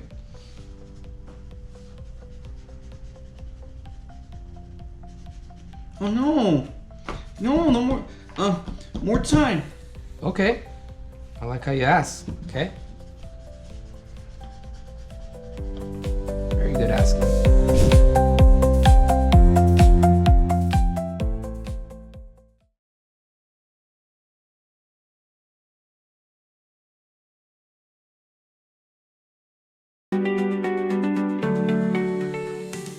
Oh, I like this one. Wow, very good. Yes, Here. I like. All right, here's the marker. You can start coloring. Okay. Try That it. doesn't work. There, it worked. Oh no! Okay, say help. Help. Say help. Help, please. Okay. Help, please. Help. Okay. Very good. Here we go.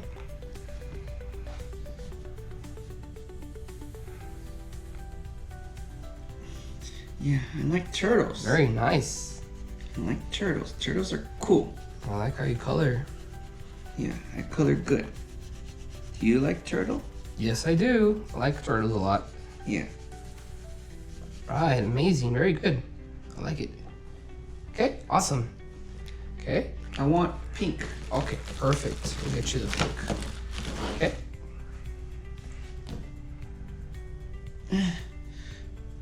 It's too hard. Okay. It's too hard. All right, let's try this again. Say, oh, there he goes. Okay. All right, it worked.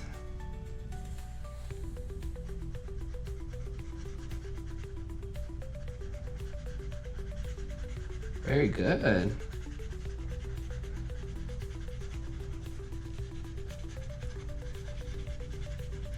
Nice job, Ronnie. Looks great. I want yellow. Yellow, perfect. Remember that if in case you need help to open them, you have to say, help please, okay?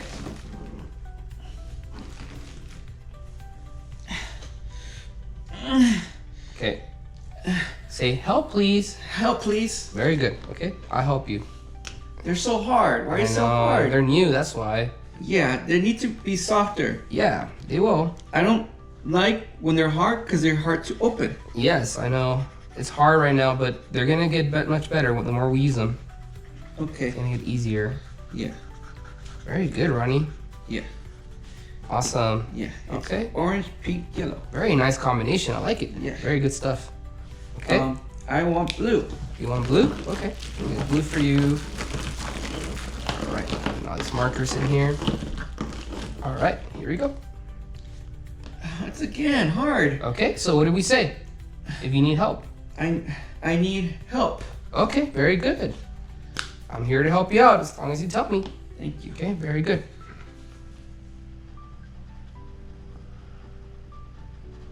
Very nice. Blue. Very good. Yeah.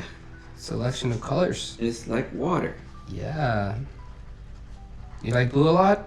I like blue a lot. Nice. I like sea animals. Very good. Like the sea turtle. Sea turtles too? Yeah. Fantastic. Yeah.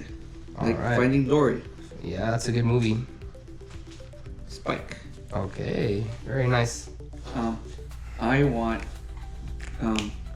orange again. Orange again, perfect. Okay, so remember, what are you gonna say in case you need some help? I need help. Okay, so in case you need help to open it, you gotta just let me know. I need help. Very good asking. I like that. Very good.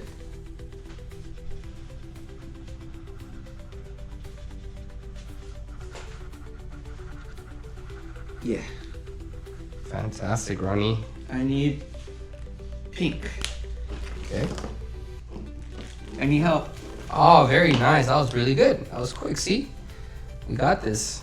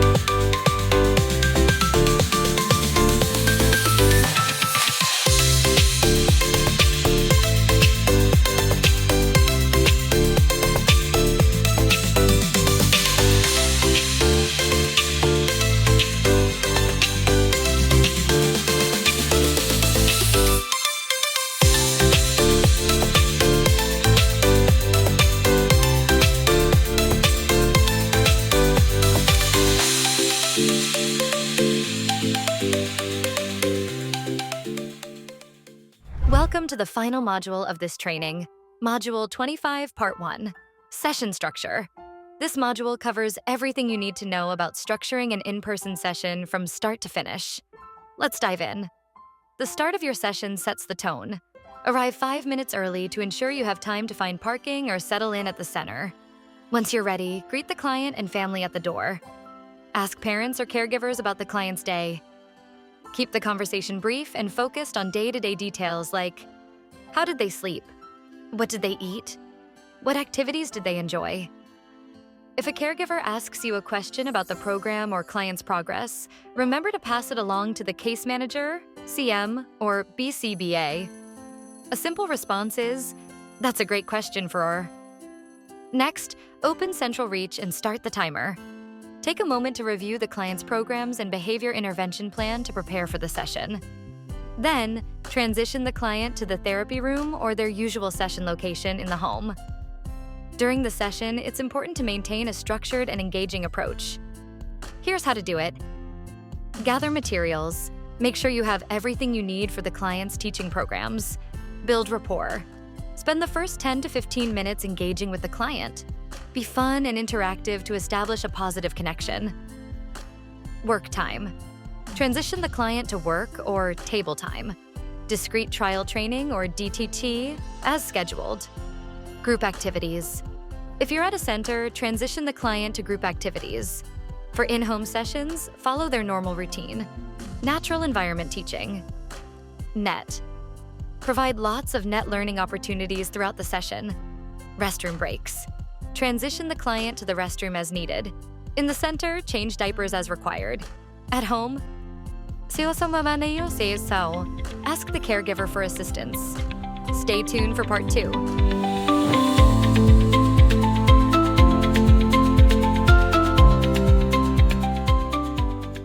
Welcome to part 2 of Module 25. The final 15 minutes are just as important as the start. Here's what to do. Clean up. Store all materials and prompt the client to help. This encourages responsibility and engagement. Graph data. Click Graph All and End Session in Central Reach. Write notes. Complete your session narrative in the team communication log and finalize the session note in Central Reach. Transition the client. At the center, transition the client to the pickup location when notified by the admin team. At home, let the caregiver know your session is over. Update. Caregiver. Provide a brief update on the client's areas of success and improvement. Pass along any questions to the CM or BCBA. Mileage and signatures. If eligible, add mileage. Then collect the caregiver's signature and convert the session.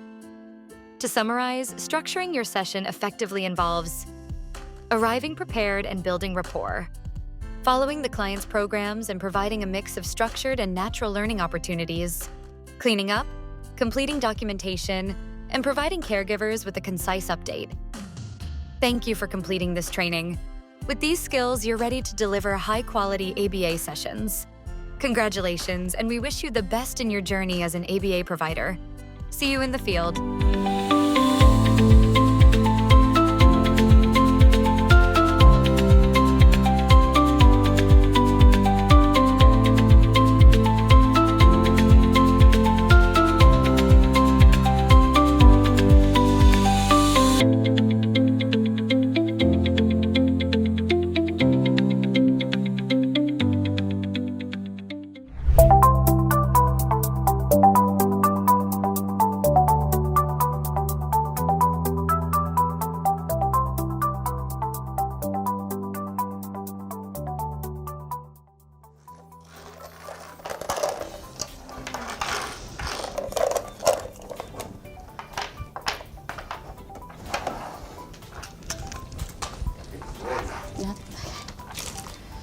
All right. Oh, not yet.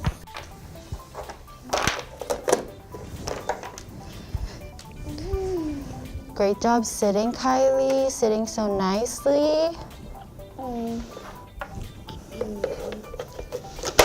Awesome.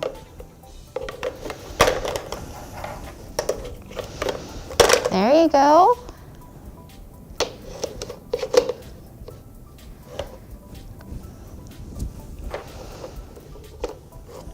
There you go. Last one, last one. Great job, Kylie, putting in all your shapes.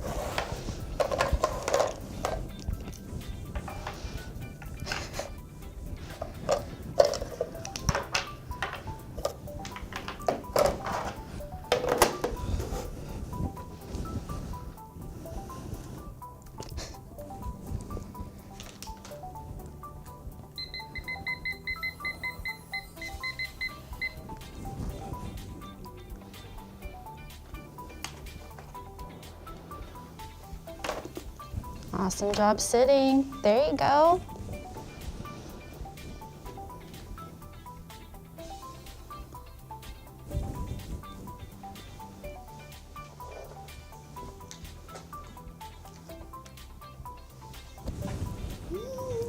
All right.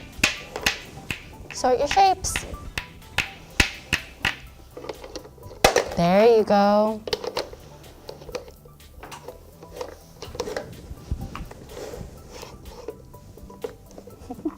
There you go. Awesome. There you go. Awesome job, Kylie.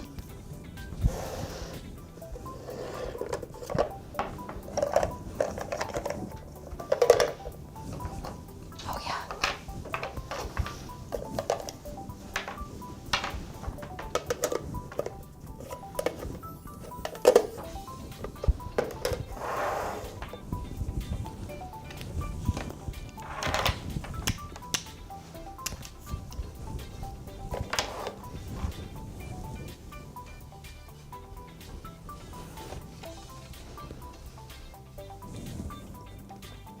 Still going on your cookie?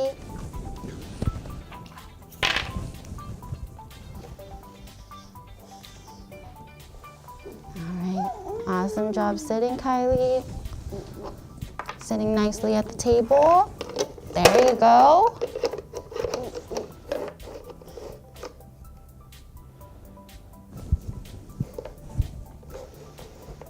There you go.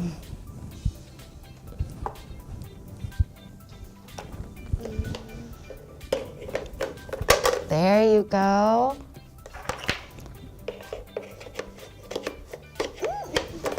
Good job, Kylie. Awesome work. Yeah.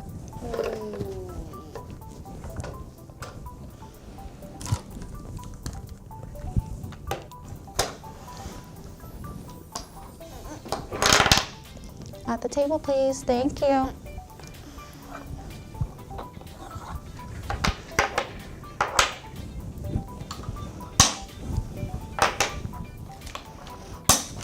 Good job, Kylie.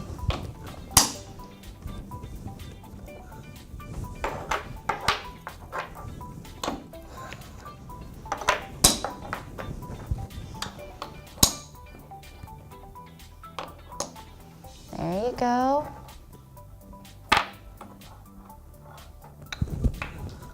Oh, you were right the first time.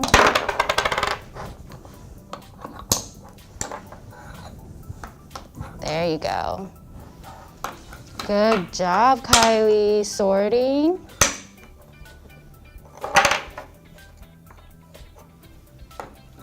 Good job, girl. All right, thank you.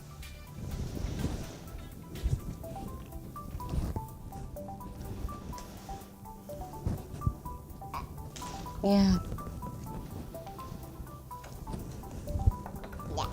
Yeah. That exciting.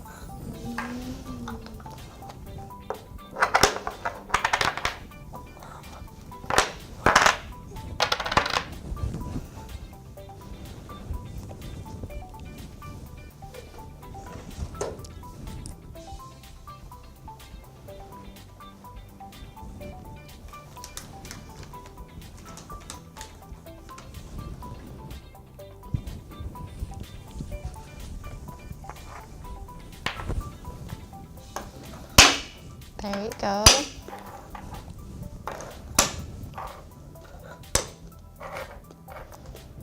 There you go. Good job. Yeah.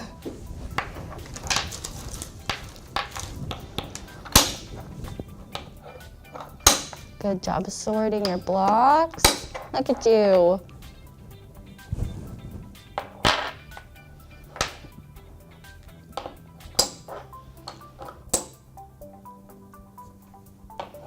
Awesome job, Kylie. Thank you.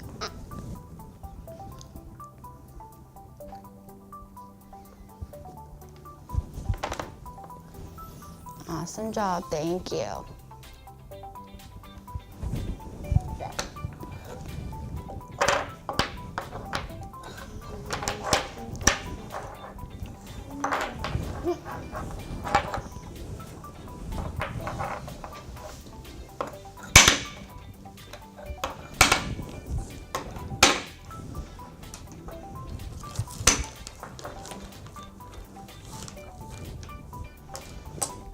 Thank you. Good job.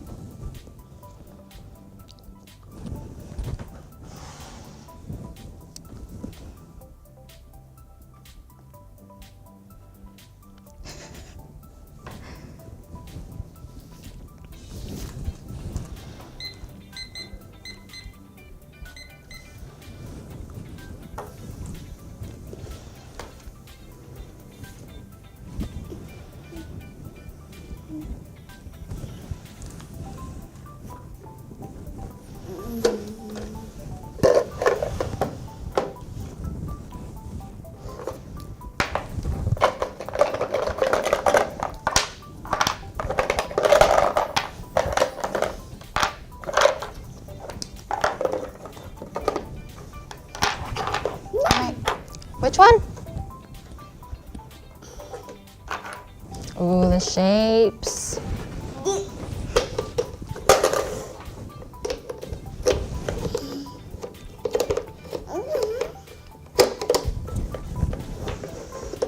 There you go. Try again.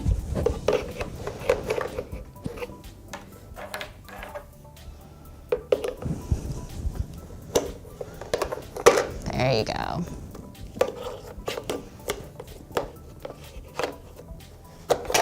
Good job. Awesome job, Kylie.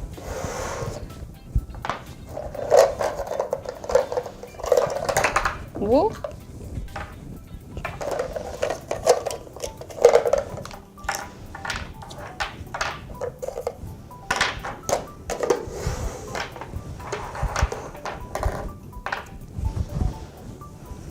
Whoop. Stay seated, please. Thank you.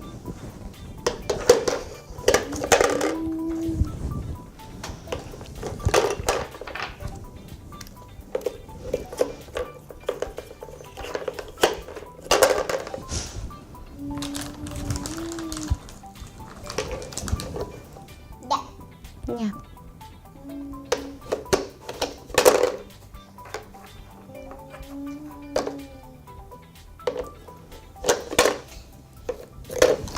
Whoop. Stay seated, please. Thank you.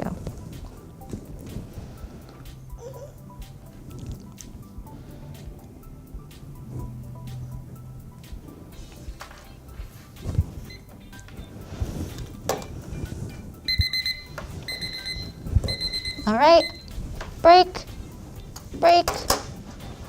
You can have a break.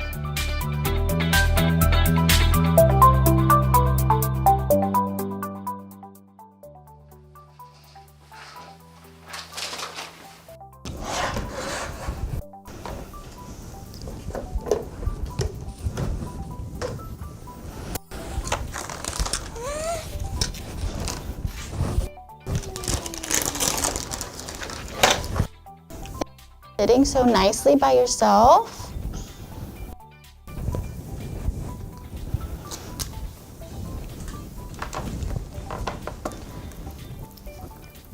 We just do like a little song for her. Bless you. Love you.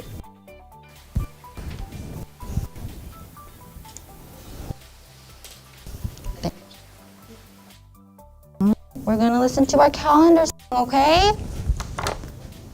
Ready?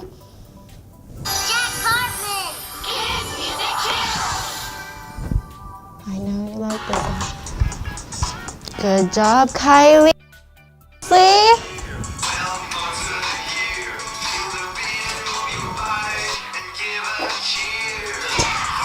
Good job sitting.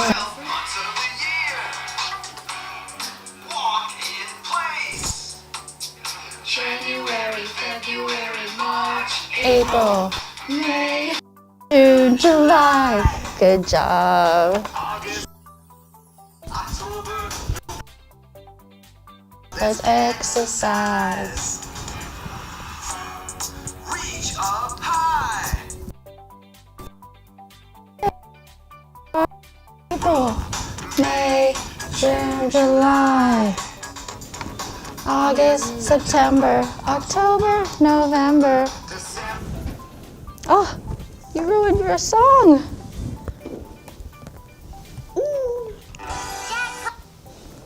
December, let's exercise. Reach up high.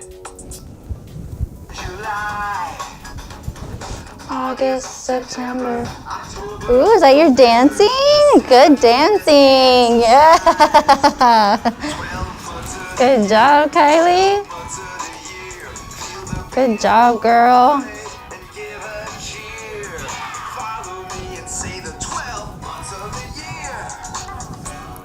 Crisscross your arms. January, February, March, April, May, June, July, August, September, October, November. December. exercise. Crisscross your legs. January, February, March, April, May, June, July, August, September, October, November, December. Let's exercise. 12 months of the Good job, girl. All right.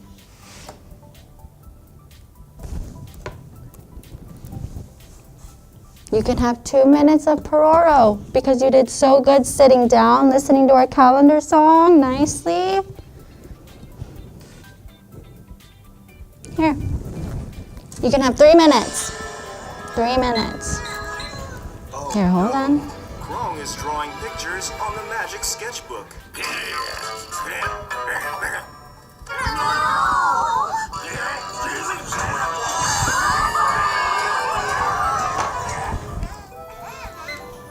This time, Krong drew a watermelon. Don't touch me. Thank you.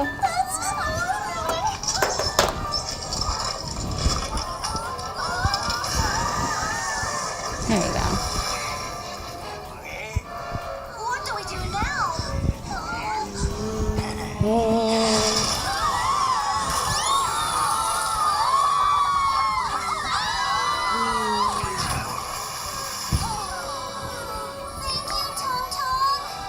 Hi guys. Thank goodness you're all okay. Hold on.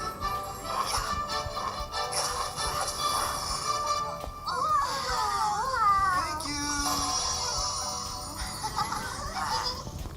So, what exactly happened?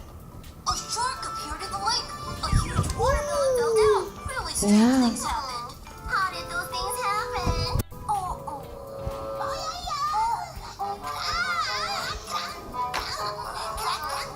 Huh? That's... Krong, can I see that? Hey, this is my magic sketchbook. How in the world did you get this? Really? I'm sure of it. Look at this. So Krong was playing a prank by drawing on your magic sketchbook? Krong, something bad could have happened. And that's Tong Tong's sketchbook. Don't play a prank like that again. Oh, actually, I'm the one who brought the sketchbook. I'm sorry. One more minute, Kylie. One more minute. And I took the sketchbook. One more minute till we turn it off. It was so cool that I kept drawing. I don't know why you.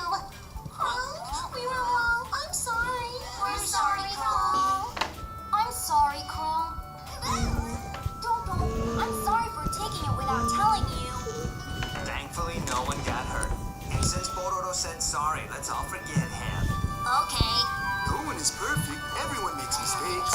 Anyway, I'm glad I got back my sketchbook. Don't. Huh? Can I borrow that for just one more day? What? So you can play another prank? No. Can I please? All right. Here. Hey guys, I'll see you later. I'm worried. What is Pororo going to do with the magic sketchbook this time? Next morning, Pororo went to Tong Tong's house. Don't! I came to return your magic sketchbook. Here. Thanks. I have something to do, so I'll be on my way. Okay. See you. Goodbye. All right, we're gonna take a break.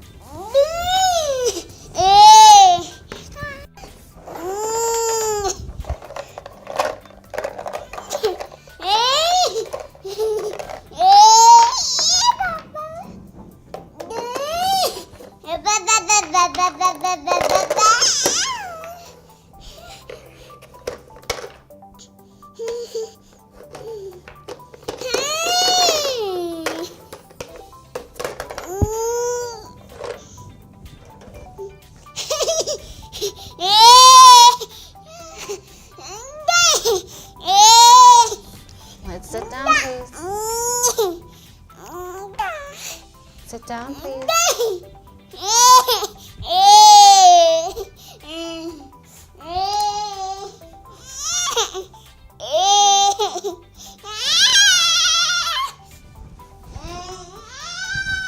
Sit down. Sit down.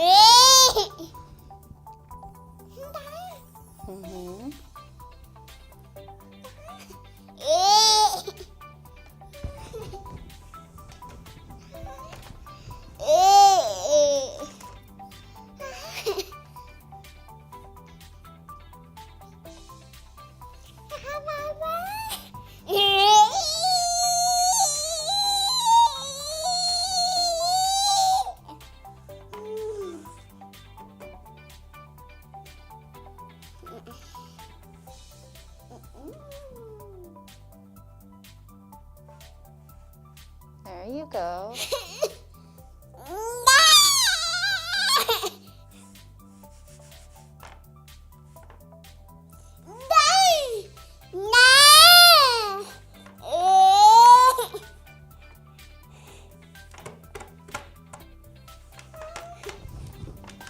Sit down, please.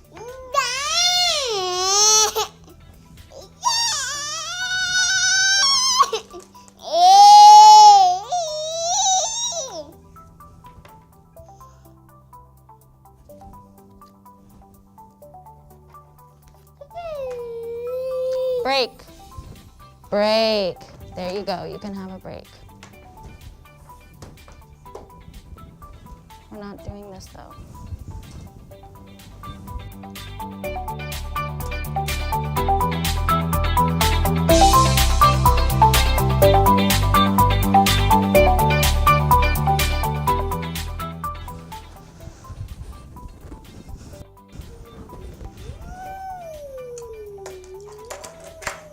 Sit down, please. Thank you.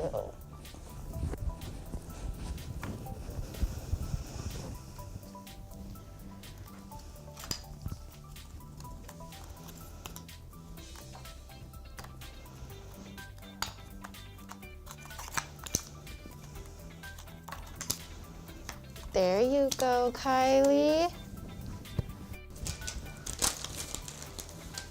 There you go.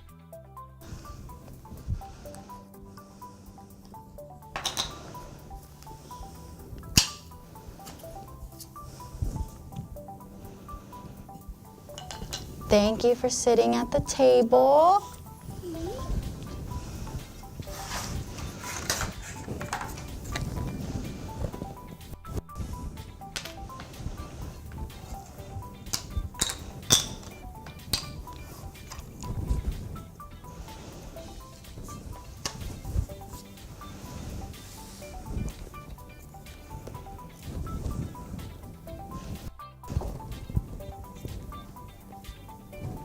Look. 1. 1. 2. 2. 2. 2. Yeah.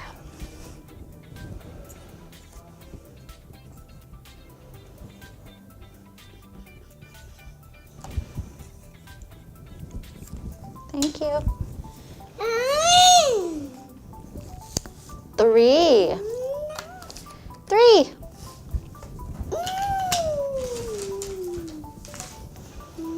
There you go. That's where it goes. You were right. 10. 10.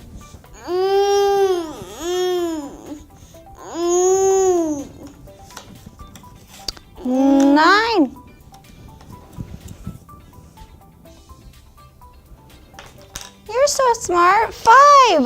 That's where the 5 goes.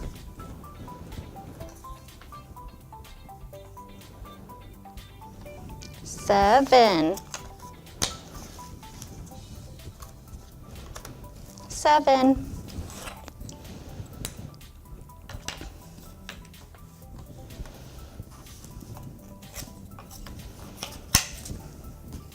6. 6.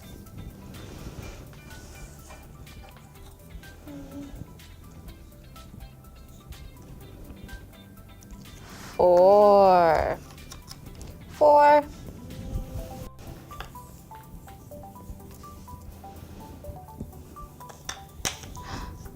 8.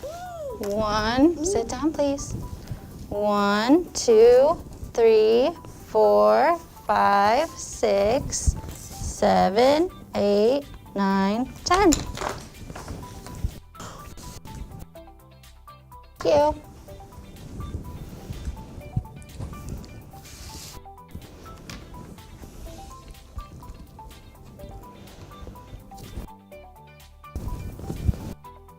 right, let's do animals.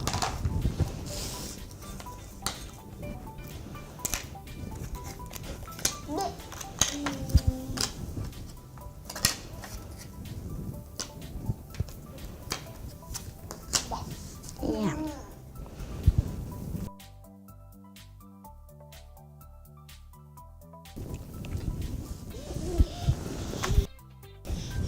Where's the house go? Where do you think the house goes? Oh, that's okay. There you go. There's the house. There you go. Almost got it. And you got the piggy.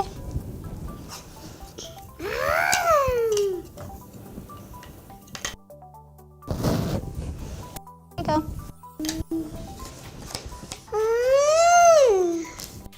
All right. Chicken. Chicken.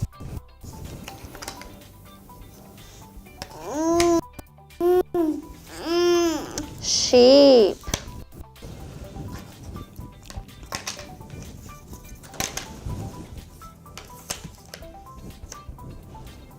Horse.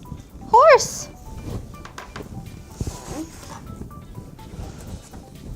Sit down, please.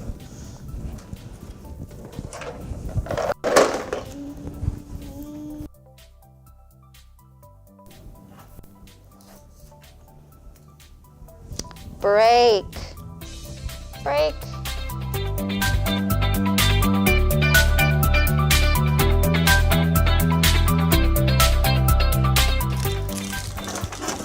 That's what we do. Sitting down at the table. Off.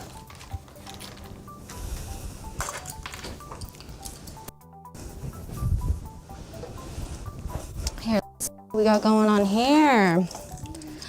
Whoa, this looks cool. Oh goodness, how do we do this? Whoa. Is it open?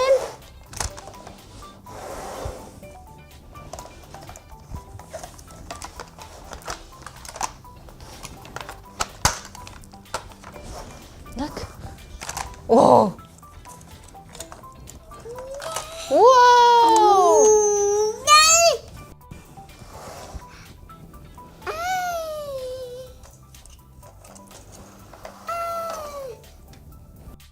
Look, you got this new cool thing. Whoa, there's a snake in there. Oh my goodness. Look, it doesn't come out.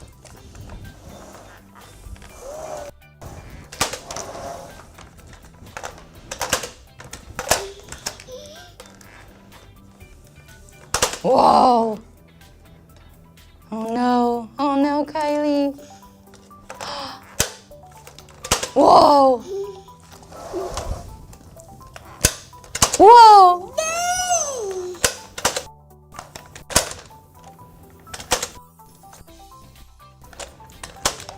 Woo, woo.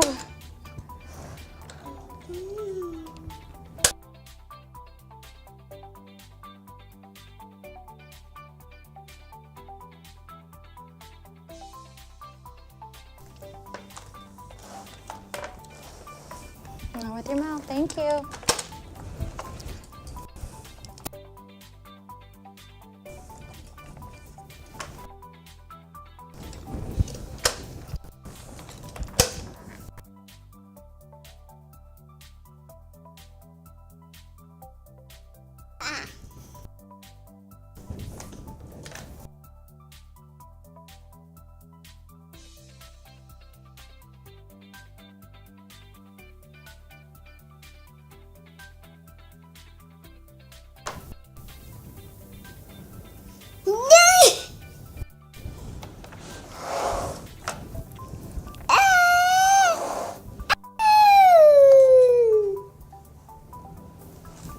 Sit down, please. Kylie, come on. Sit down, please. Thank you.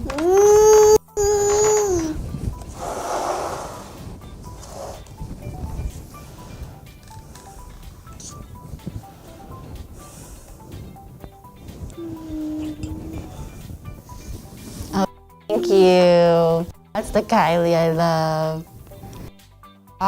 Said.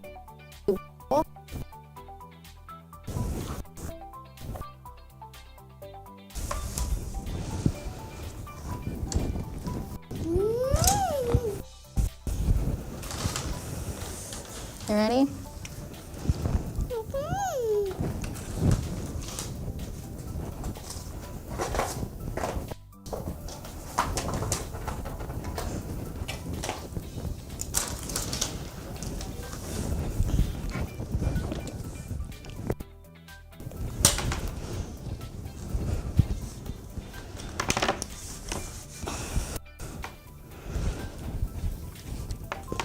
Kylie.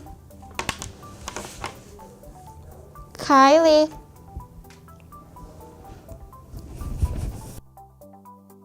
Kylie. Ooh, good looking.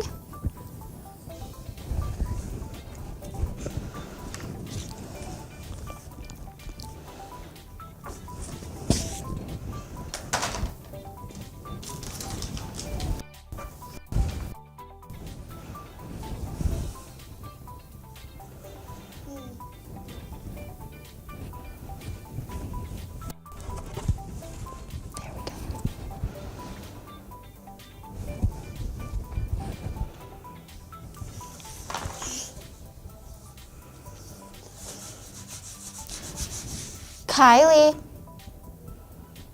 Kylie.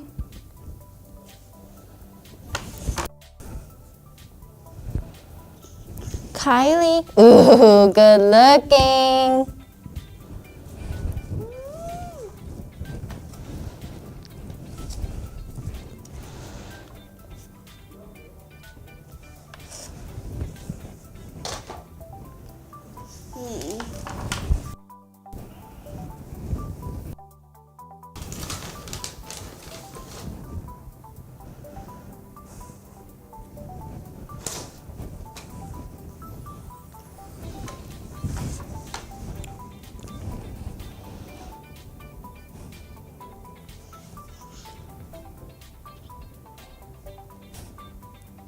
Kylie. Kylie.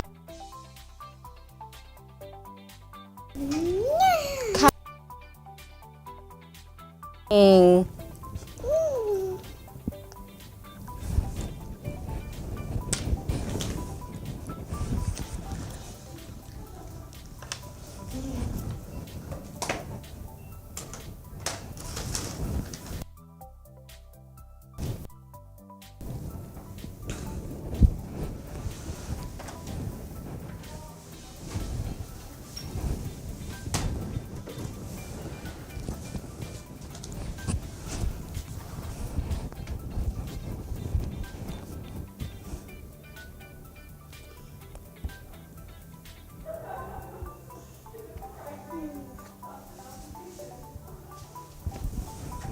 Kylie.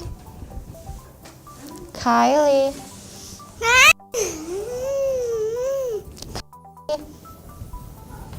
Kylie. Good.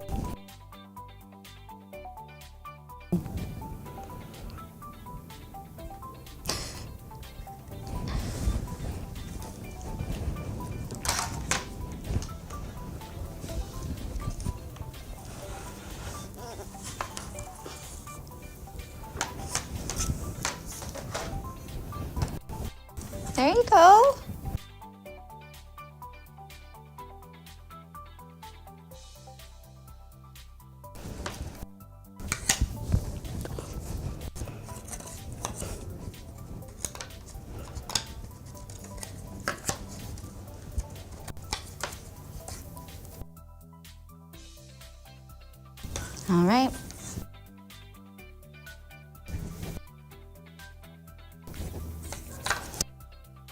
Oh, look. There.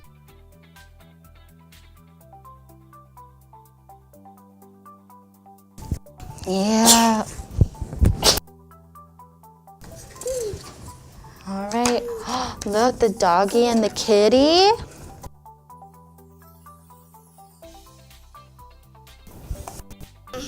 Come on. Oh, I think we're wrong. Let's try this one. Oh, that's the one. Puppy. No. Hang on. There you go.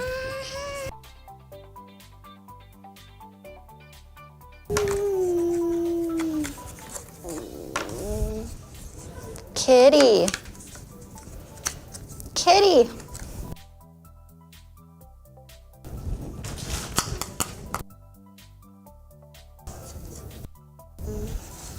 Puppy. Puppy. Sit down, please. Thank you.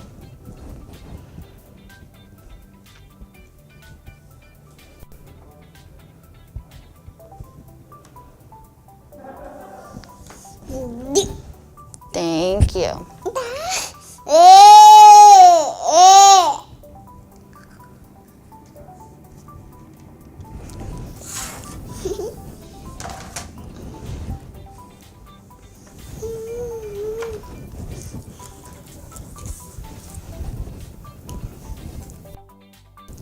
I'm done.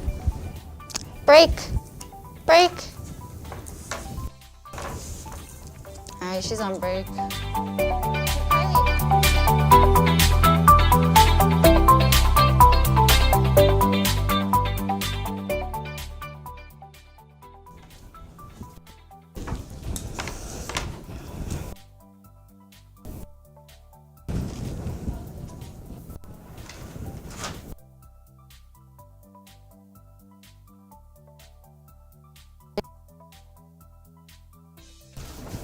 All right, you ready?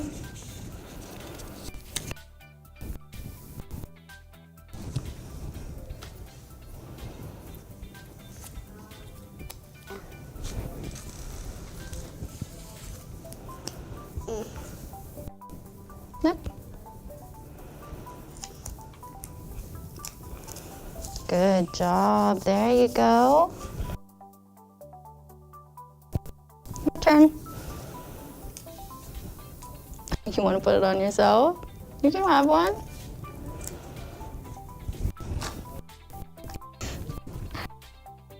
Super. Go.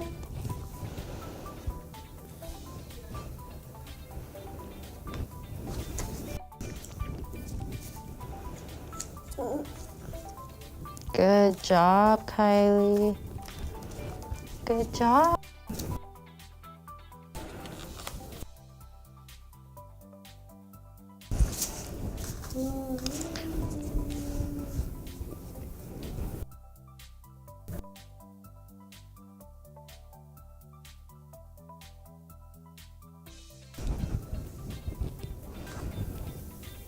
All right, thank you.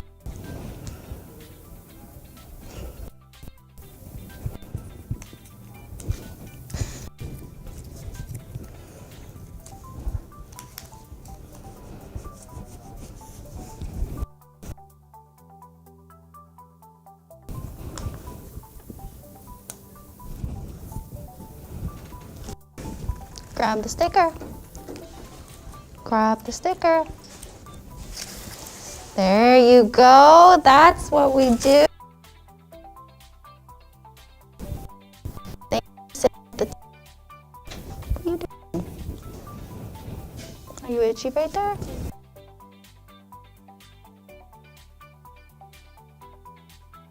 Nicely.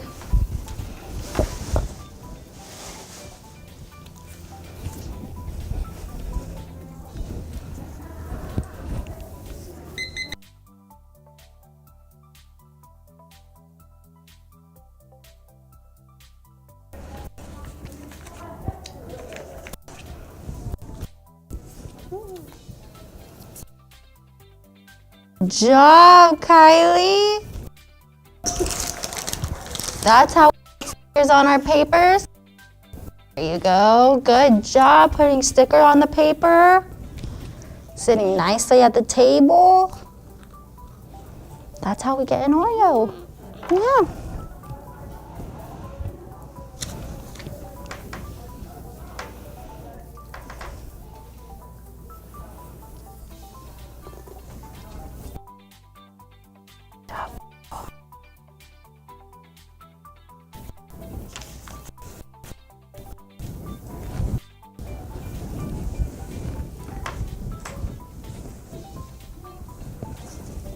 Sit down, please. Thank you.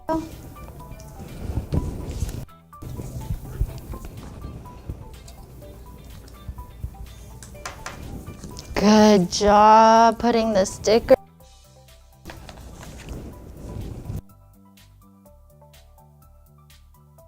Sit down, please. Thank you.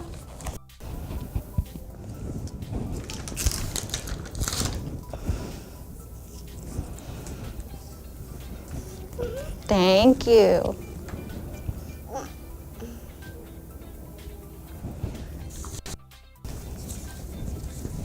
Sit down, please.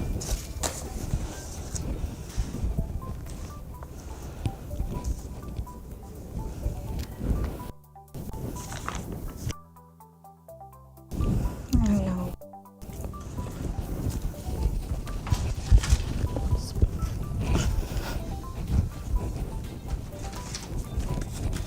Let's do some coloring now. Let's try some coloring. Sit down, please. Sit down, please.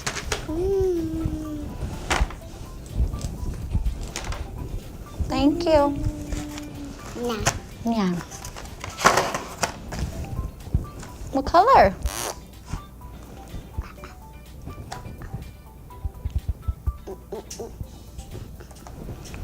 What color? Ooh, red. Here, what's bothering? Is it itchy? That better? Ooh.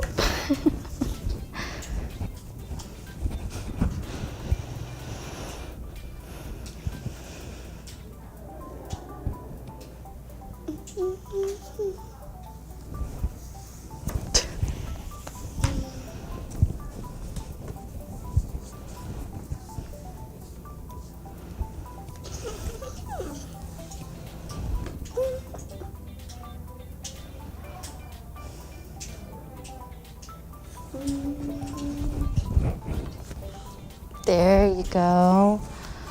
Wow, Kylie, look at that coloring. Good job. There we go. Whoa, that's some pretty color. You love red, huh?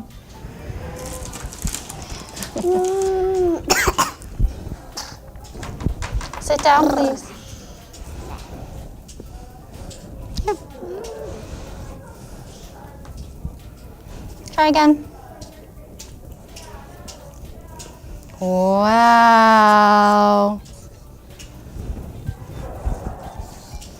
Wow, coloring. Good job coloring on the paper.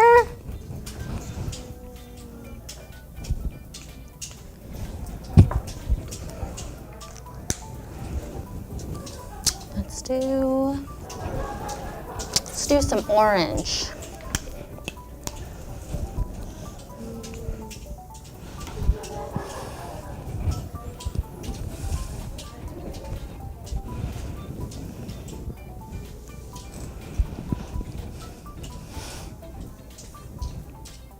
Silly goose. Silly goose.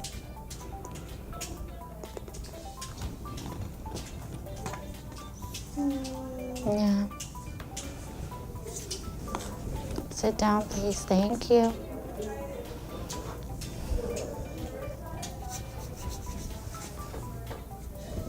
Are you itchy? I know, girl. I'm sorry. There's nothing I can do. Here.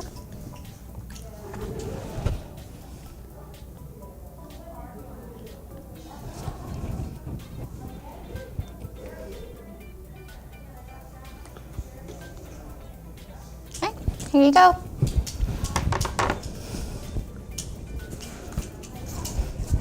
There you go. Ooh! Good job, Kylie. I know.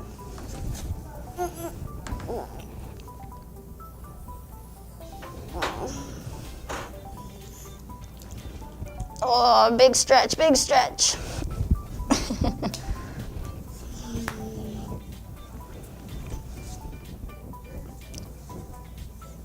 Itchy. Here. One more time. Whoa, good coloring, Kylie. Sit down, please.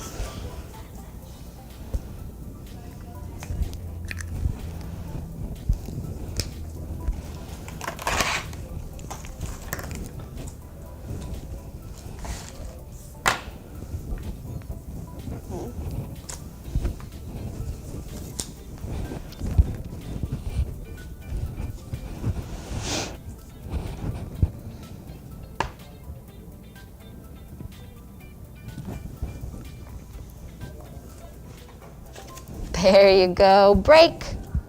Break.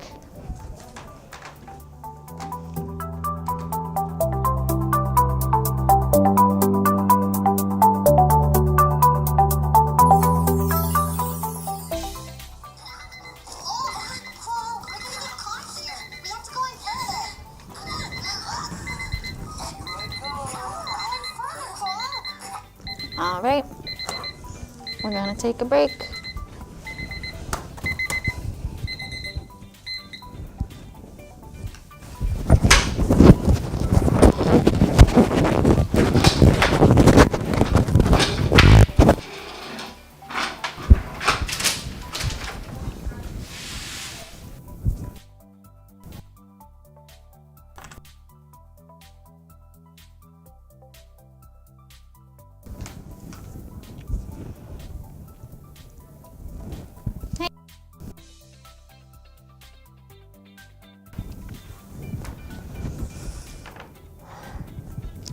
It's me.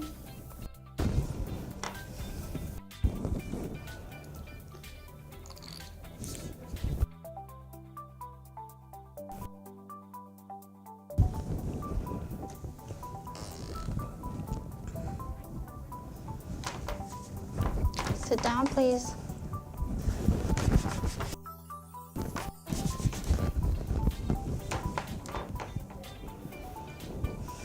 All right.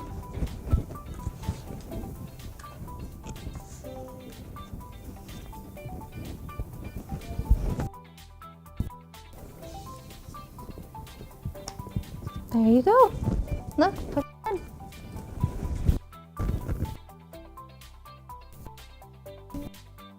There you go. All right, do that one. Where does it go?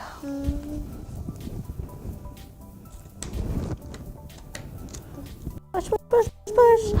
Look, it's a penguin.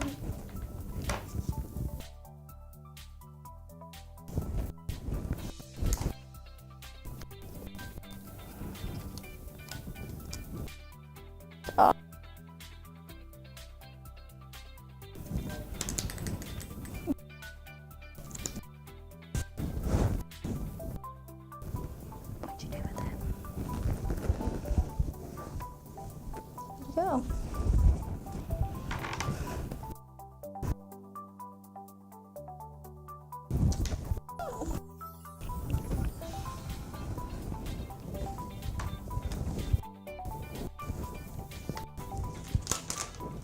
Oh, found it. Ooh, thank you. Good job. You got it in the right spot. You just gotta push it. Yeah. Push, push. Two more. Two more. All right, and get ready. Push, push, push. Oh, you did it. All right, last one.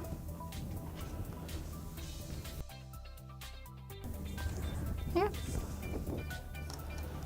Push, push, push, push, push, push, push. Oh, you did it. Good job, Kylie. Oh.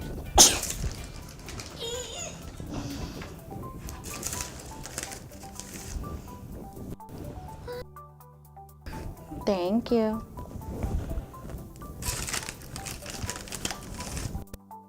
My goodness.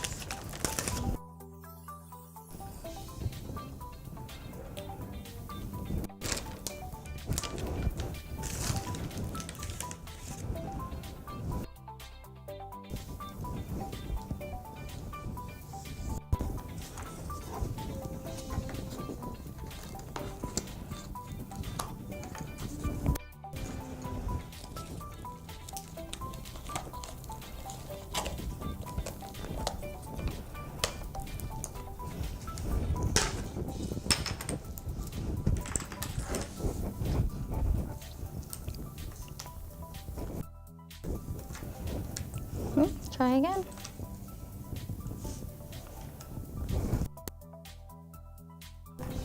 Push, push, push, push, push.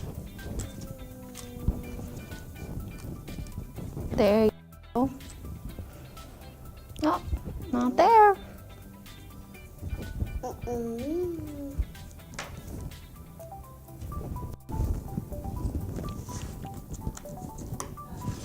Push, push, push. Yeah. Up here.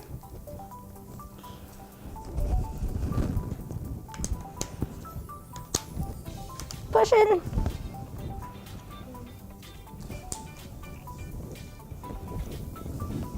Thank you.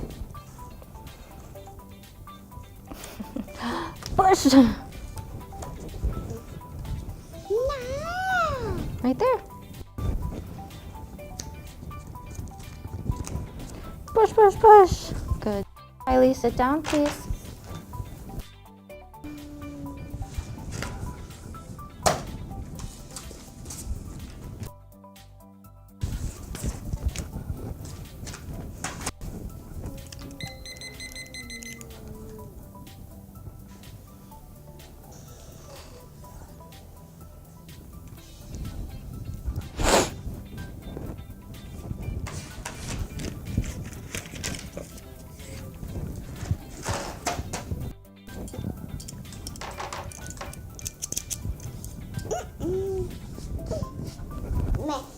Yeah.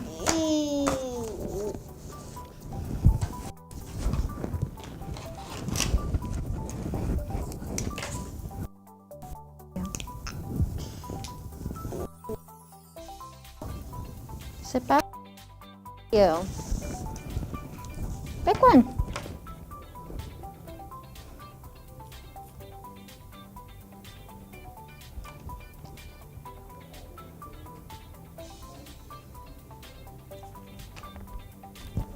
Kylie. Good job. Pick one.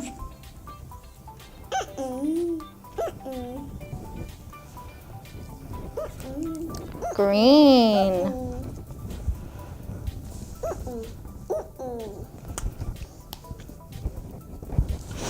Color. Whoa. Go, Kylie. Good coloring. Sit down, please. Whoa, good coloring. Good coloring on the paper. There you go.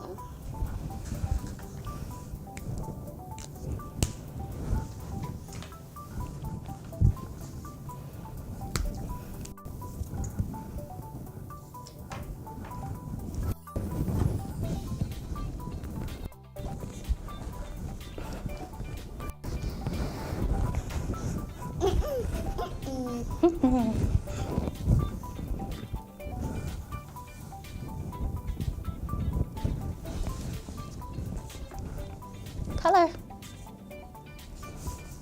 There you go.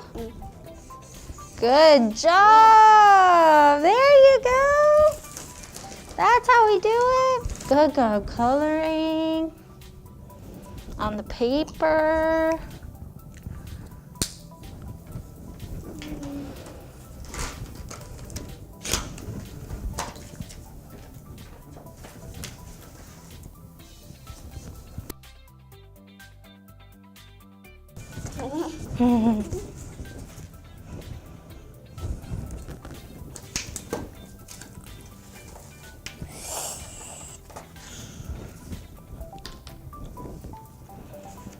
Thank you.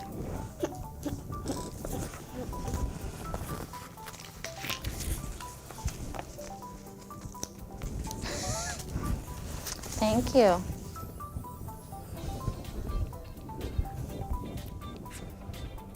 Look.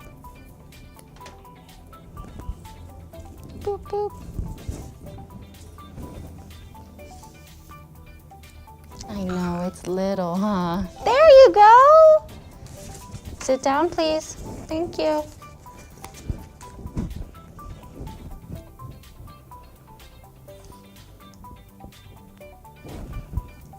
Good job putting the stickers on. There you go.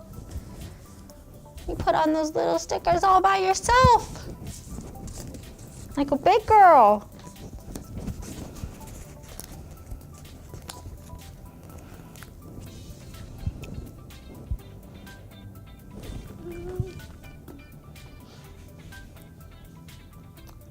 Hold on.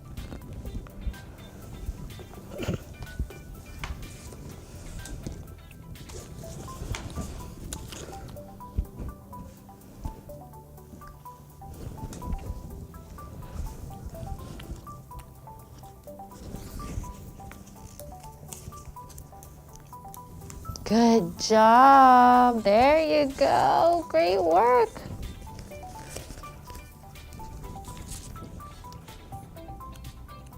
There you go. Awesome job, Kylie.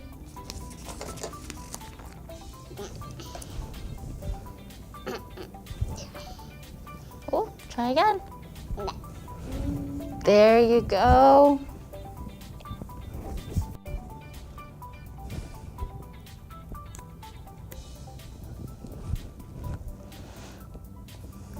There we go.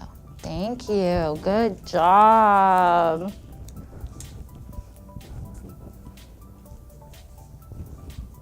That's okay. There you go. Good job.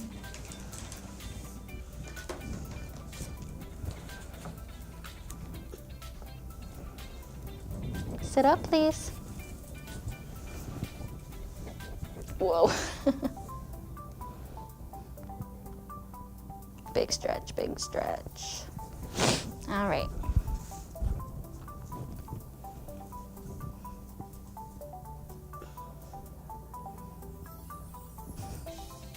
You're so smart. All right, put it down. There you go. Thank you.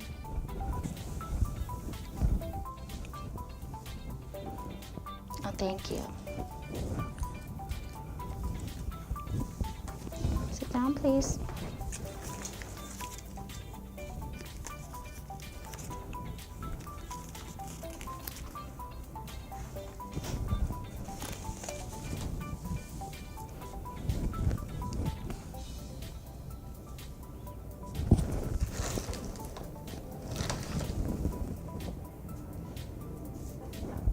Good job, Kylie.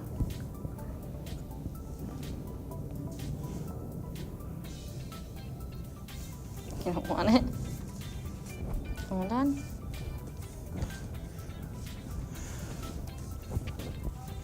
You like the stickers?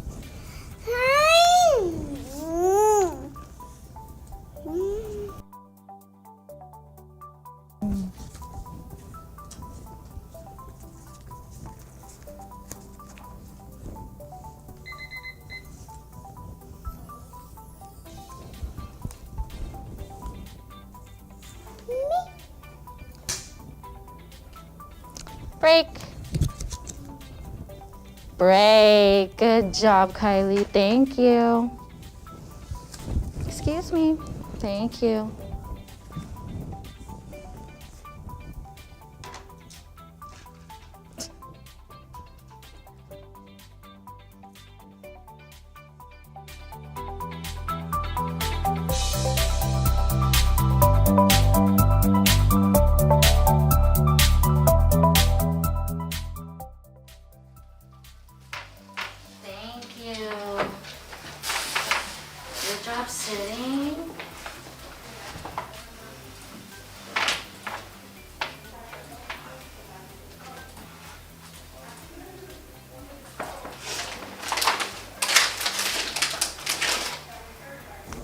Thank you for sitting at the table nicely.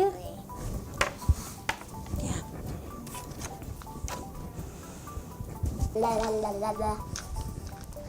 All right, let's sit down. Thank you. Good job sitting. You a happy girl now?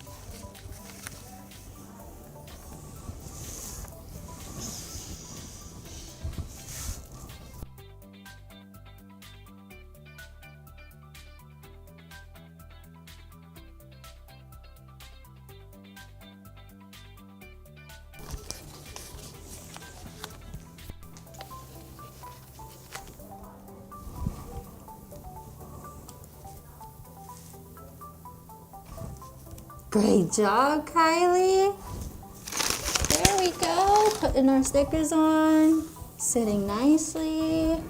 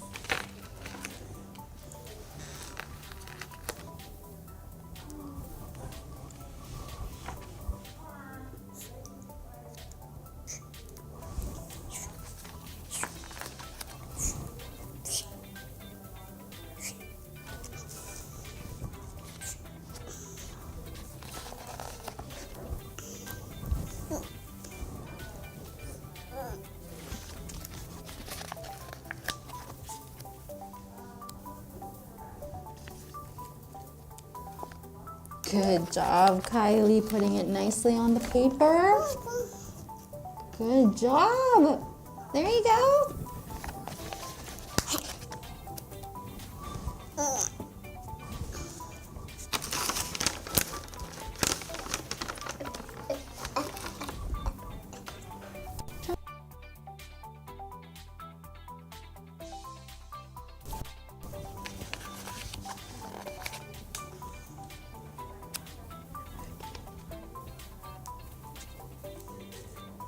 There you go. Good job. Thank you.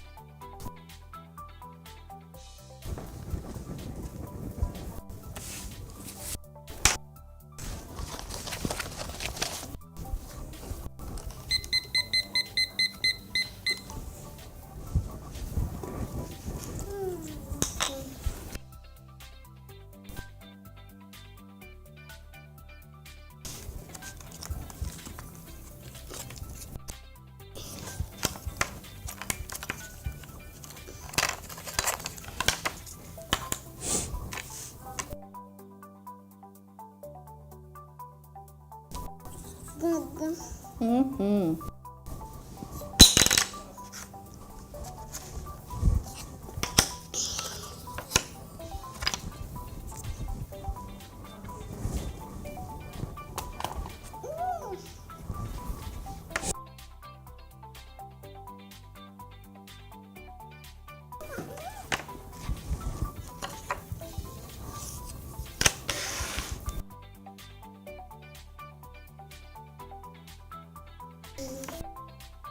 Good job. There you go. Push it in.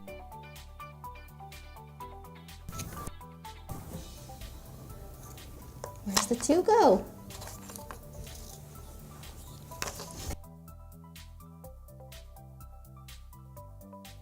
All right.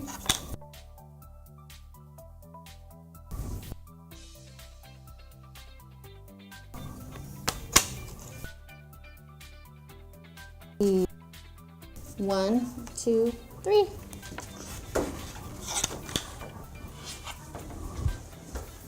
Sitting nicely.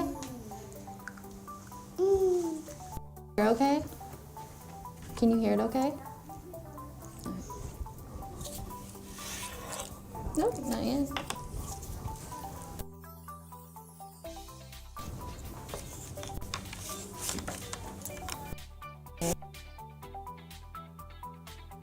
Gotta push it in. Push, push, push.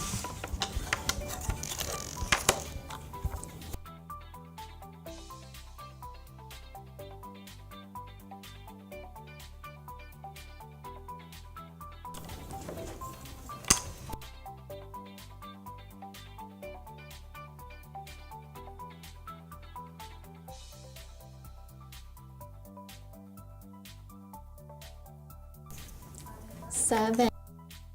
Try again.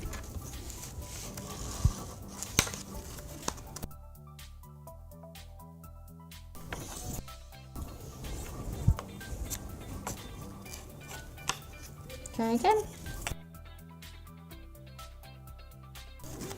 8.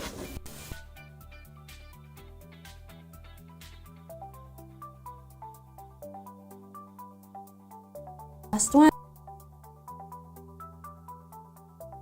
Last one. And good job, Kylie.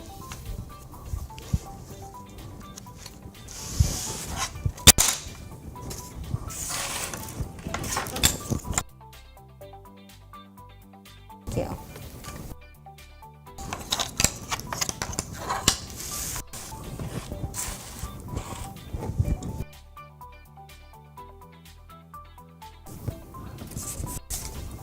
Sit down, please.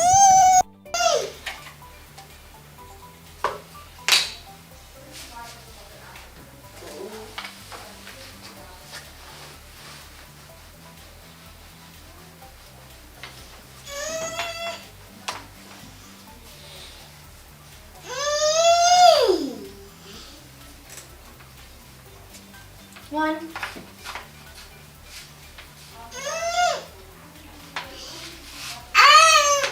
One. One. 2.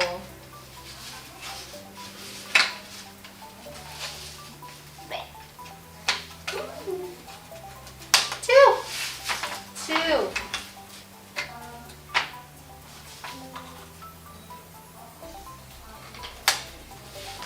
3. 3.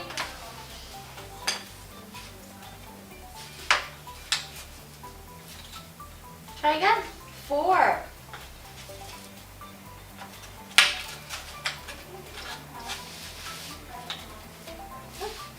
4.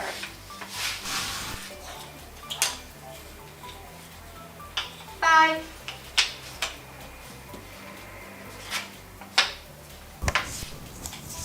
5.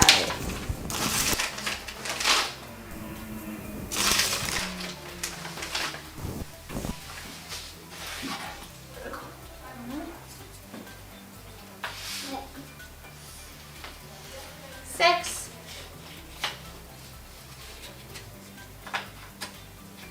6. 7.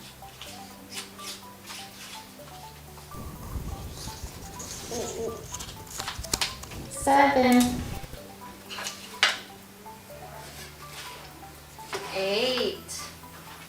Sit down, please. Thank you. 8.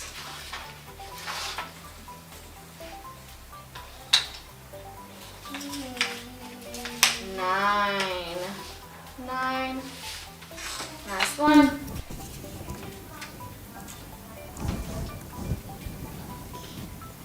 10. 10. 1, 2, 3, 4, 5. Good job, Kai.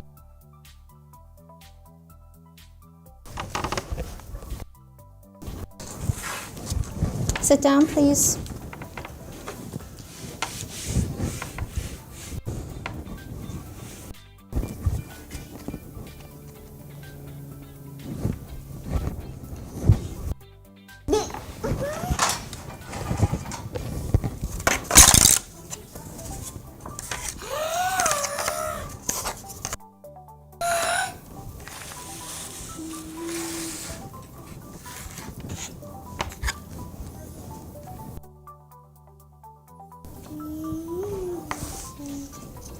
Where's the house go? There you go. What about the horsey? Where's the horsey go? Try again.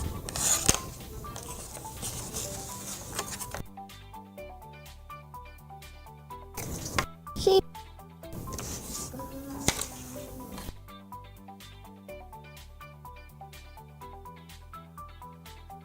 Sheep. Sheep. And the piggy.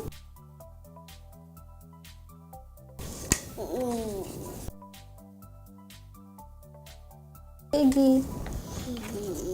And the chicken.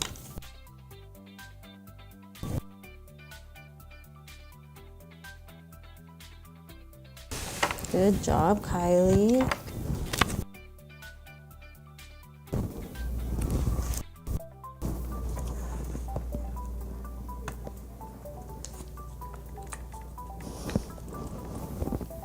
Break.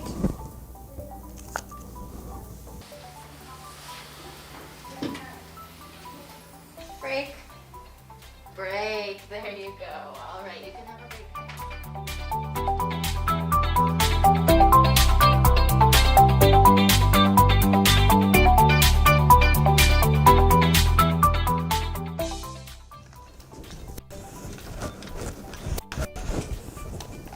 Thank you.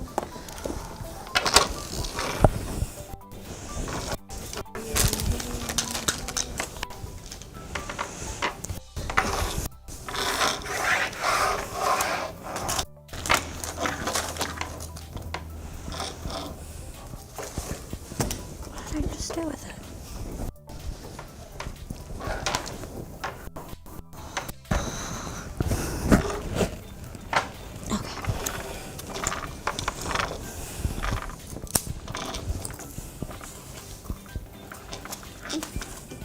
Chip. Chip.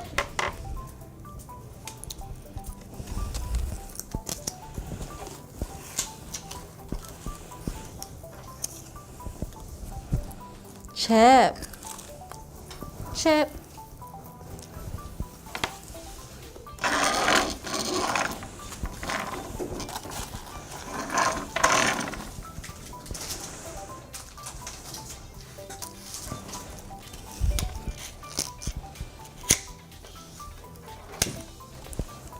Chip. Chip.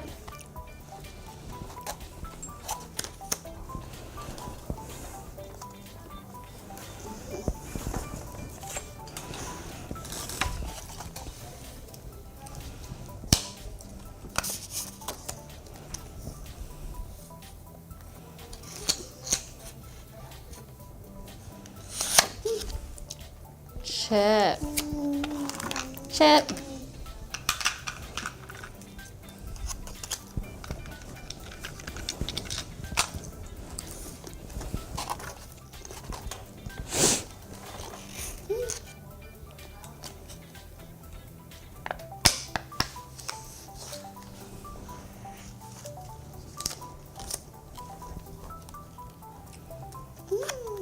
Chip. Chip.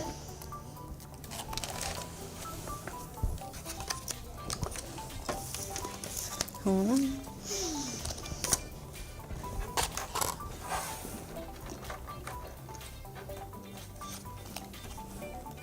Try again.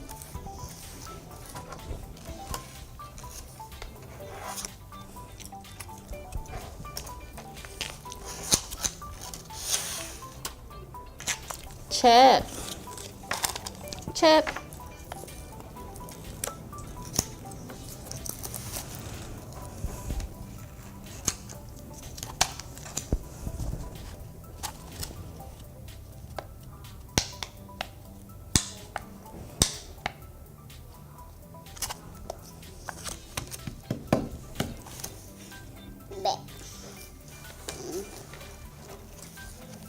Chip. Chip.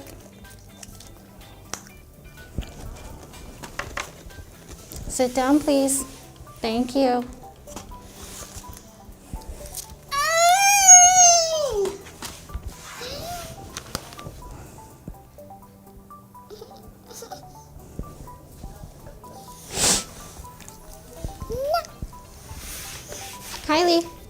Touch your nose. Sit down, please. Try again.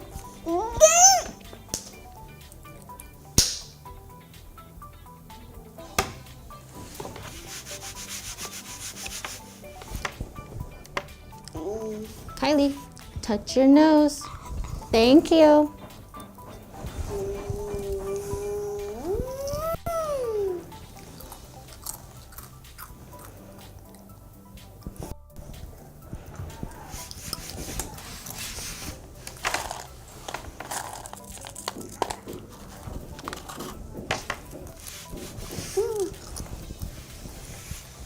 Touch your nose.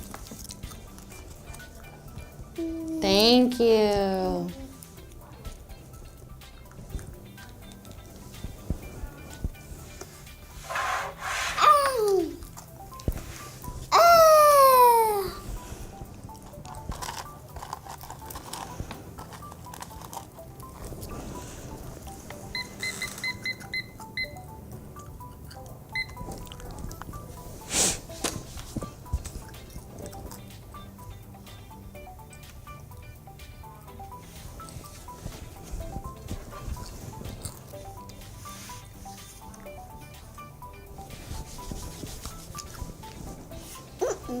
Touch your nose. Try again.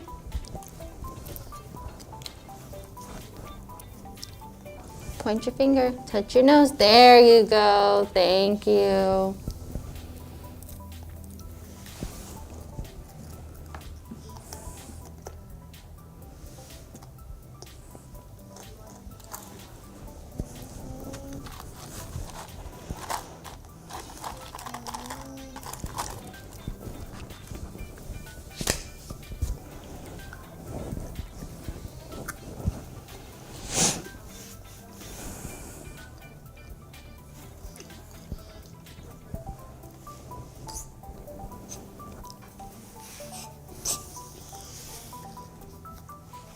Touch your nose.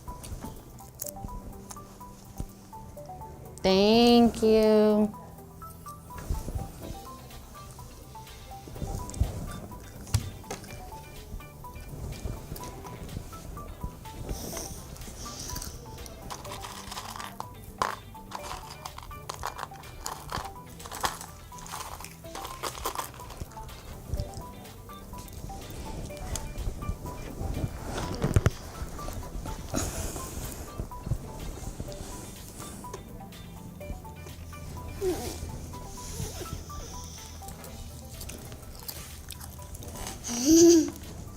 Touch your nose. There you go. Thank you.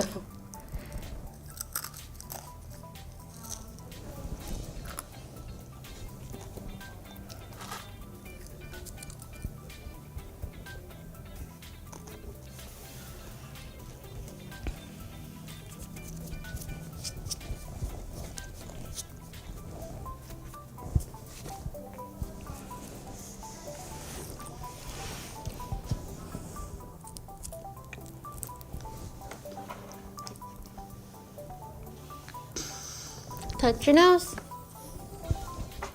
Try again. Touch your nose. Thank you.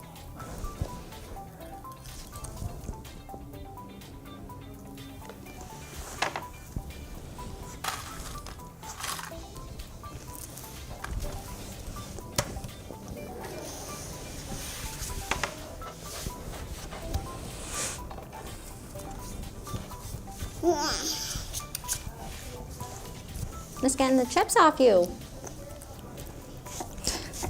There you go. Silly girl. All right, let's sit in our chair. There we go. Thank you.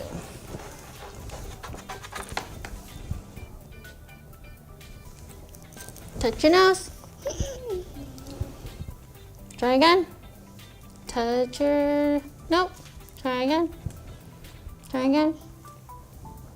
Touch your nose. Thank you. Sit down, please.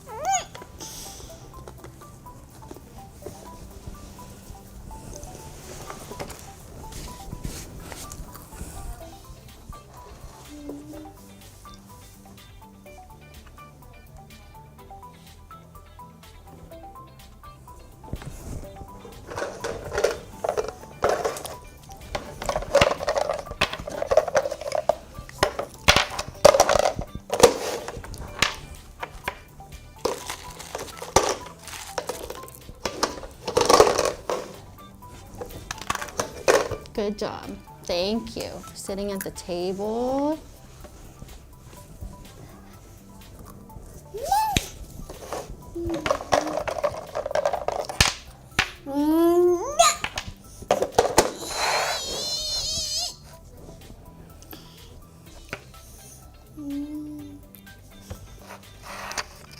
Hold on.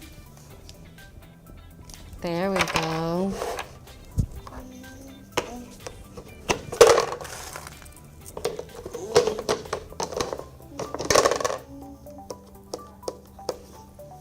Good job, Kylie. Thank you. Here.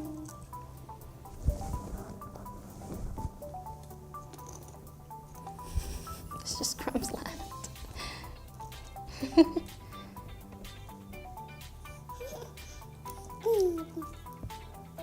Well, thank you.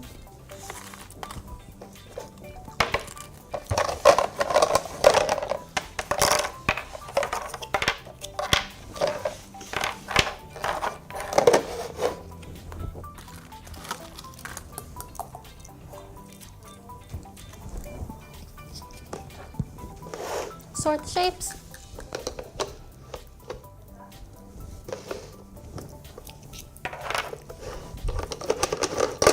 There you go. Good job. Good job, Kylie. Oh, last one, last one. Good job.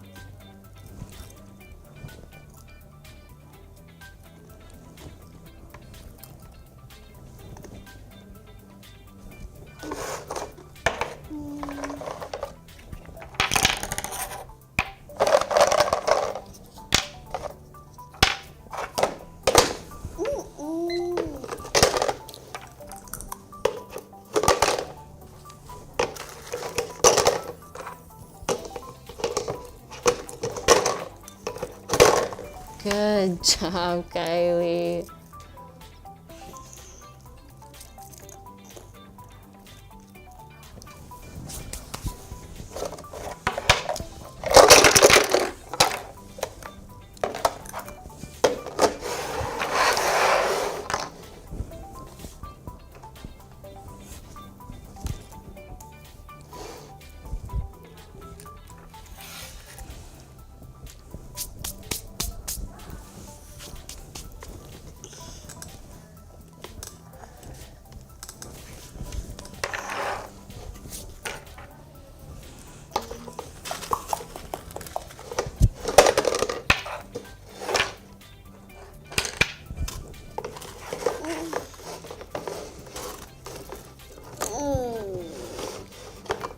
There you go. Good job, Kylie. There you go. Good job. Awesome job. Break. Break. Good job, Kylie.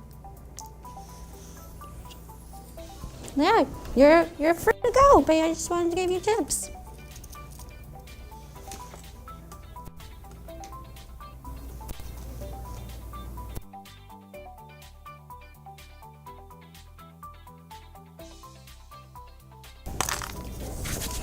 Look, you're free. No. You're free. Thank you. You're free. Break. Now you don't want to get up?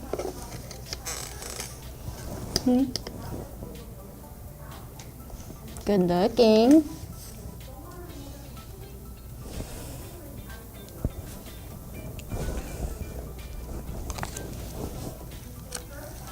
Break. Break. You already pointed. Great.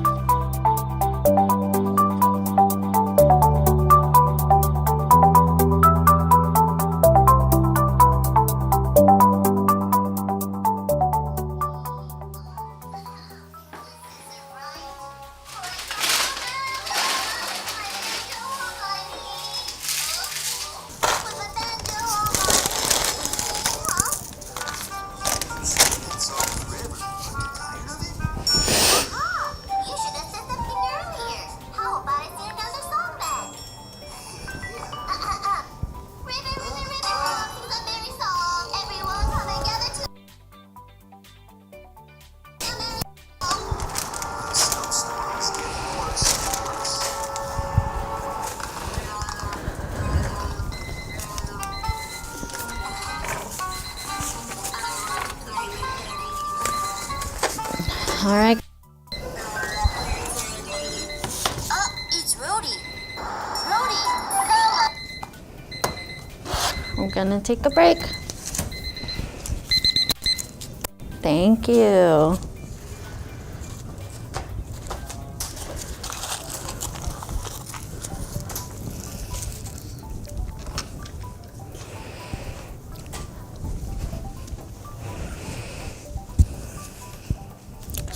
All right, let's sit at the table. Good job, Kylie. Touch your nose. Good job.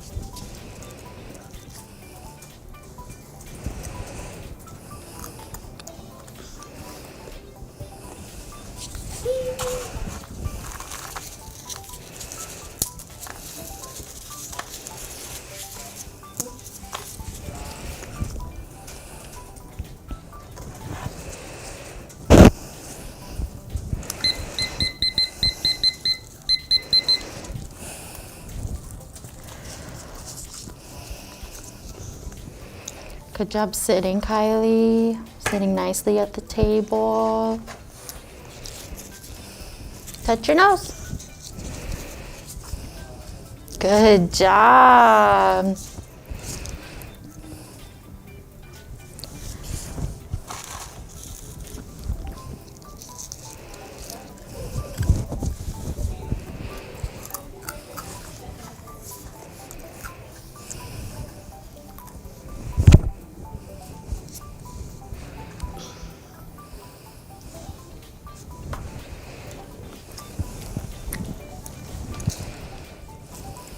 Touch your nose.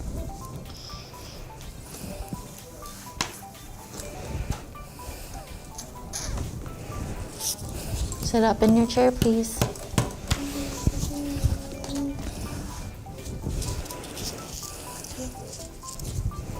Touch your nose. Try again. Touch your nose. Thank you.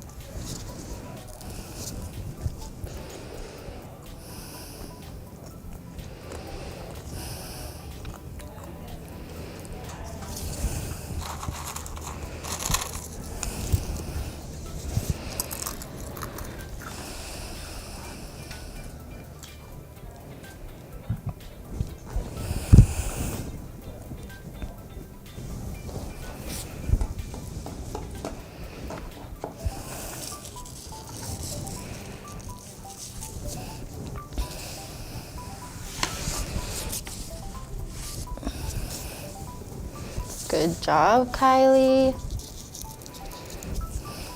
Touch your nose. Good job.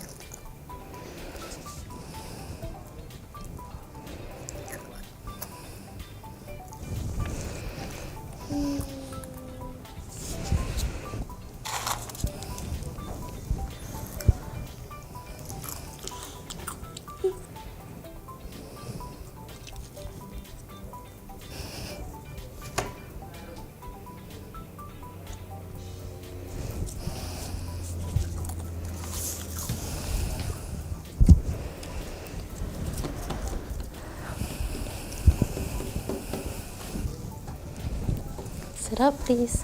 Thank you. Touch your nose. Try again. Touch your nose. Try again. Touch your nose. Thank you.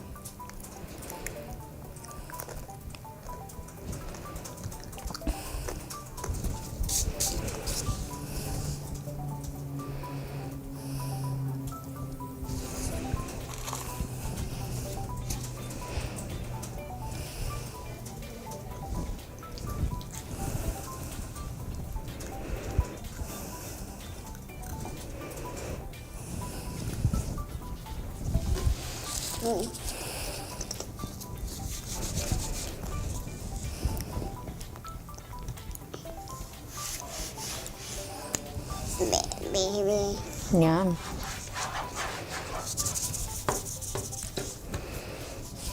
Sit up, please. Thank you. Touch your nose. Try again. Touch your nose. There you go.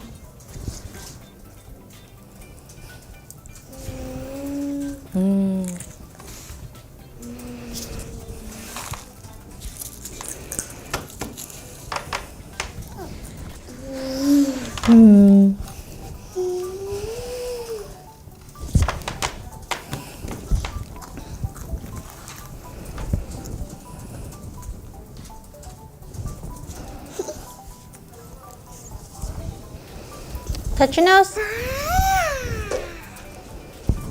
Try again. Touch your nose. Try again. Touch your nose. Thank you.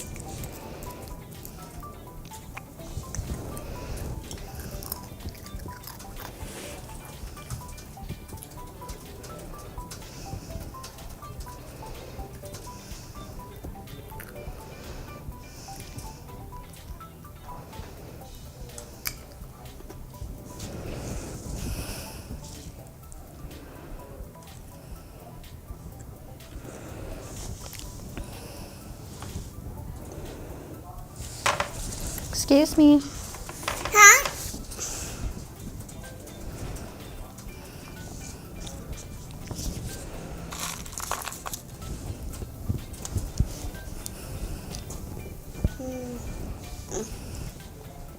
Touch your nose. Try again. Touch your nose. Try again. Touch your nose. There you go.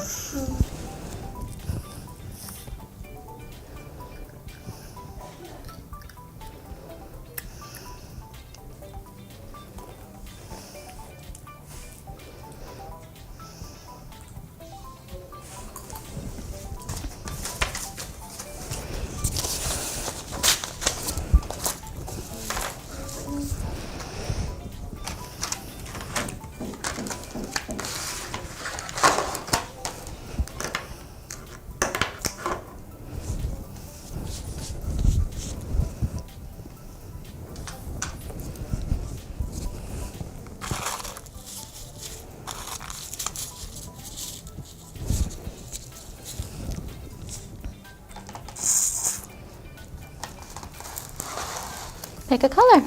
Ooh, red. You love red, huh? Here. Color. Whoa, there you go. There you go, Kylie. Good job.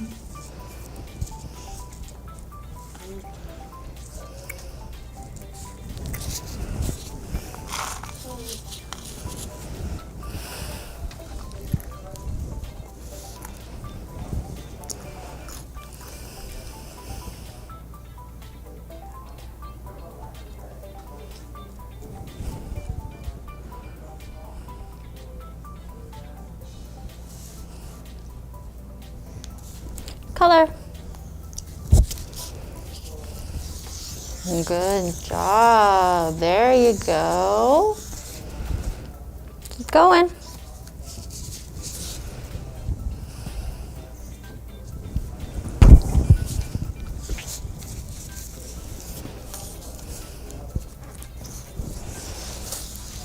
There you go. Good job.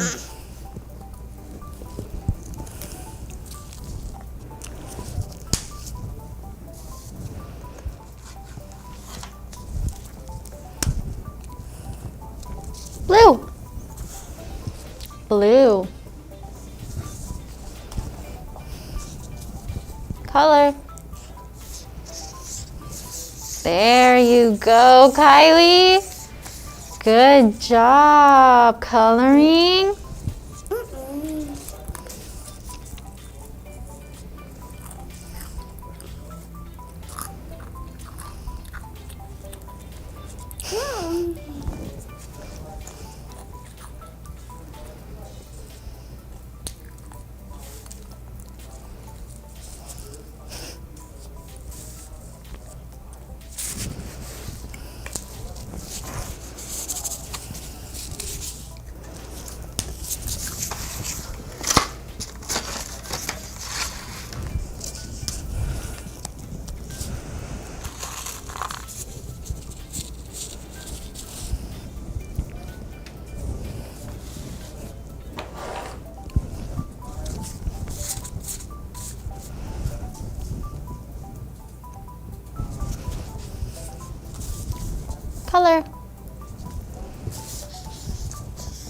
Good job, Kylie.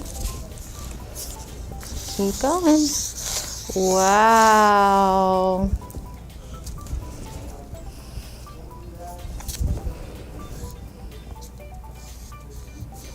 There you go. Good job.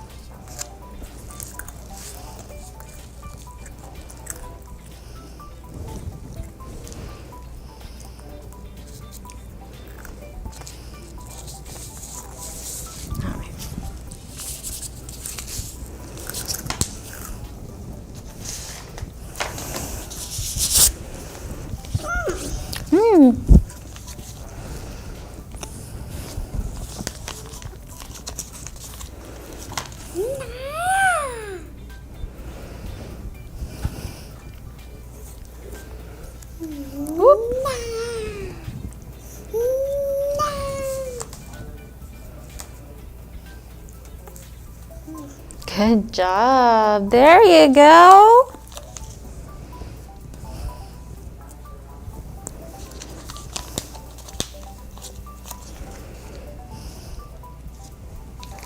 Good job putting on your stickers.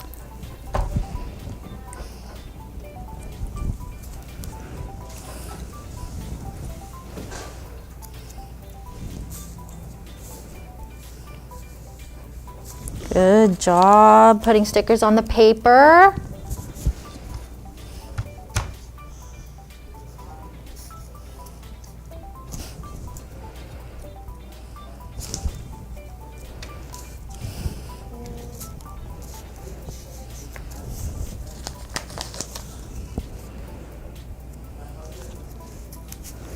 There you go on the paper. Good job.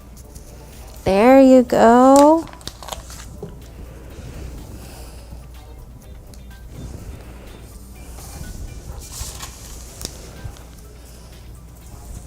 There you go, Kylie.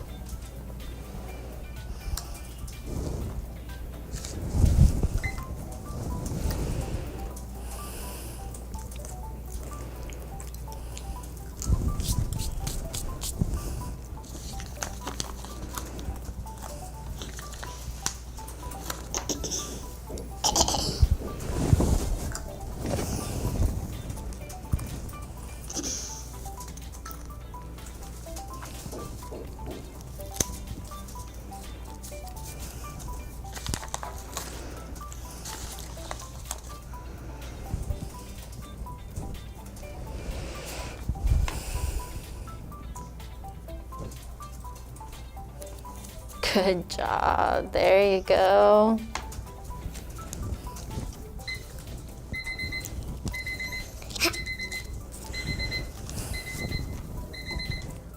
Break. Break.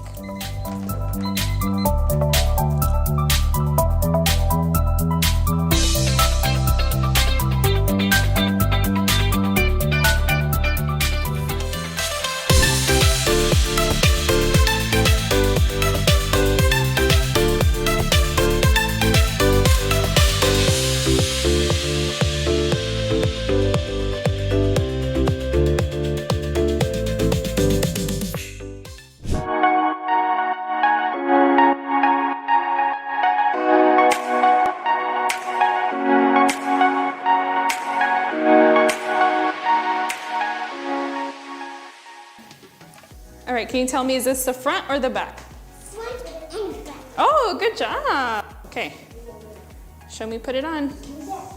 This is comfy. It is comfy.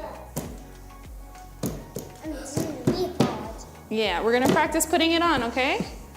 Can you show me? Really hard. I'm what? Really hard. Okay. Okay, ready, Isaiah? Listen to Miss Jasmine. We're gonna try it again. Okay, show me how to put it on.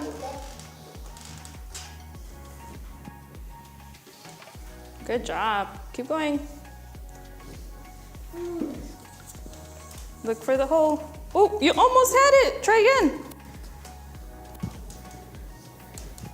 Remember, once we put it on, we can take it off, okay? We're just practicing. Oh, do we want to play with Luke and Mr. Brandon with the spaghettis? Or do we want iPad? You gotta tell us. No! Do you want iPad? Play with Mr. Brandon? iPad.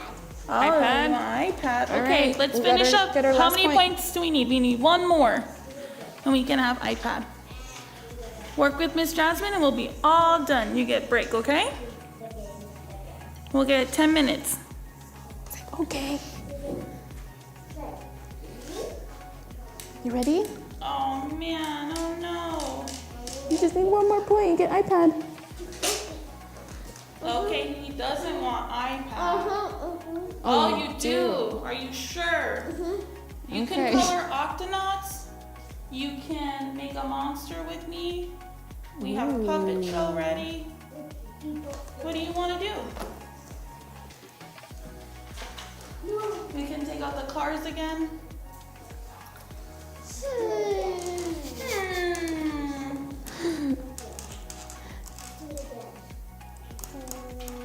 You gotta tell Miss Jasmine. You thinking about it? Blocks. Which one? Blocks. Blocks. Blocks. Okay, first shirt, and then we get blocks. Look, the blocks are over there actually. You see them? And an iPad. And iPad. Okay, okay. Cool. That sounds like a good compromise. No, iPad. Blocks or iPad? Pick one. No, the blue. The blue blocks? The color blocks? Oh. We have colored blocks. Ah. These blocks? Oh, I see. Okay. I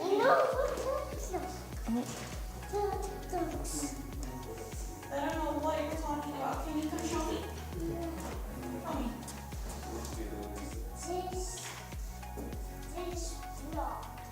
This one for sure? Okay. Go with Miss Jasmine and we'll set up these blocks. We're just gonna do shirt and then we'll be all done. I want to do these. No. You want these?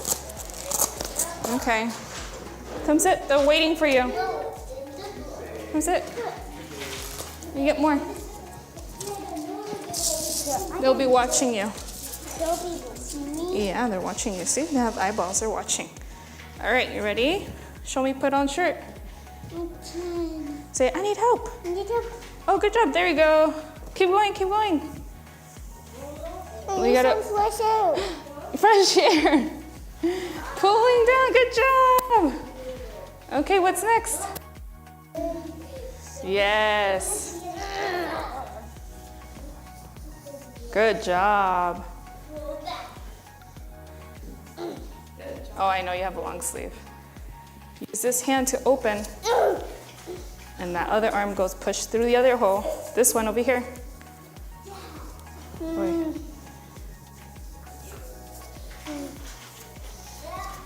Hold on. I know, buddy, you're getting stuck. There you go. What's next? Good job. Keep going. Pull this one. Pull it down, pull it down, pull it down. Yeah, you did it! You get them all. Here you go. Good job, buddy. You got 4. Nice. Oh, almost so close.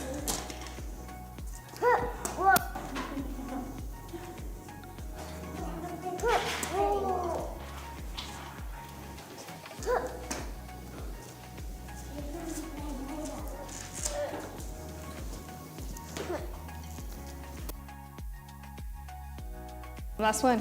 Oh no, they fell. 2. Good job. You did it. Okay, do you want to take this one off? Yeah.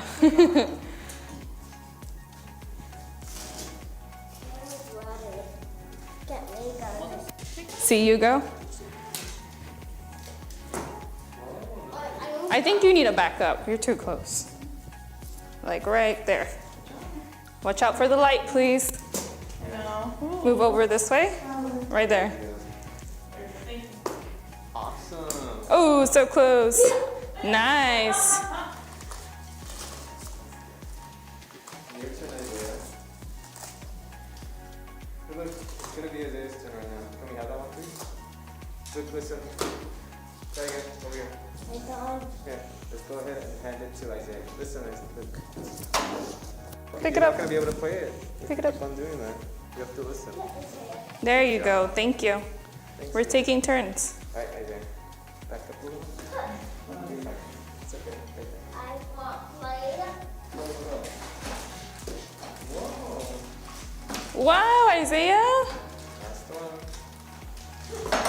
I think that's better being so far away. Wow. You did it. You want to play again or a different one? Different?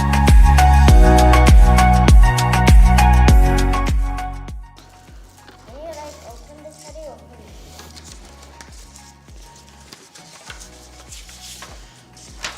From the top. You pull that apart. Good job. There we go. Okay. Right up. Okay. Draw it. You want me to draw a blob for you? Okay. You want a black marker or blue marker? Black marker. Okay. I'm gonna draw a blob and you're gonna put eyes on your blob and we'll give it creepy crawly legs, okay? Okay. That's your monster. Where are you gonna put its eyes? I need everything over here. Okay. I'll give you everything. Give me 1 second. Are you ready? Wait, I need to have that one. The black one. Okay, we'll do it right now. Give me 1 second and you can make your monster, okay? Okay, Luke. Who do you see when you're sick? Okay. Who takes care of you when you have a tummy ache?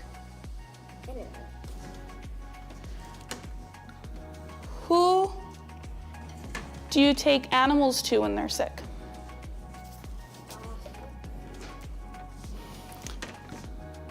Who delivers your mail? Okay. And who puts out fires?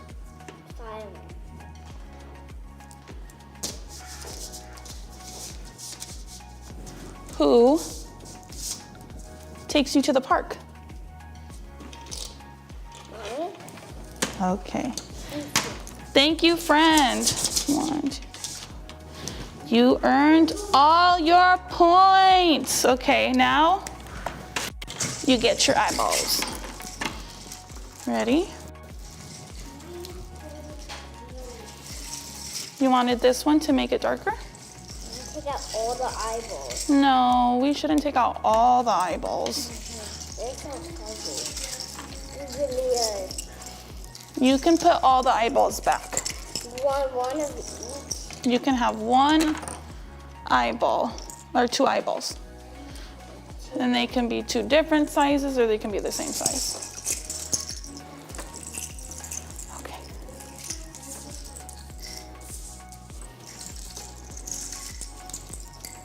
One of each. No, not 1 of each, my friend.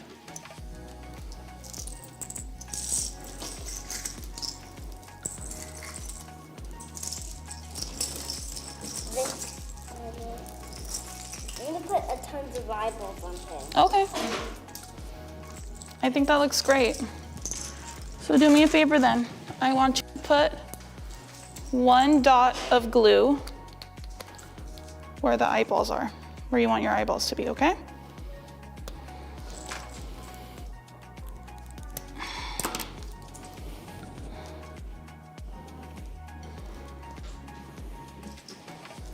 Clear this out.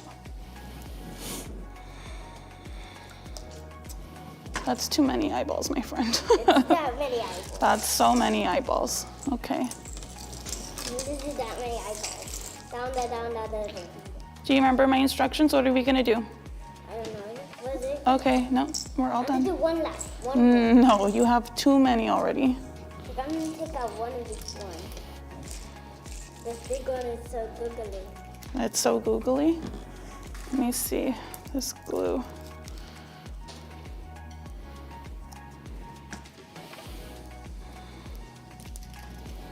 I need a paper clip.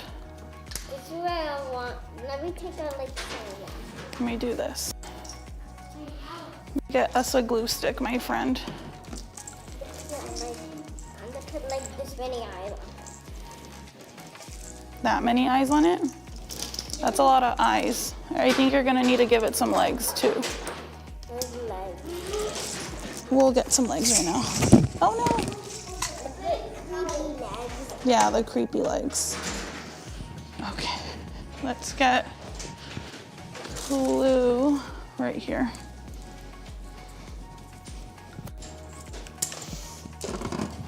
Okay, ready? We're gonna move the eyeballs off. And what I want you to do. Ooh, I like that glue. You like it? What does it look like? We're gonna go on the inside of the shape, okay? Let's start from this end. Good job, good job, good job. Okay, go ahead and stick your eyeballs on.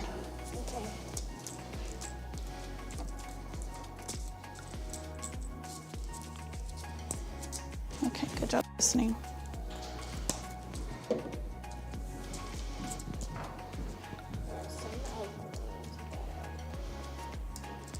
Oh, I see eyeball on you. There we go. Stick it down. One last. One. Hey, give me one more. One more eyeball? One last tiny one. A big one, okay, a big one. One big one? One Oh my gosh, this thing. One big one. Okay. Where are you gonna put the big one? Okay.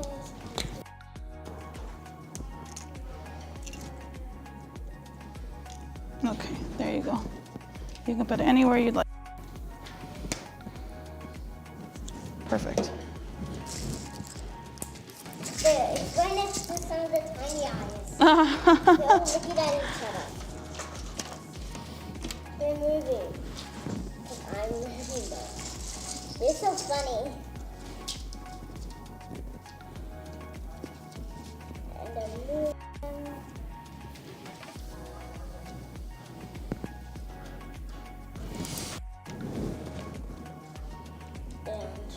Perfect. Okay, now Look at those. you're gonna stick a leg on it. That's a big one. Those are big. Those are big. Mm-hmm. They're fuzzy. Yeah, they're fuzzy. Just like, I like that one.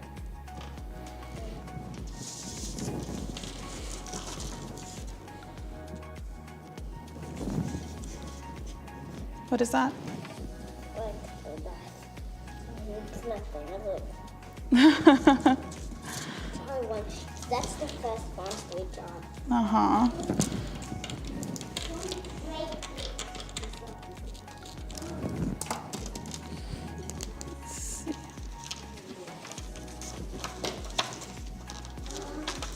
That's not a leg. Are those legs? Yeah, those are just creepy legs. They're everywhere. Mm-hmm. Do you want a green one now, or do you want another blue one? Can I just like, I want to do? There we go. Oh! Here, there you go.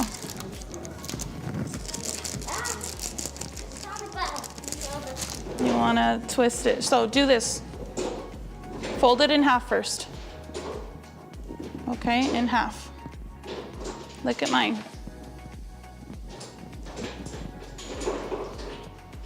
Good try. Let me show you. Hold it. Touch this end to this end. Good job. Now we're gonna make it straight. Good job. Then, look at me. Twist. Do this. Twist. Wow, great job, my friend. Now we put it on. Now, what we're gonna do, We put it on. I'm gonna show you. I'm gonna stick mine right here. And then yours, gonna stick yours. Let me show you.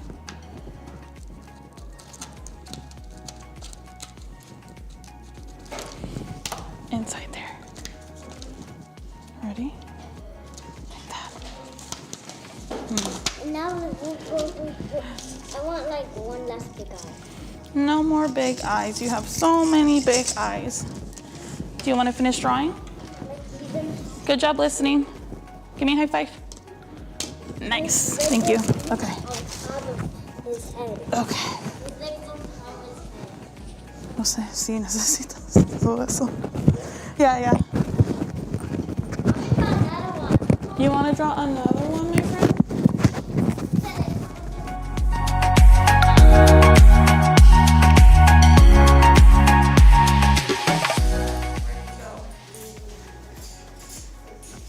Ready?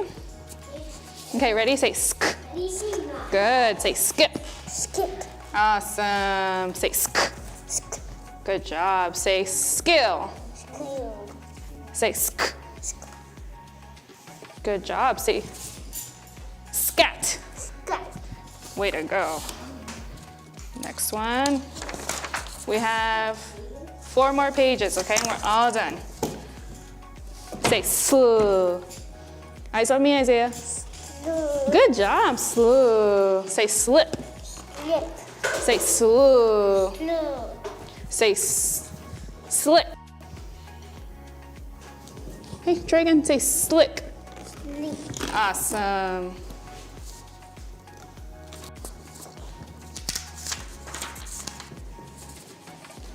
All right, we have 3 more pages. We're all done, okay? Let me put these on the floor. Isaiah. Oh, good looking. Say sn. Say snap. Snap. Say sn. Snap. Snake. Snake. This is a snake. This one right here? Yeah, snake. Last one, say sn. Try again, sn. There you go. You like the red Lego? Yeah, we're still looking for the Legos. All right, ready? Say sp. Good. Say spit. Awesome. Say sp. Sparrow. Sparrow. Awesome. Where you have that one? So they can listen to me.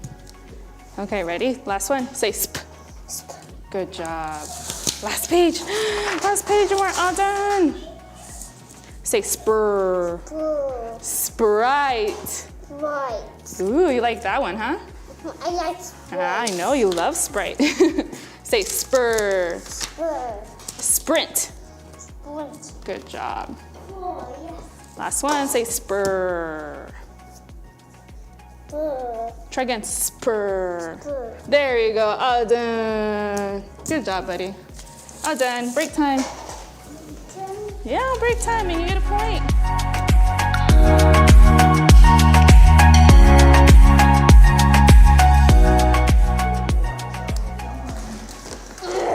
Okay, ready? We're gonna do, hold on. Listen to the instructions first. We're gonna do the star, all the row, and the square. Okay, these two. This one, and then we get another point, okay? Look, you have 2 points. Almost there. Bzz, bzz, bzz, bzz, bzz, bzz. All right, buddy. Ready? Show me trace star. So.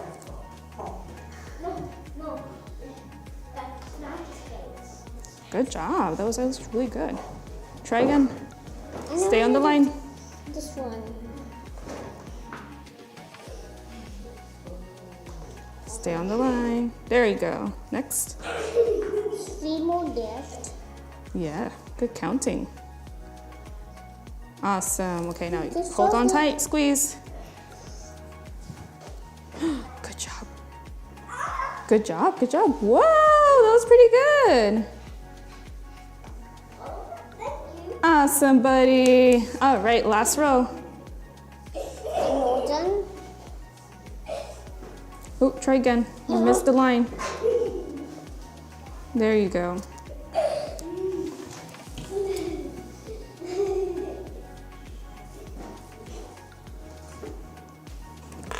Try again, you missed the bottom row, the bottom line. There you go. Okay, now you can do it. The next one. Try again. This one has to be straight. There you go. Hold on tight, squeeze. Last one. There you go, last one. We get our last 2 points. Good try, buddy. Awesome, high five. Good job.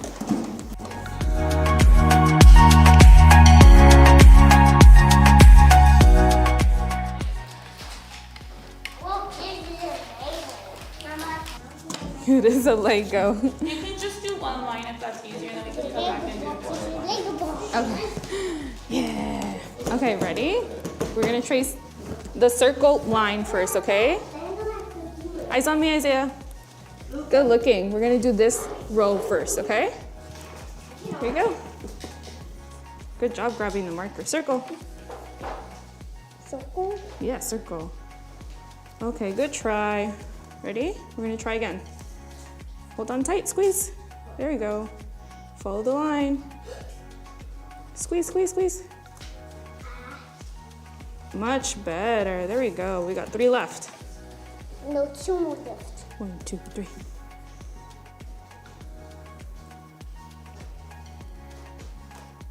No, it's There you 2 go. left. Your turn. Yes, 2 left. No, 1 Much left. better. Stay on the line. Wait.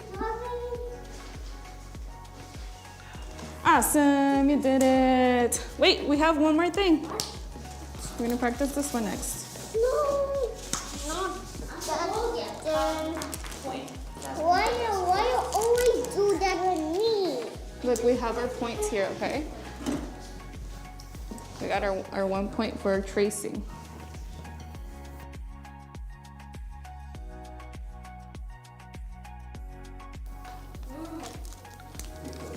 Okay. Wait, is it open? Yes. Ready? Make the noise. Oh, good job! You did it!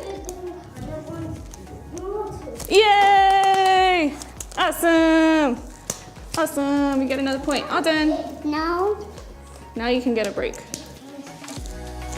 He's gonna take more breaks then.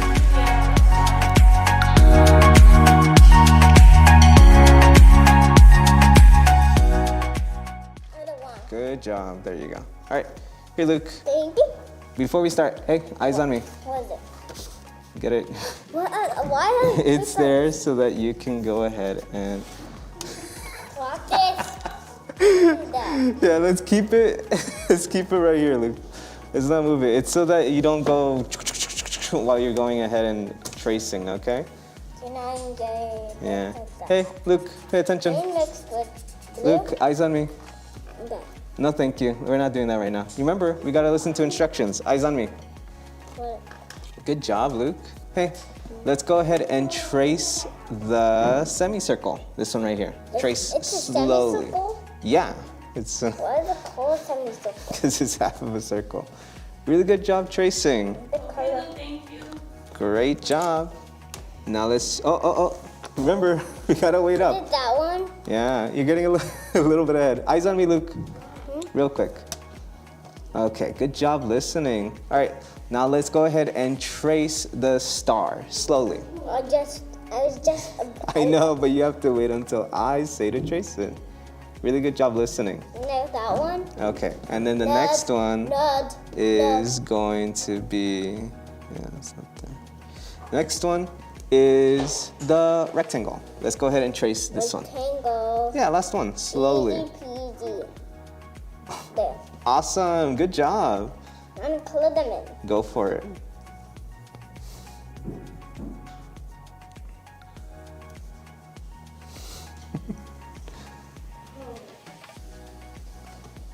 Yeah, really good.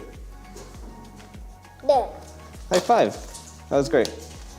Wow, Luke, you're so great. Now let's You're do the it. last point. He's ready for his puppet show. Yeah? No, it's right here. Bam.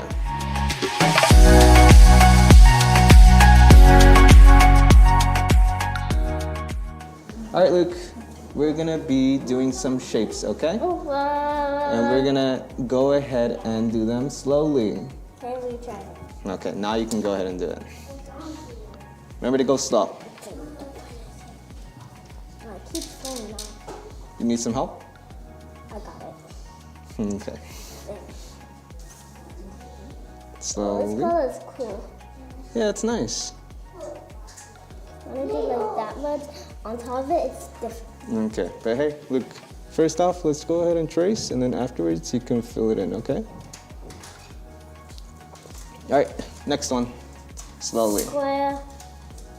Easy. Square. Nice, good job. Easy. After this, I'm done. Now we're doing the page, remember? Another one. Good job fixing it. All right, next one. Dun, dun, dun, dun, dun. Nice. Keep on going slow. It's okay, you can fix it up. Yep. Good job. I always did that before. Why is it a different color when I color inside? It's not a different color, it's just darker. Because you're going more. You're using it while you're pressing down. All right, next one. The oval. Let's go ahead and, yeah. How are you telling me to do? I brought some of them, but hey, let's continue. Oh, what is that? Good. Keep on tracing, please.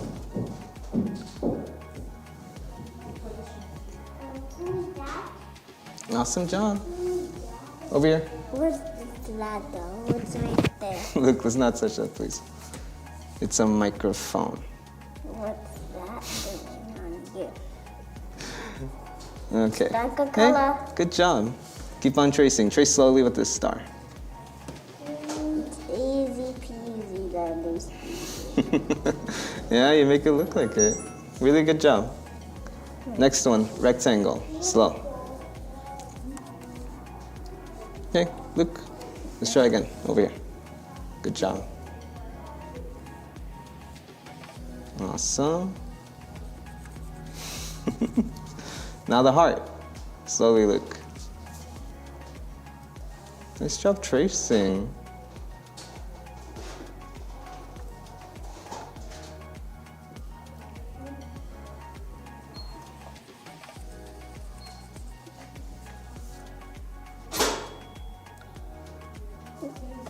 That.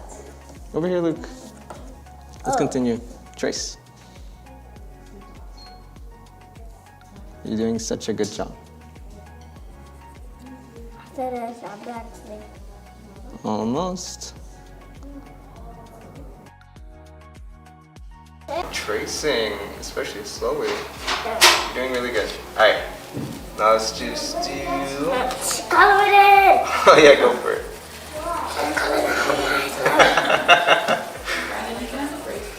Okay. Alright. Come on, Luke. Really good job. Let's go and check out some of the toys real quick. You want to see them? Yeah. Alright, fill it up. Good job. Let me close it for you.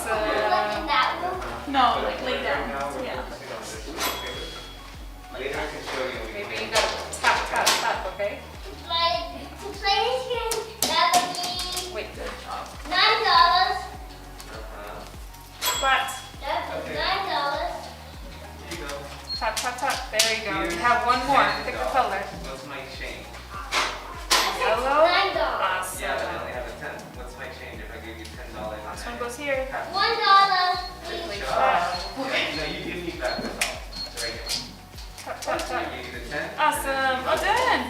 You did it. Nice monster. Good job, friend. Wow. How thrilling.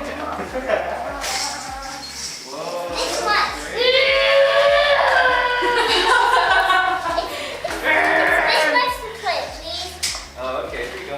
There's your mommy. You should probably go give it to mommy.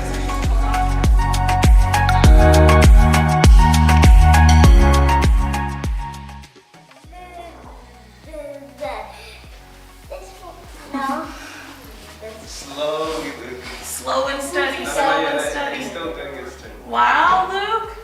I don't know if you're able to. A little bit cheating, but it's okay. They're 4. Okay. Put it on top, put it on top. You have to put it on top now. You stack it. Stack it. Alright, your turn, Isaiah. Slowly. Don't move the table, don't move the table. Yeah! You have to stack it. My turn. Stack, stack. You have to take out the middle one. That's too big. Is that too There you Yeah. go. Wow, Luke, good job. Isaiah, don't touch it. Don't give it yet. No, you're gonna make it fall. There you go. Slowly. Luke, don't move the table right now. Take out that middle one No, on no, top. no. It's his choice. Yeah, it's his choice. It's gonna fall. No, you don't want it to fall. You wanted to fall. Maybe get something lower. The bottom. Wait. Oh. Good. Wow, good job. Isaiah. They're impressive. They're actually really good. Oh, it's on top. On top. Yeah, on top of it. Oh, they're playing it? Yeah, yeah. Good Luke, this thing's gonna fall over because you're all over the place. Oh my gosh! Stress. Good game. You did so good. High five. You did so good. You wanna do it again? Okay. You're gonna tell Luke, good game. Yeah, Good job. There you go. There you go. Great job. I'm gonna do That was my really side. good. I'm gonna do my side. You don't have enough Jengas. Look, Daddy. Blocks. You don't have enough blocks. You don't have enough blocks. I'll take I'm you gonna that. set the semicircle into Look, you're making no stop it. This is where it goes.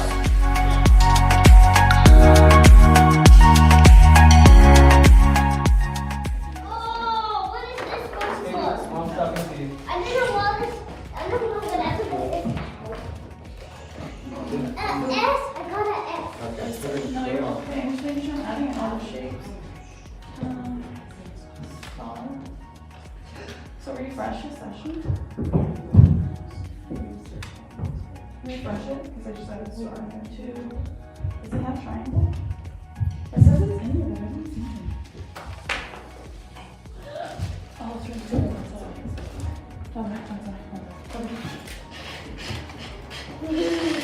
Alright, I gotta get closer to you. Mobile apparently is in there as well. Look, this is a It is a Lego. You can just do one line if that's easier, and then we can go back and do Lego ball. Okay. Yeah. Okay, ready? We're gonna trace the circle line first, okay? Eyes on me, Isaiah. Good looking. We're gonna do this row first, okay? Here you go. Good job grabbing the marker. Circle. Circle? Yeah, circle. Okay, good try. Ready? We're gonna try again. Hold on tight, squeeze. There you go. Follow the line. Squeeze, squeeze, squeeze. Much better. There we go. We got 3 left. No, 2 more left. 1, 2, 3.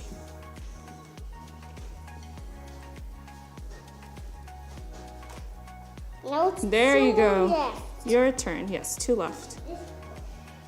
Now it's 1 Much left. better. Stay on the line. Wait. Awesome, you did it. Wait, we have one more thing.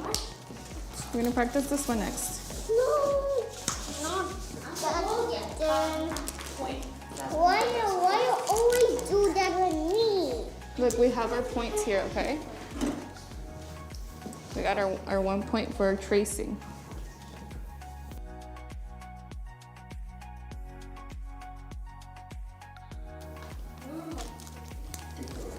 Okay.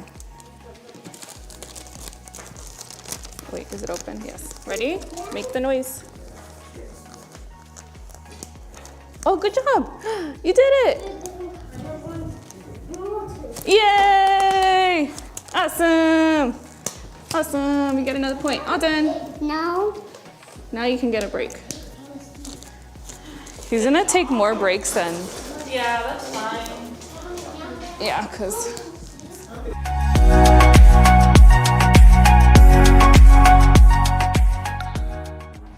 Okay. Once you trace one, stop. Let Mr. Brandon say, okay, trace the star, and then you can trace the star. We always wait for Mr. Brandon, okay? Look me in my eyeballs. Okay? Okay. Awesome. Great. Okay.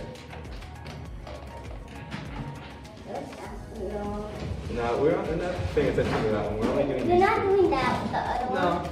Luke, over here. I'm just doing it. Eyes on me. It's okay. We're gonna do it right here. It's only 3 of them. Okay, Luke? Afterwards, we can He's go ahead. setting it up. We're gonna do the puppet show right after. Got it, Luke? Okay. Okay. Let's scoot up a little. A little bit. Good one. Good job. There you go. All right. Hey, Luke. Thank you. Before we start, hey, eyes on me. What is it? Get it? Why? It's there so that you can go ahead and. Yeah, let's keep it. Let's keep it right here, Luke. Let's not move it. It's so that you don't go while you're going ahead and tracing. Okay? Yeah. Hey, Luke, pay attention. Luke, eyes on me. No, thank you. We're not doing that right now. Remember, we gotta listen to instructions. Eyes on me. Good job, Luke. Okay, let's go ahead and trace the semicircle. This one right here. Trace. It's a slowly. semicircle? Yeah. It's Why is it called a semicircle? because it's half of a circle. Really good job tracing. Okay, Luke, thank you. Great job. Now let's. Oh. Remember, we gotta wait Is it up. that one? Yeah, you're getting a little bit ahead. Eyes on me, Luke. Real quick. Okay, good job listening. All right, now let's go ahead and trace the star slowly. I was just. I know, but you have to wait until I say to trace it. Really good job listening. There's that one. Okay, and then the next one Nut. is going to be. Next one is the rectangle. Let's go ahead and trace this one. Rectangle. Yeah, last one. Slowly. There. Awesome. Good job. I'm cooler than it. Go for it.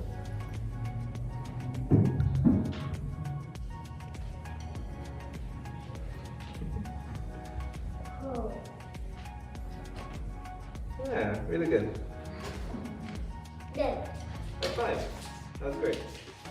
Wow, Luke, you're so great.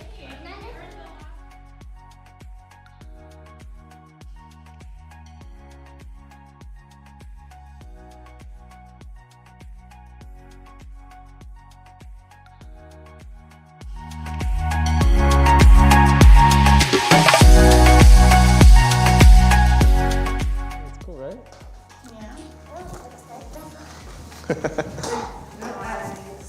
Okay, I can maybe pass them where they put the Legos with this awesome. Okay. All right, Luke. Okay, over your nose, remember, over your nose. Ooh, Look, I'm asking friends. good job. This one stays. Probably see you later. All right.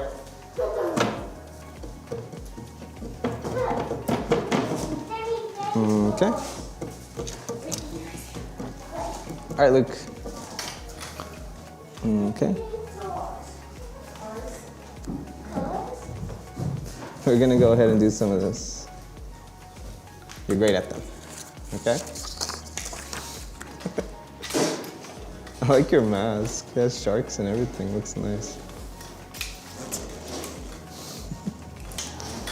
Okay. Huh? I know there's upstairs. Yeah, there is. It's where they have computers and all that stuff. That's where all that boring adult stuff. Yeah, all the fun stuff's here.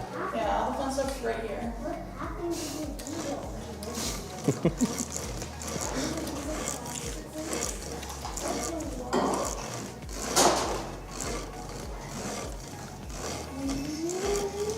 So,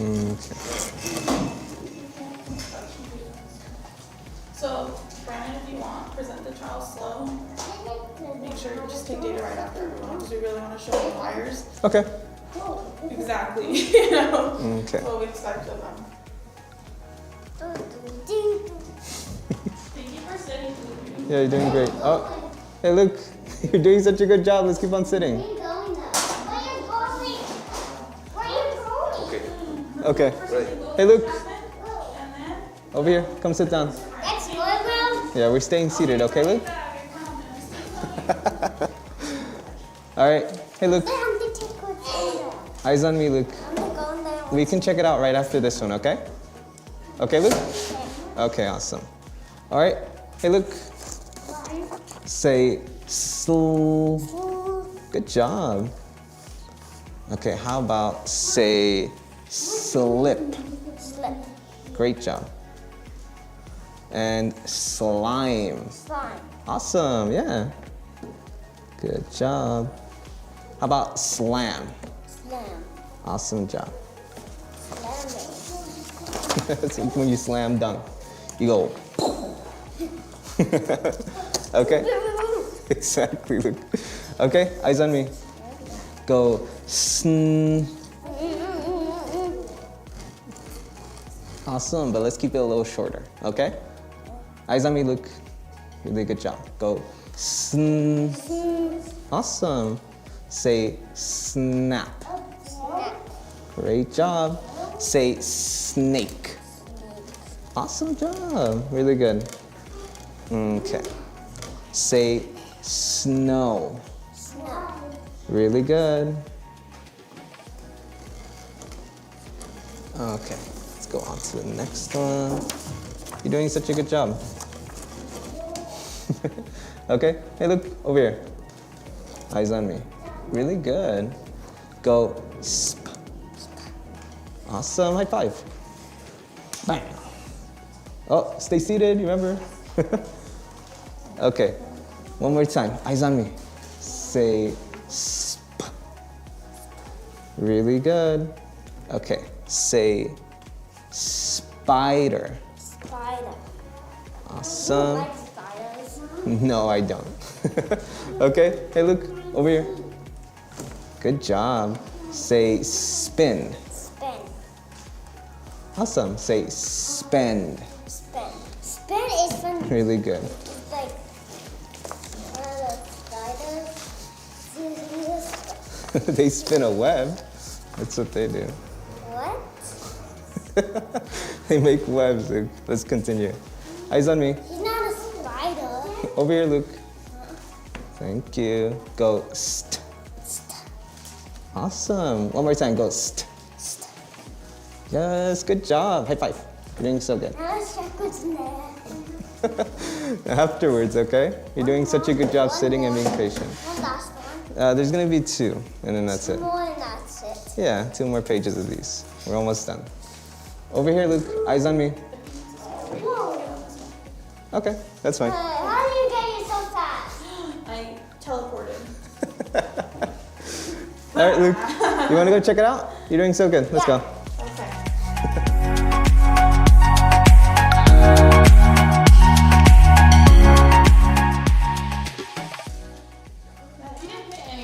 Yeah, okay.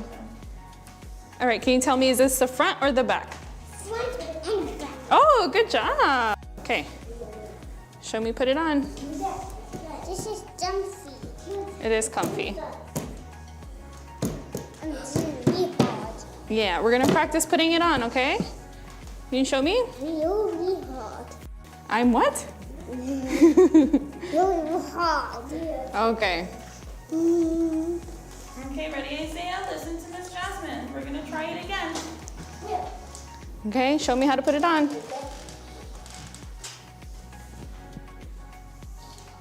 Good job. Keep going. Look for the hole. Oh, you almost had it. Try again. Remember, once we put it on, we can take it off, okay? We're just practicing. Oh, do we want to play with Luke and Mr. Brandon with the spaghettis? Or do we want iPad? You gotta tell us. No. Do you want iPad?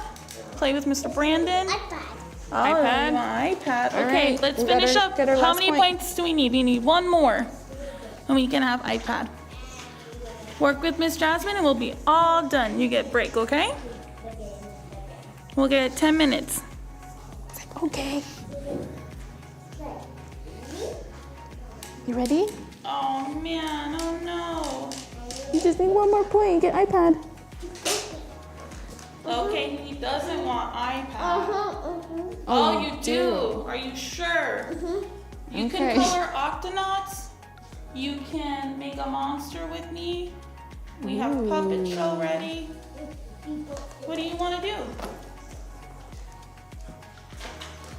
We can take out the cars again.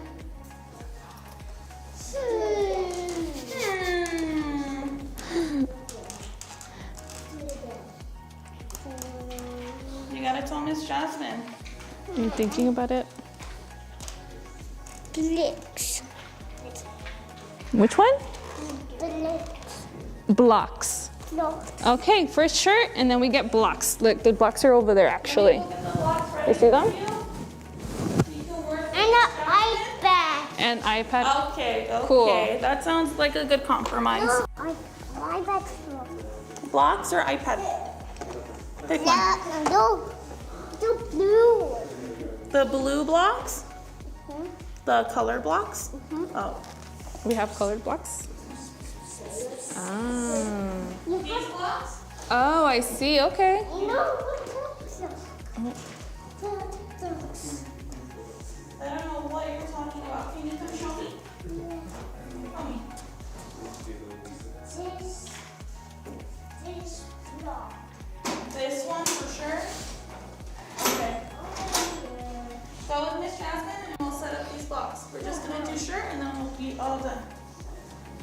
I want to do these. No. You want these? Okay. Come sit. They're waiting for you. Come sit. You get more. They'll be watching you.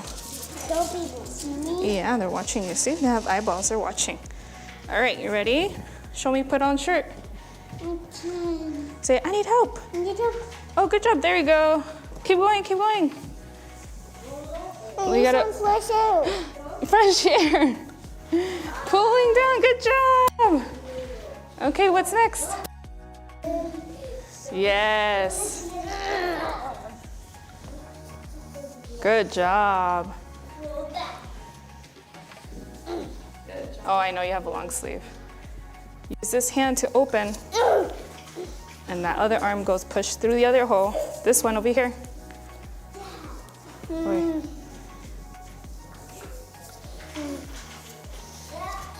Hold on. I know, buddy, you're getting stuck. There you go. What's next? Good job.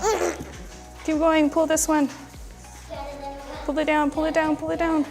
Yeah, you did it! You get them all, here you go. Good job, buddy. You got 4. Nice. Oh, almost so close.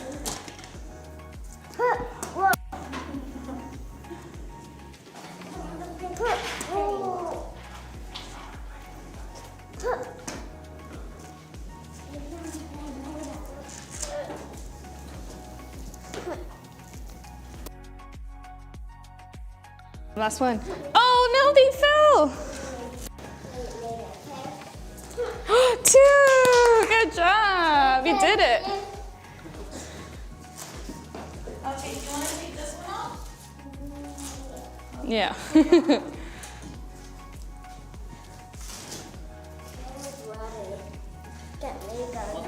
See you go.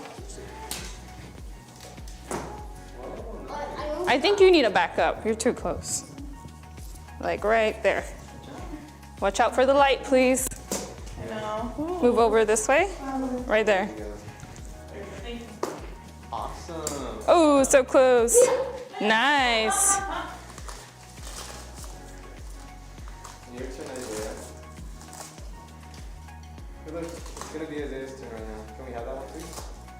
Luke, listen. Try again. Over here. Okay, let's go ahead and hand it to Isaiah. Listen, Luke. Pick You're it up. not gonna be able to play it. Pick it up. Keep on doing that. You have to listen. There you go. Thank you. Thanks, We're Luke. taking turns. All right, Isaiah. Back up a little. It's okay. I want play. Whoa. Wow, Isaiah. That's the one. I think that's better being so far away.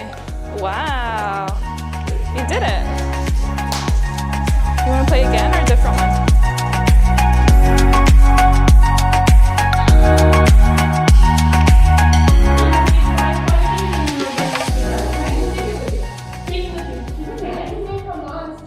Okay, that's fine. Bring it over here. Let's go ahead and make a monster. Yeah, we can make a monster. Let's bring this over. Oh no. Do you want to make a monster with the paper or you want to make a monster with this? Make a monster with all of this. Okay, we can give it a shot. The paper's over here. Look, I need. Okay.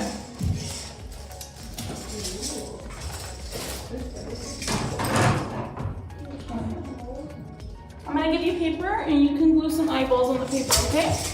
While I ask you questions. What color paper do you want? Blue. You want a blue paper? Okay. I'm gonna open this. How do you open this?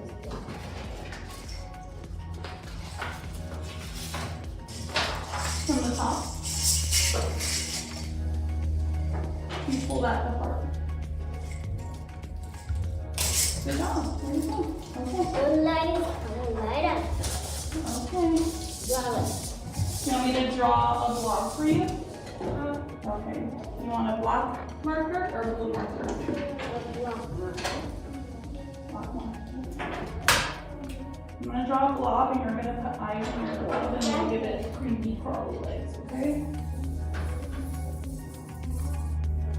Okay? What's that? That's your monster. Where you put eyes? I need everything over here. Okay. I'll give you everything. Give me 1 second. Are you ready? No, wait. I need to have that one. The black one. You figure it out. Okay, we'll do it right now. Give me 1 second. And you can make your monster, okay? Okay, Luke. Who do you see when you're sick? What's food that was today? I don't know. Okay. Who takes care of you when you have a tummy ache? Who do you take animals to when they're sick?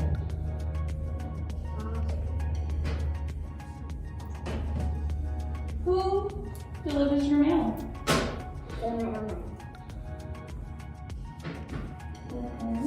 And who puts out fires?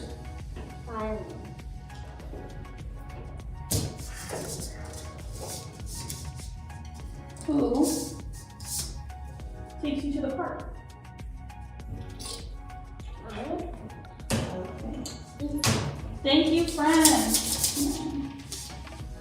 You earned all your points. Okay, now you get your eyeballs. Ready?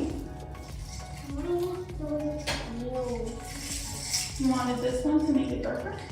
Take out all the eyeballs. No, we shouldn't take out all the eyeballs. You can put all the eyeballs back. One of them. You can have one eyeball or two eyeballs. And they can be two different sizes or they can be the same size.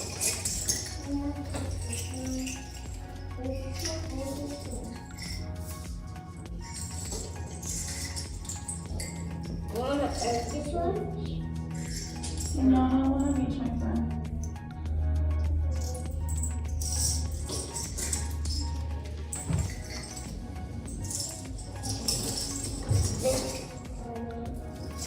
I'm gonna put a ton of rivals on here. Okay. I think that looks great. So do me a favor then. I want you to put one dot of glue where the eyeballs are. Where you want your eyeballs to be, okay?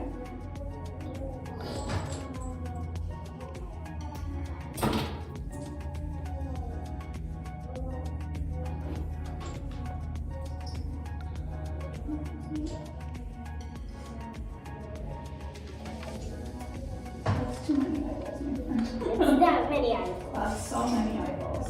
Okay. This is that many eyeballs. Down there, down the other thing. Do you remember my instructions? What are we gonna do? I don't know. What is it? Okay, no. I'm gonna do one last. One more. No, you have too many already. I'm gonna take out one of each one. The big one is so googly. It's so googly. Let me see. This blue.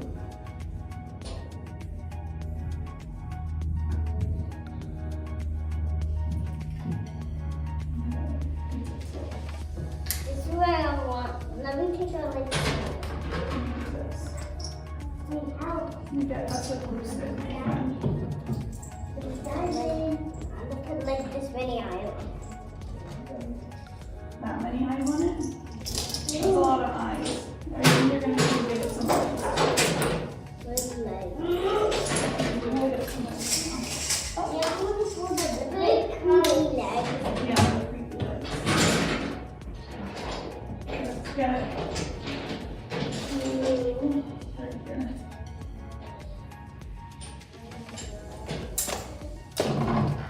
Okay, ready?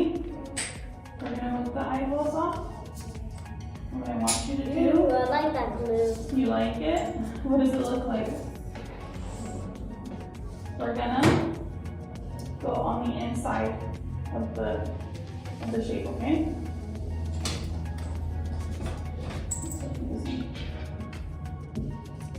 Good job, good job, good job. Okay, go ahead and stick your eyeballs on.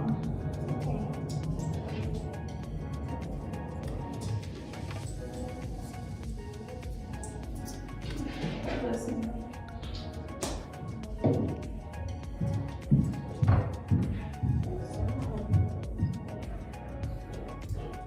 I want to see eyeball. There we go. One last. One. Can you give me one more? One more eyeball? One last one. A big one, okay, a big one. One big one? One giant. Oh my gosh. One big one. Okay. Where are you gonna put the big one? Okay.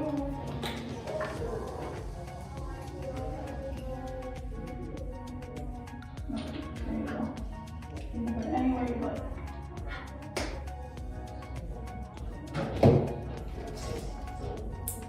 Yeah, it's right next to some of the tiny eyes. They're all looking at each other. They're moving. I'm moving. They're so funny. And then moving them.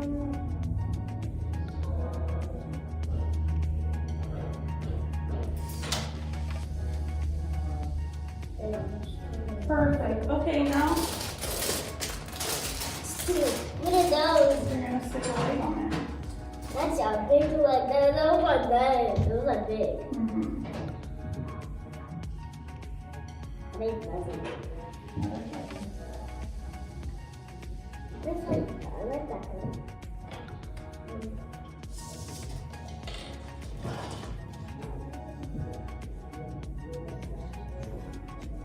What is that? It's nothing. I'm like,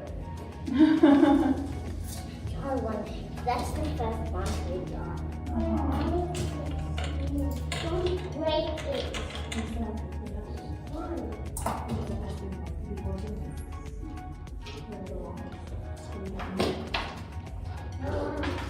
That's not a leg. Are those legs? Yeah, they're freaky legs. They're everywhere. Do you want a green one now? Or do you want another blue one? Can I just like put one in there? There we go. Oh! Ah! It's on the ground. It's on the And twist it. So do this. Fold it in half first. Okay, in half.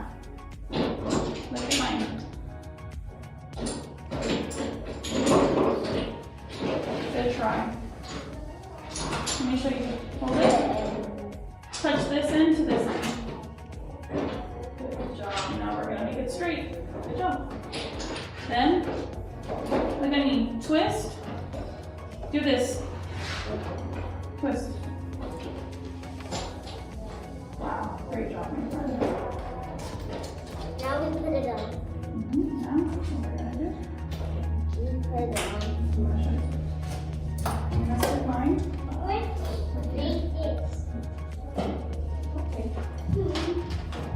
And then yours. I'm gonna stick yours. Let me show you.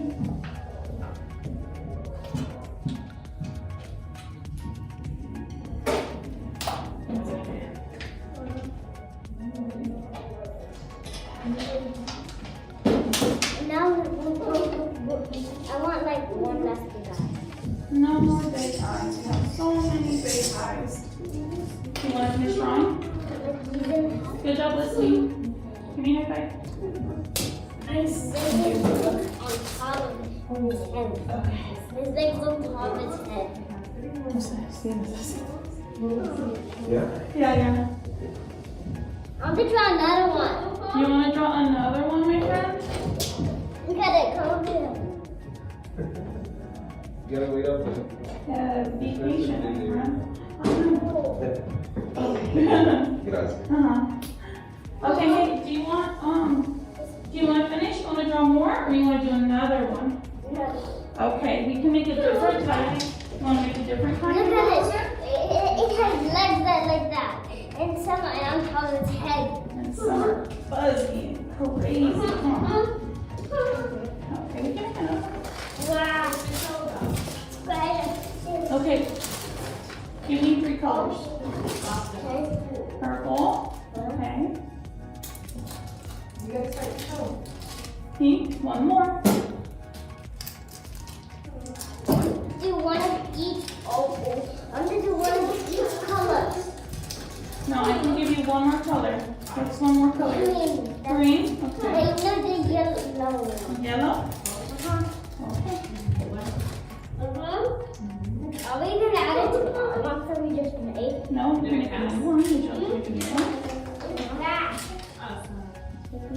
I just saw Okay. Sit down. Thank you. This time I want a green paper. You want a green paper? Oh, you want to put it on the paper? That's my light. Or we can make a monster That's my good like this. like a monster. What's that? It's a monster with lots of creepy legs. Now, I want you to do me a favor. Move the legs any which way you want. Make them all wonky and crazy. There we go.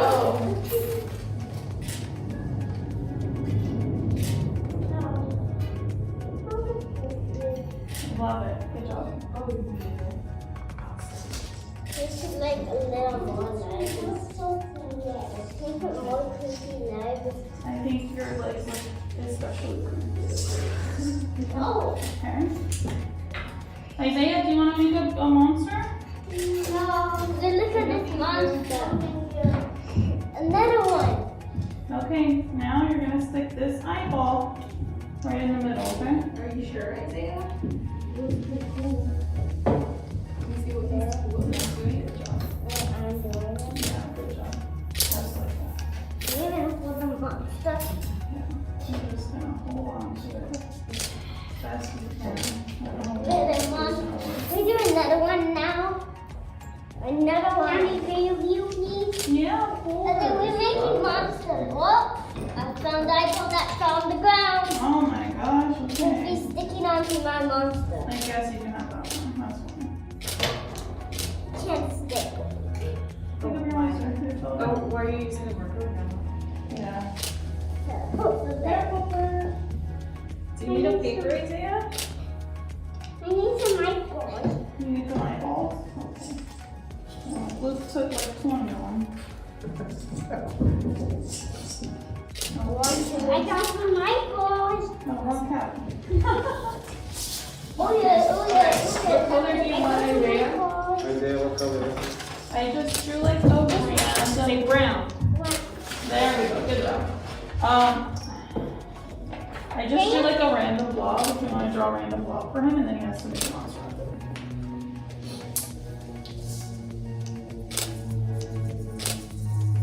Okay, that's your monster, okay? You have to put eyeballs on your monster now. And I need you. Oh, okay, so when we say... Please, I need you. There you go. I'm trying to get this to stick on. I want to. This is a big eyeball. You did it. Whoa. Here you go. One big eyeball. This one's ready. Where are you gonna put it? One big eyeball. Nice. Another small. One small, tiny eyeball and one big eyeball. What's that monster doing on it? That monster doing on the other monster. That's the baby Come monster. on, You put it in my hand. No. Yeah. No, they're both Wait, big. using your words, tell me, do you want a big or a small one? I can do that anyway. Yeah, You should put them Using everywhere. your words, do you want a big or small one? Big and small. Pick one first. Big. Big. One big one. Yeah. Here you go. And the other one down here. Is there anything else? Cool. So moving on to what you wanted to. Yeah. Thank you. Oh, okay, that's good. Let's draw another monster.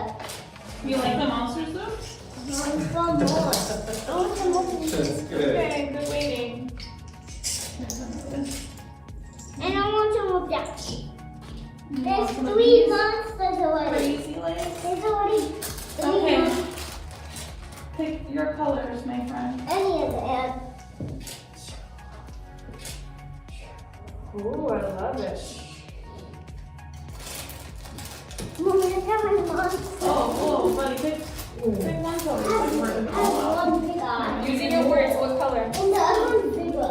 Okay, using your words, what color? Green, blue, pink? Pink, Pink, blue, and pink. Got it. and we need to put you on it. Okay, friend. Show mommy. And purple. And so creepy, huh? Good job, friends. I can just stick one more to the monster. One more what? Can you actually I think your monster has a lot of things. Yeah. make another monster? You know, there's feathers in that bag. Maybe I don't want that. over there on the table. The big plastic bag. Got it, right? Got it. That is what? Ooh, what are those for? Let's see.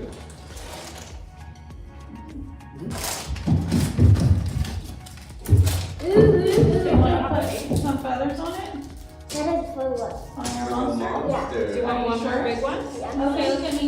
Cover your nose. Thank you. The tiny, this monster is under the table. Came out. Okay. The monster.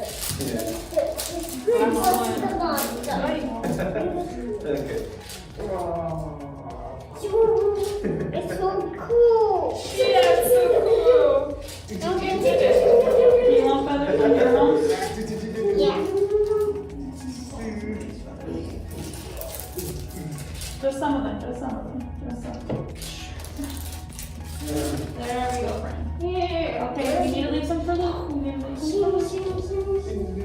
Okay, Luke, come over here. Another monster. Where do you want your Feathers on your monster? Heel. Let me get a pen to make this work. Hold on 1 second, okay? Do you have a paper clip? You deciding where you're gonna put them? You know where you're gonna put the feathers? I'm trying to feed this monster. Okay, but I asked you a question. Do you know where you're gonna put the feathers on your monster? She's getting some more materials for our monster. Mommy. Yes. Can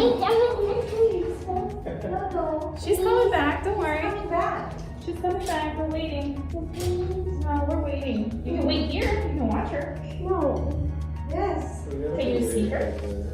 No. Yes, you don't see her.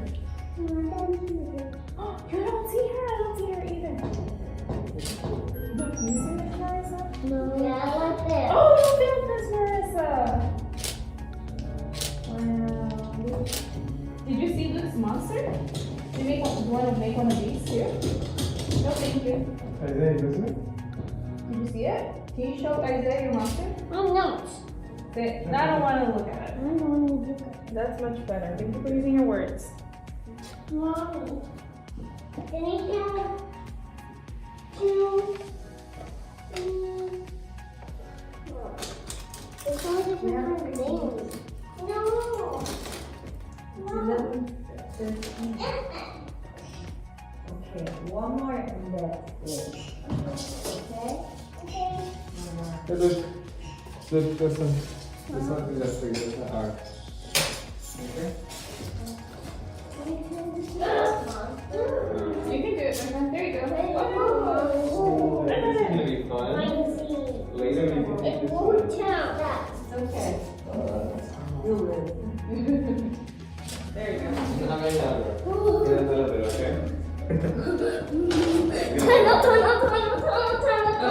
want to put this one? The blue thing that is a tunnel. Where do you want it? We'll take it out after we're done with the monster. Okay, we have blue. I got some like blue. Blues. Okay. These whites. Okay, where do you want your feathers? You need to show me. And after my death, Do you want legs? a winner. Okay. A winner's that, and it has 3 heads. There you go. It has 2 heads. There you go. And has 2 extra eyes. That's great. Hey, look. Luke.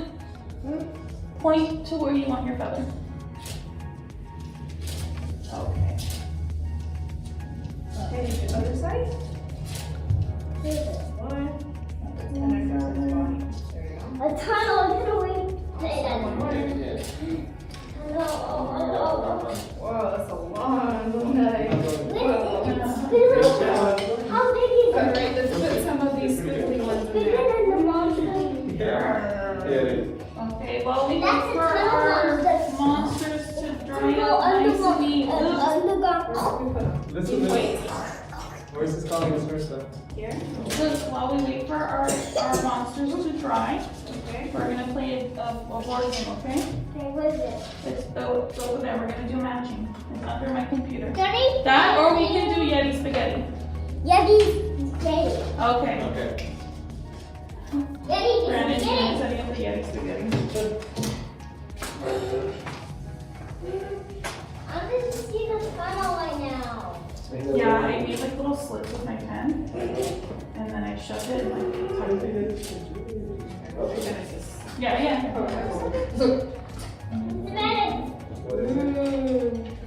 What are you doing? What's the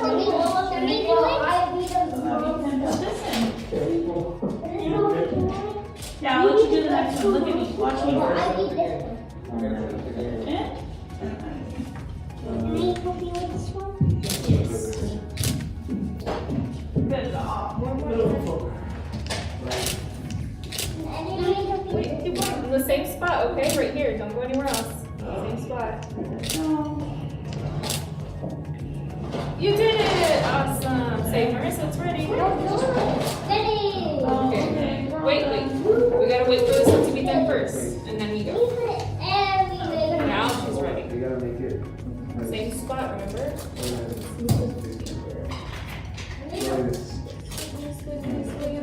You did it. Okay, thank you.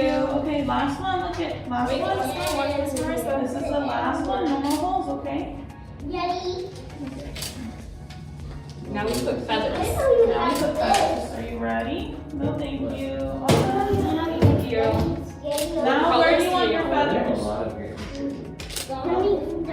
Yes. Okay. Turn it this way. Use both hands. What is it? Okay. Use both hands. You see some later, okay? It's a game that I didn't see yet. Is this where all the toys are? This is where the toys are. Further over there. Okay, now stick feathers on You them. can maybe see them afterwards. Right now? Is it Awesome. like in that room? No, So, like right that. now we're focusing on this one. Okay? Later I can show you. We can Okay. To play this game, that would be $9. But, That would be Okay. $9. Here you go. tap, tap, tap. There you go. You have one more. Pick a color. What's my change? $9. Yeah, but I only have a 10. What's my change if I give you $10 and It goes here. then $1. Good job. No, you give me back the dollar. So right here. Tap, tap, I tap. give you the 10. Awesome. Well done. This one's You did it. Nice, Monster. Good job, friend. Wow. How thrilling. Whoa, This that's one's great. This one's to play, please. Oh, okay, here you go. Thank you. Alright. You should probably go give it to Mama so she can hold on to it. Whoa. Hello. What do you like today, Mr. Wayne? What? What do you like today? What I like today? I like to see you guys play some great spaghetti. Okay. $3 to see you guys play? Better be good. This guy's an entrepreneur. Here you go. Thank you. Okay, friends. You ready? We're gonna play Yeti Spaghetti. No, Actually, I'm $3 not. and you charge me $9. I'm not real. I'm not. Try again. Isaiah, you can say, can I have a minute? That's much better. Yes, you can have a minute and then we're gonna play Yeti Spaghetti, You can okay? ask Try again. In 1 minute. We'll see. I want to play that. You don't want to play it at all? Let's do monster So this run is gonna play Let's do it. monster spaghetti. We're gonna do Yeti Spaghetti. We're gonna play by the rules, okay? Okay, there you go. You ready? No, I don't want to. Isaiah, The first monster we'll play Yeti Spaghetti and then you can have this, okay? You like to? I know. I don't think so. I think Use it's just other like words, one use person. other words. No, 2 or more players. You guys can- Thank you. Not nice. Are you ready to play with us? No. We have to play though. No. These are the rules. No. Well, I am gonna play with Mr. Brandon and Luke. Okay, friends. This. Oh, more that. This one? You gotta take turns, okay? No. And then you can have this one.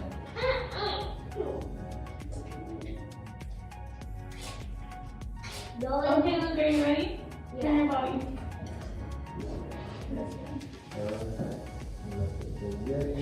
I don't want to play that.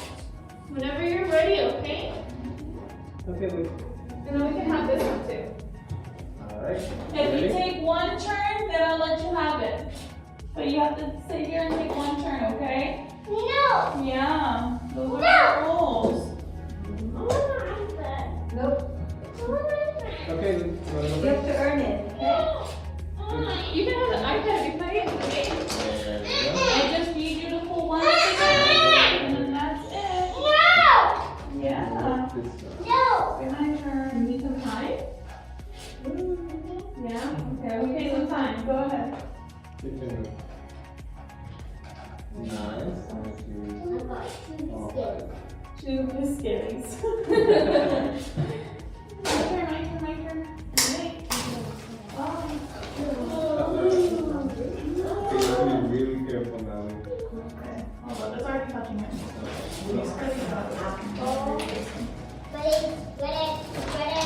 Ready? There we go. Okay. Okay. I want to play next one. Awesome. We're gonna have a banana. Yeah. You all have the sauce. So, Yeah.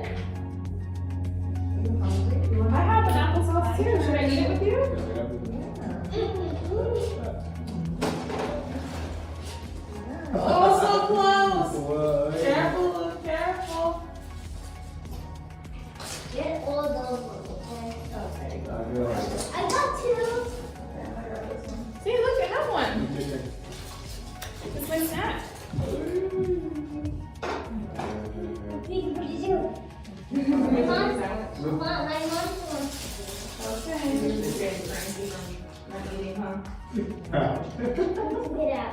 Wow.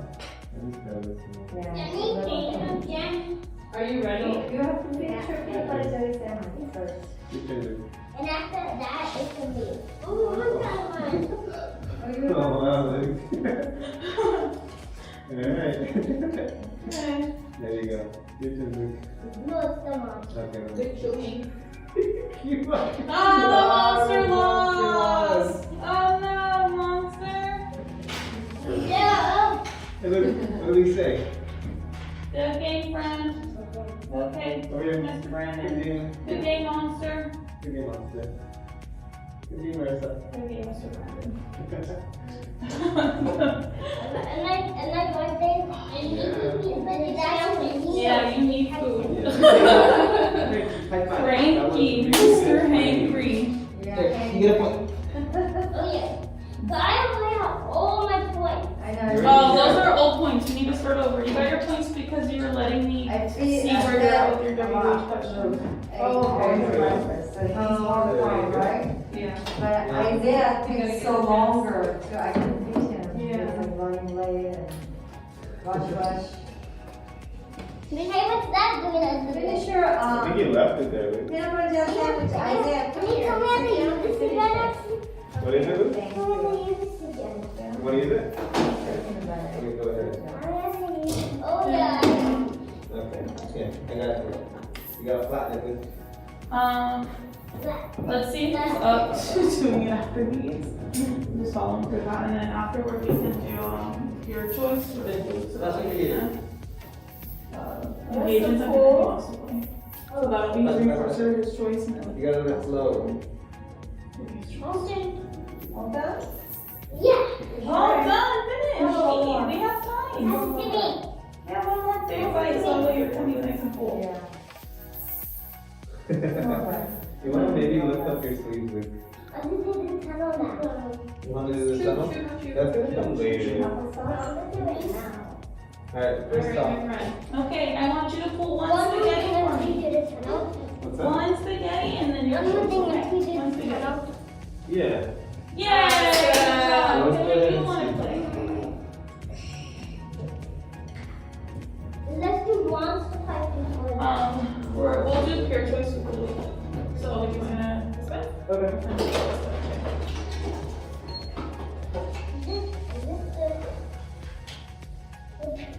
This one or the gold? Yeah. What? Hey Luke, can I ask you some questions? Luke, what's your favorite food? You're the freshmen, okay? And I pizza. nice. And Luke, what's your favorite sport? How much? What's your favorite sport? $3. Soccer. Here you go. Do you like video games? What's your favorite video game? Minecraft. Wow. Okay. I'm trying to think. That's another good They will one. get stuck with them inside. Luke, do you like fruit? Apple. There you go. Barely. Yeah. Do you like vegetables? Oh, thank you.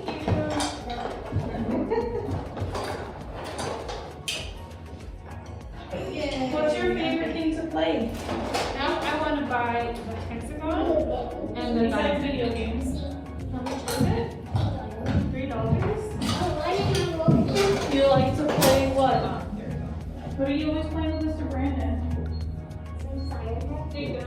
That's I'm gonna do this color. You wanna do the coloring book? Maybe after this color. Yeah. Wait, I need my merchandise. Let's do it now. Let's see. You gotta give me the merchandise. Oh, Thank you. Who wants to use the tunnel? Thank you. The one over there? Oh, yeah, we can do that after. So Luke, first, what you're gonna do is you're gonna play Isaiah's game with him, right? Yeah. Okay. I was just time. Nice. His rules, okay? Remember that. No monsters, no destroying. And then afterward, we can pull out the blue tunnel, okay?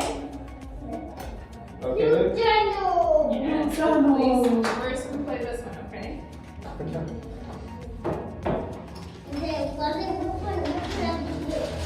would be 9. 9. What? That's a high number. It's okay, we're just playing pretend, remember? Yeah, you're playing like Look at that number. We're not changing it, okay? Don't take it personal, Ron. Here you go. Oh, thank you. And that would be $10.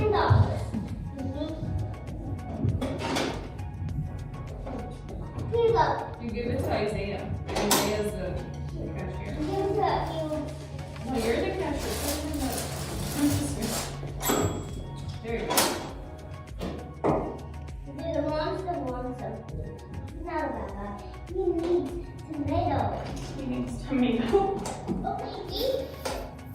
He needs all these. He needs those. He needs that. He needs a tomato, please. He needs a tomato. Jimmy, right here.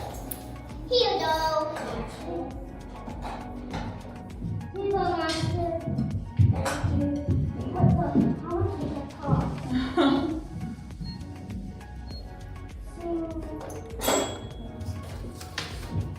How much was it?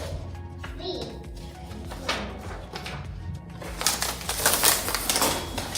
Catch this for me. Like that. Now let's do the tunnel. We're still playing. We're still playing. Afterwards, we'll take out. Can I have a tomato? Can I have a tomato that's a silver, please? I need to See? Yeah, I'll go ahead and see. No. Luke, 9 more minutes, okay? 1 minute. With the, like, put the, and then put the white thingy. Put that white oval right there. The oval, that oval. I didn't. You have to press it hard. I didn't. Please touch it. I didn't. It's tied to there. Okay, thank you. That will cost $8.90. 98. That's 98, dude. And you have that. Oh my! It costs that much? Like he has some concept of money. You're so funny, Luke. I You have enough. It's okay. There you go. Oh, thank you.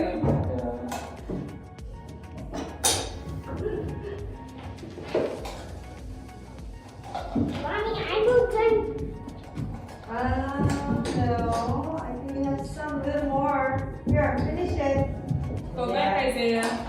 Isaiah? You get to play more after you go back. Yep, finish You all of have it. 2 Let's pieces in finish your all of it. Yeah. Two more.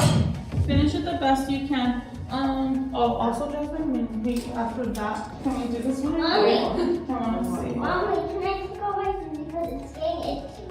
Okay, but when you go to the bathroom, you have to take it. You have to put the shoes on. I'm gonna take off my socks too. No. I'm gonna take it off too. No. Don't take your socks off. No, you have to leave your socks on. It's a rule. No, Mom, leave it on. I can't get the itchy spot. Because you have like a bug button. Oh, I'm saying, have one right here. Yeah, you got 20 all over me. I'll just scratch it and then you better put it back, okay? Okay, scratch it now. Better? Is that a pizza? Take the other side. You can wear the shoes, right? Oh, Better? What's that? That's an iPad. You have to that. What? I wanted a pizza. Everything. Oh no, you gave him a cold pizza. Aw. We're done.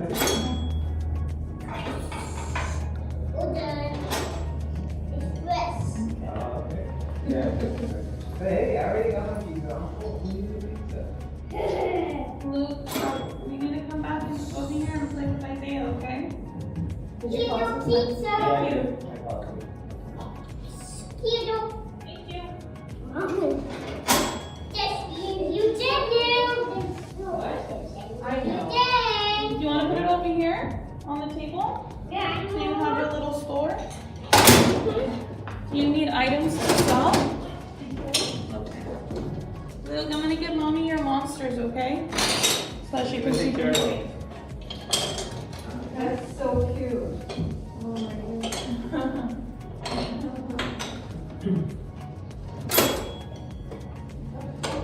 Go sit over there with Isaiah at the table. Come on, look.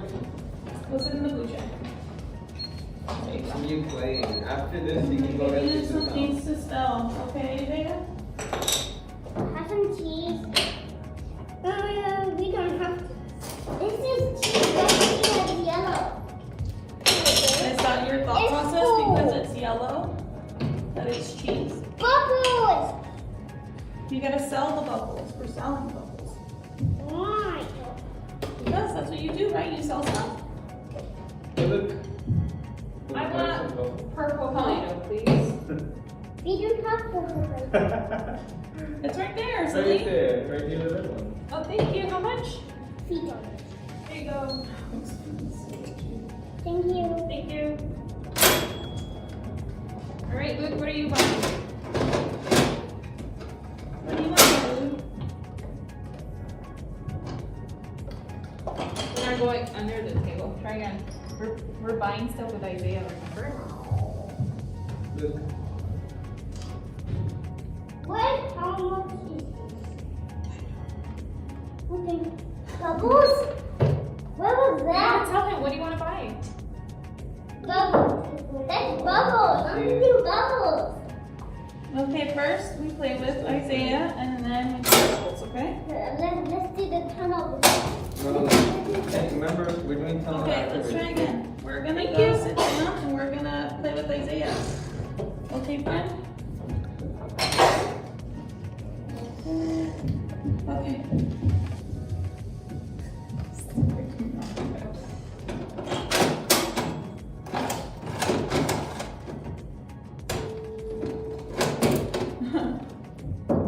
Here's one.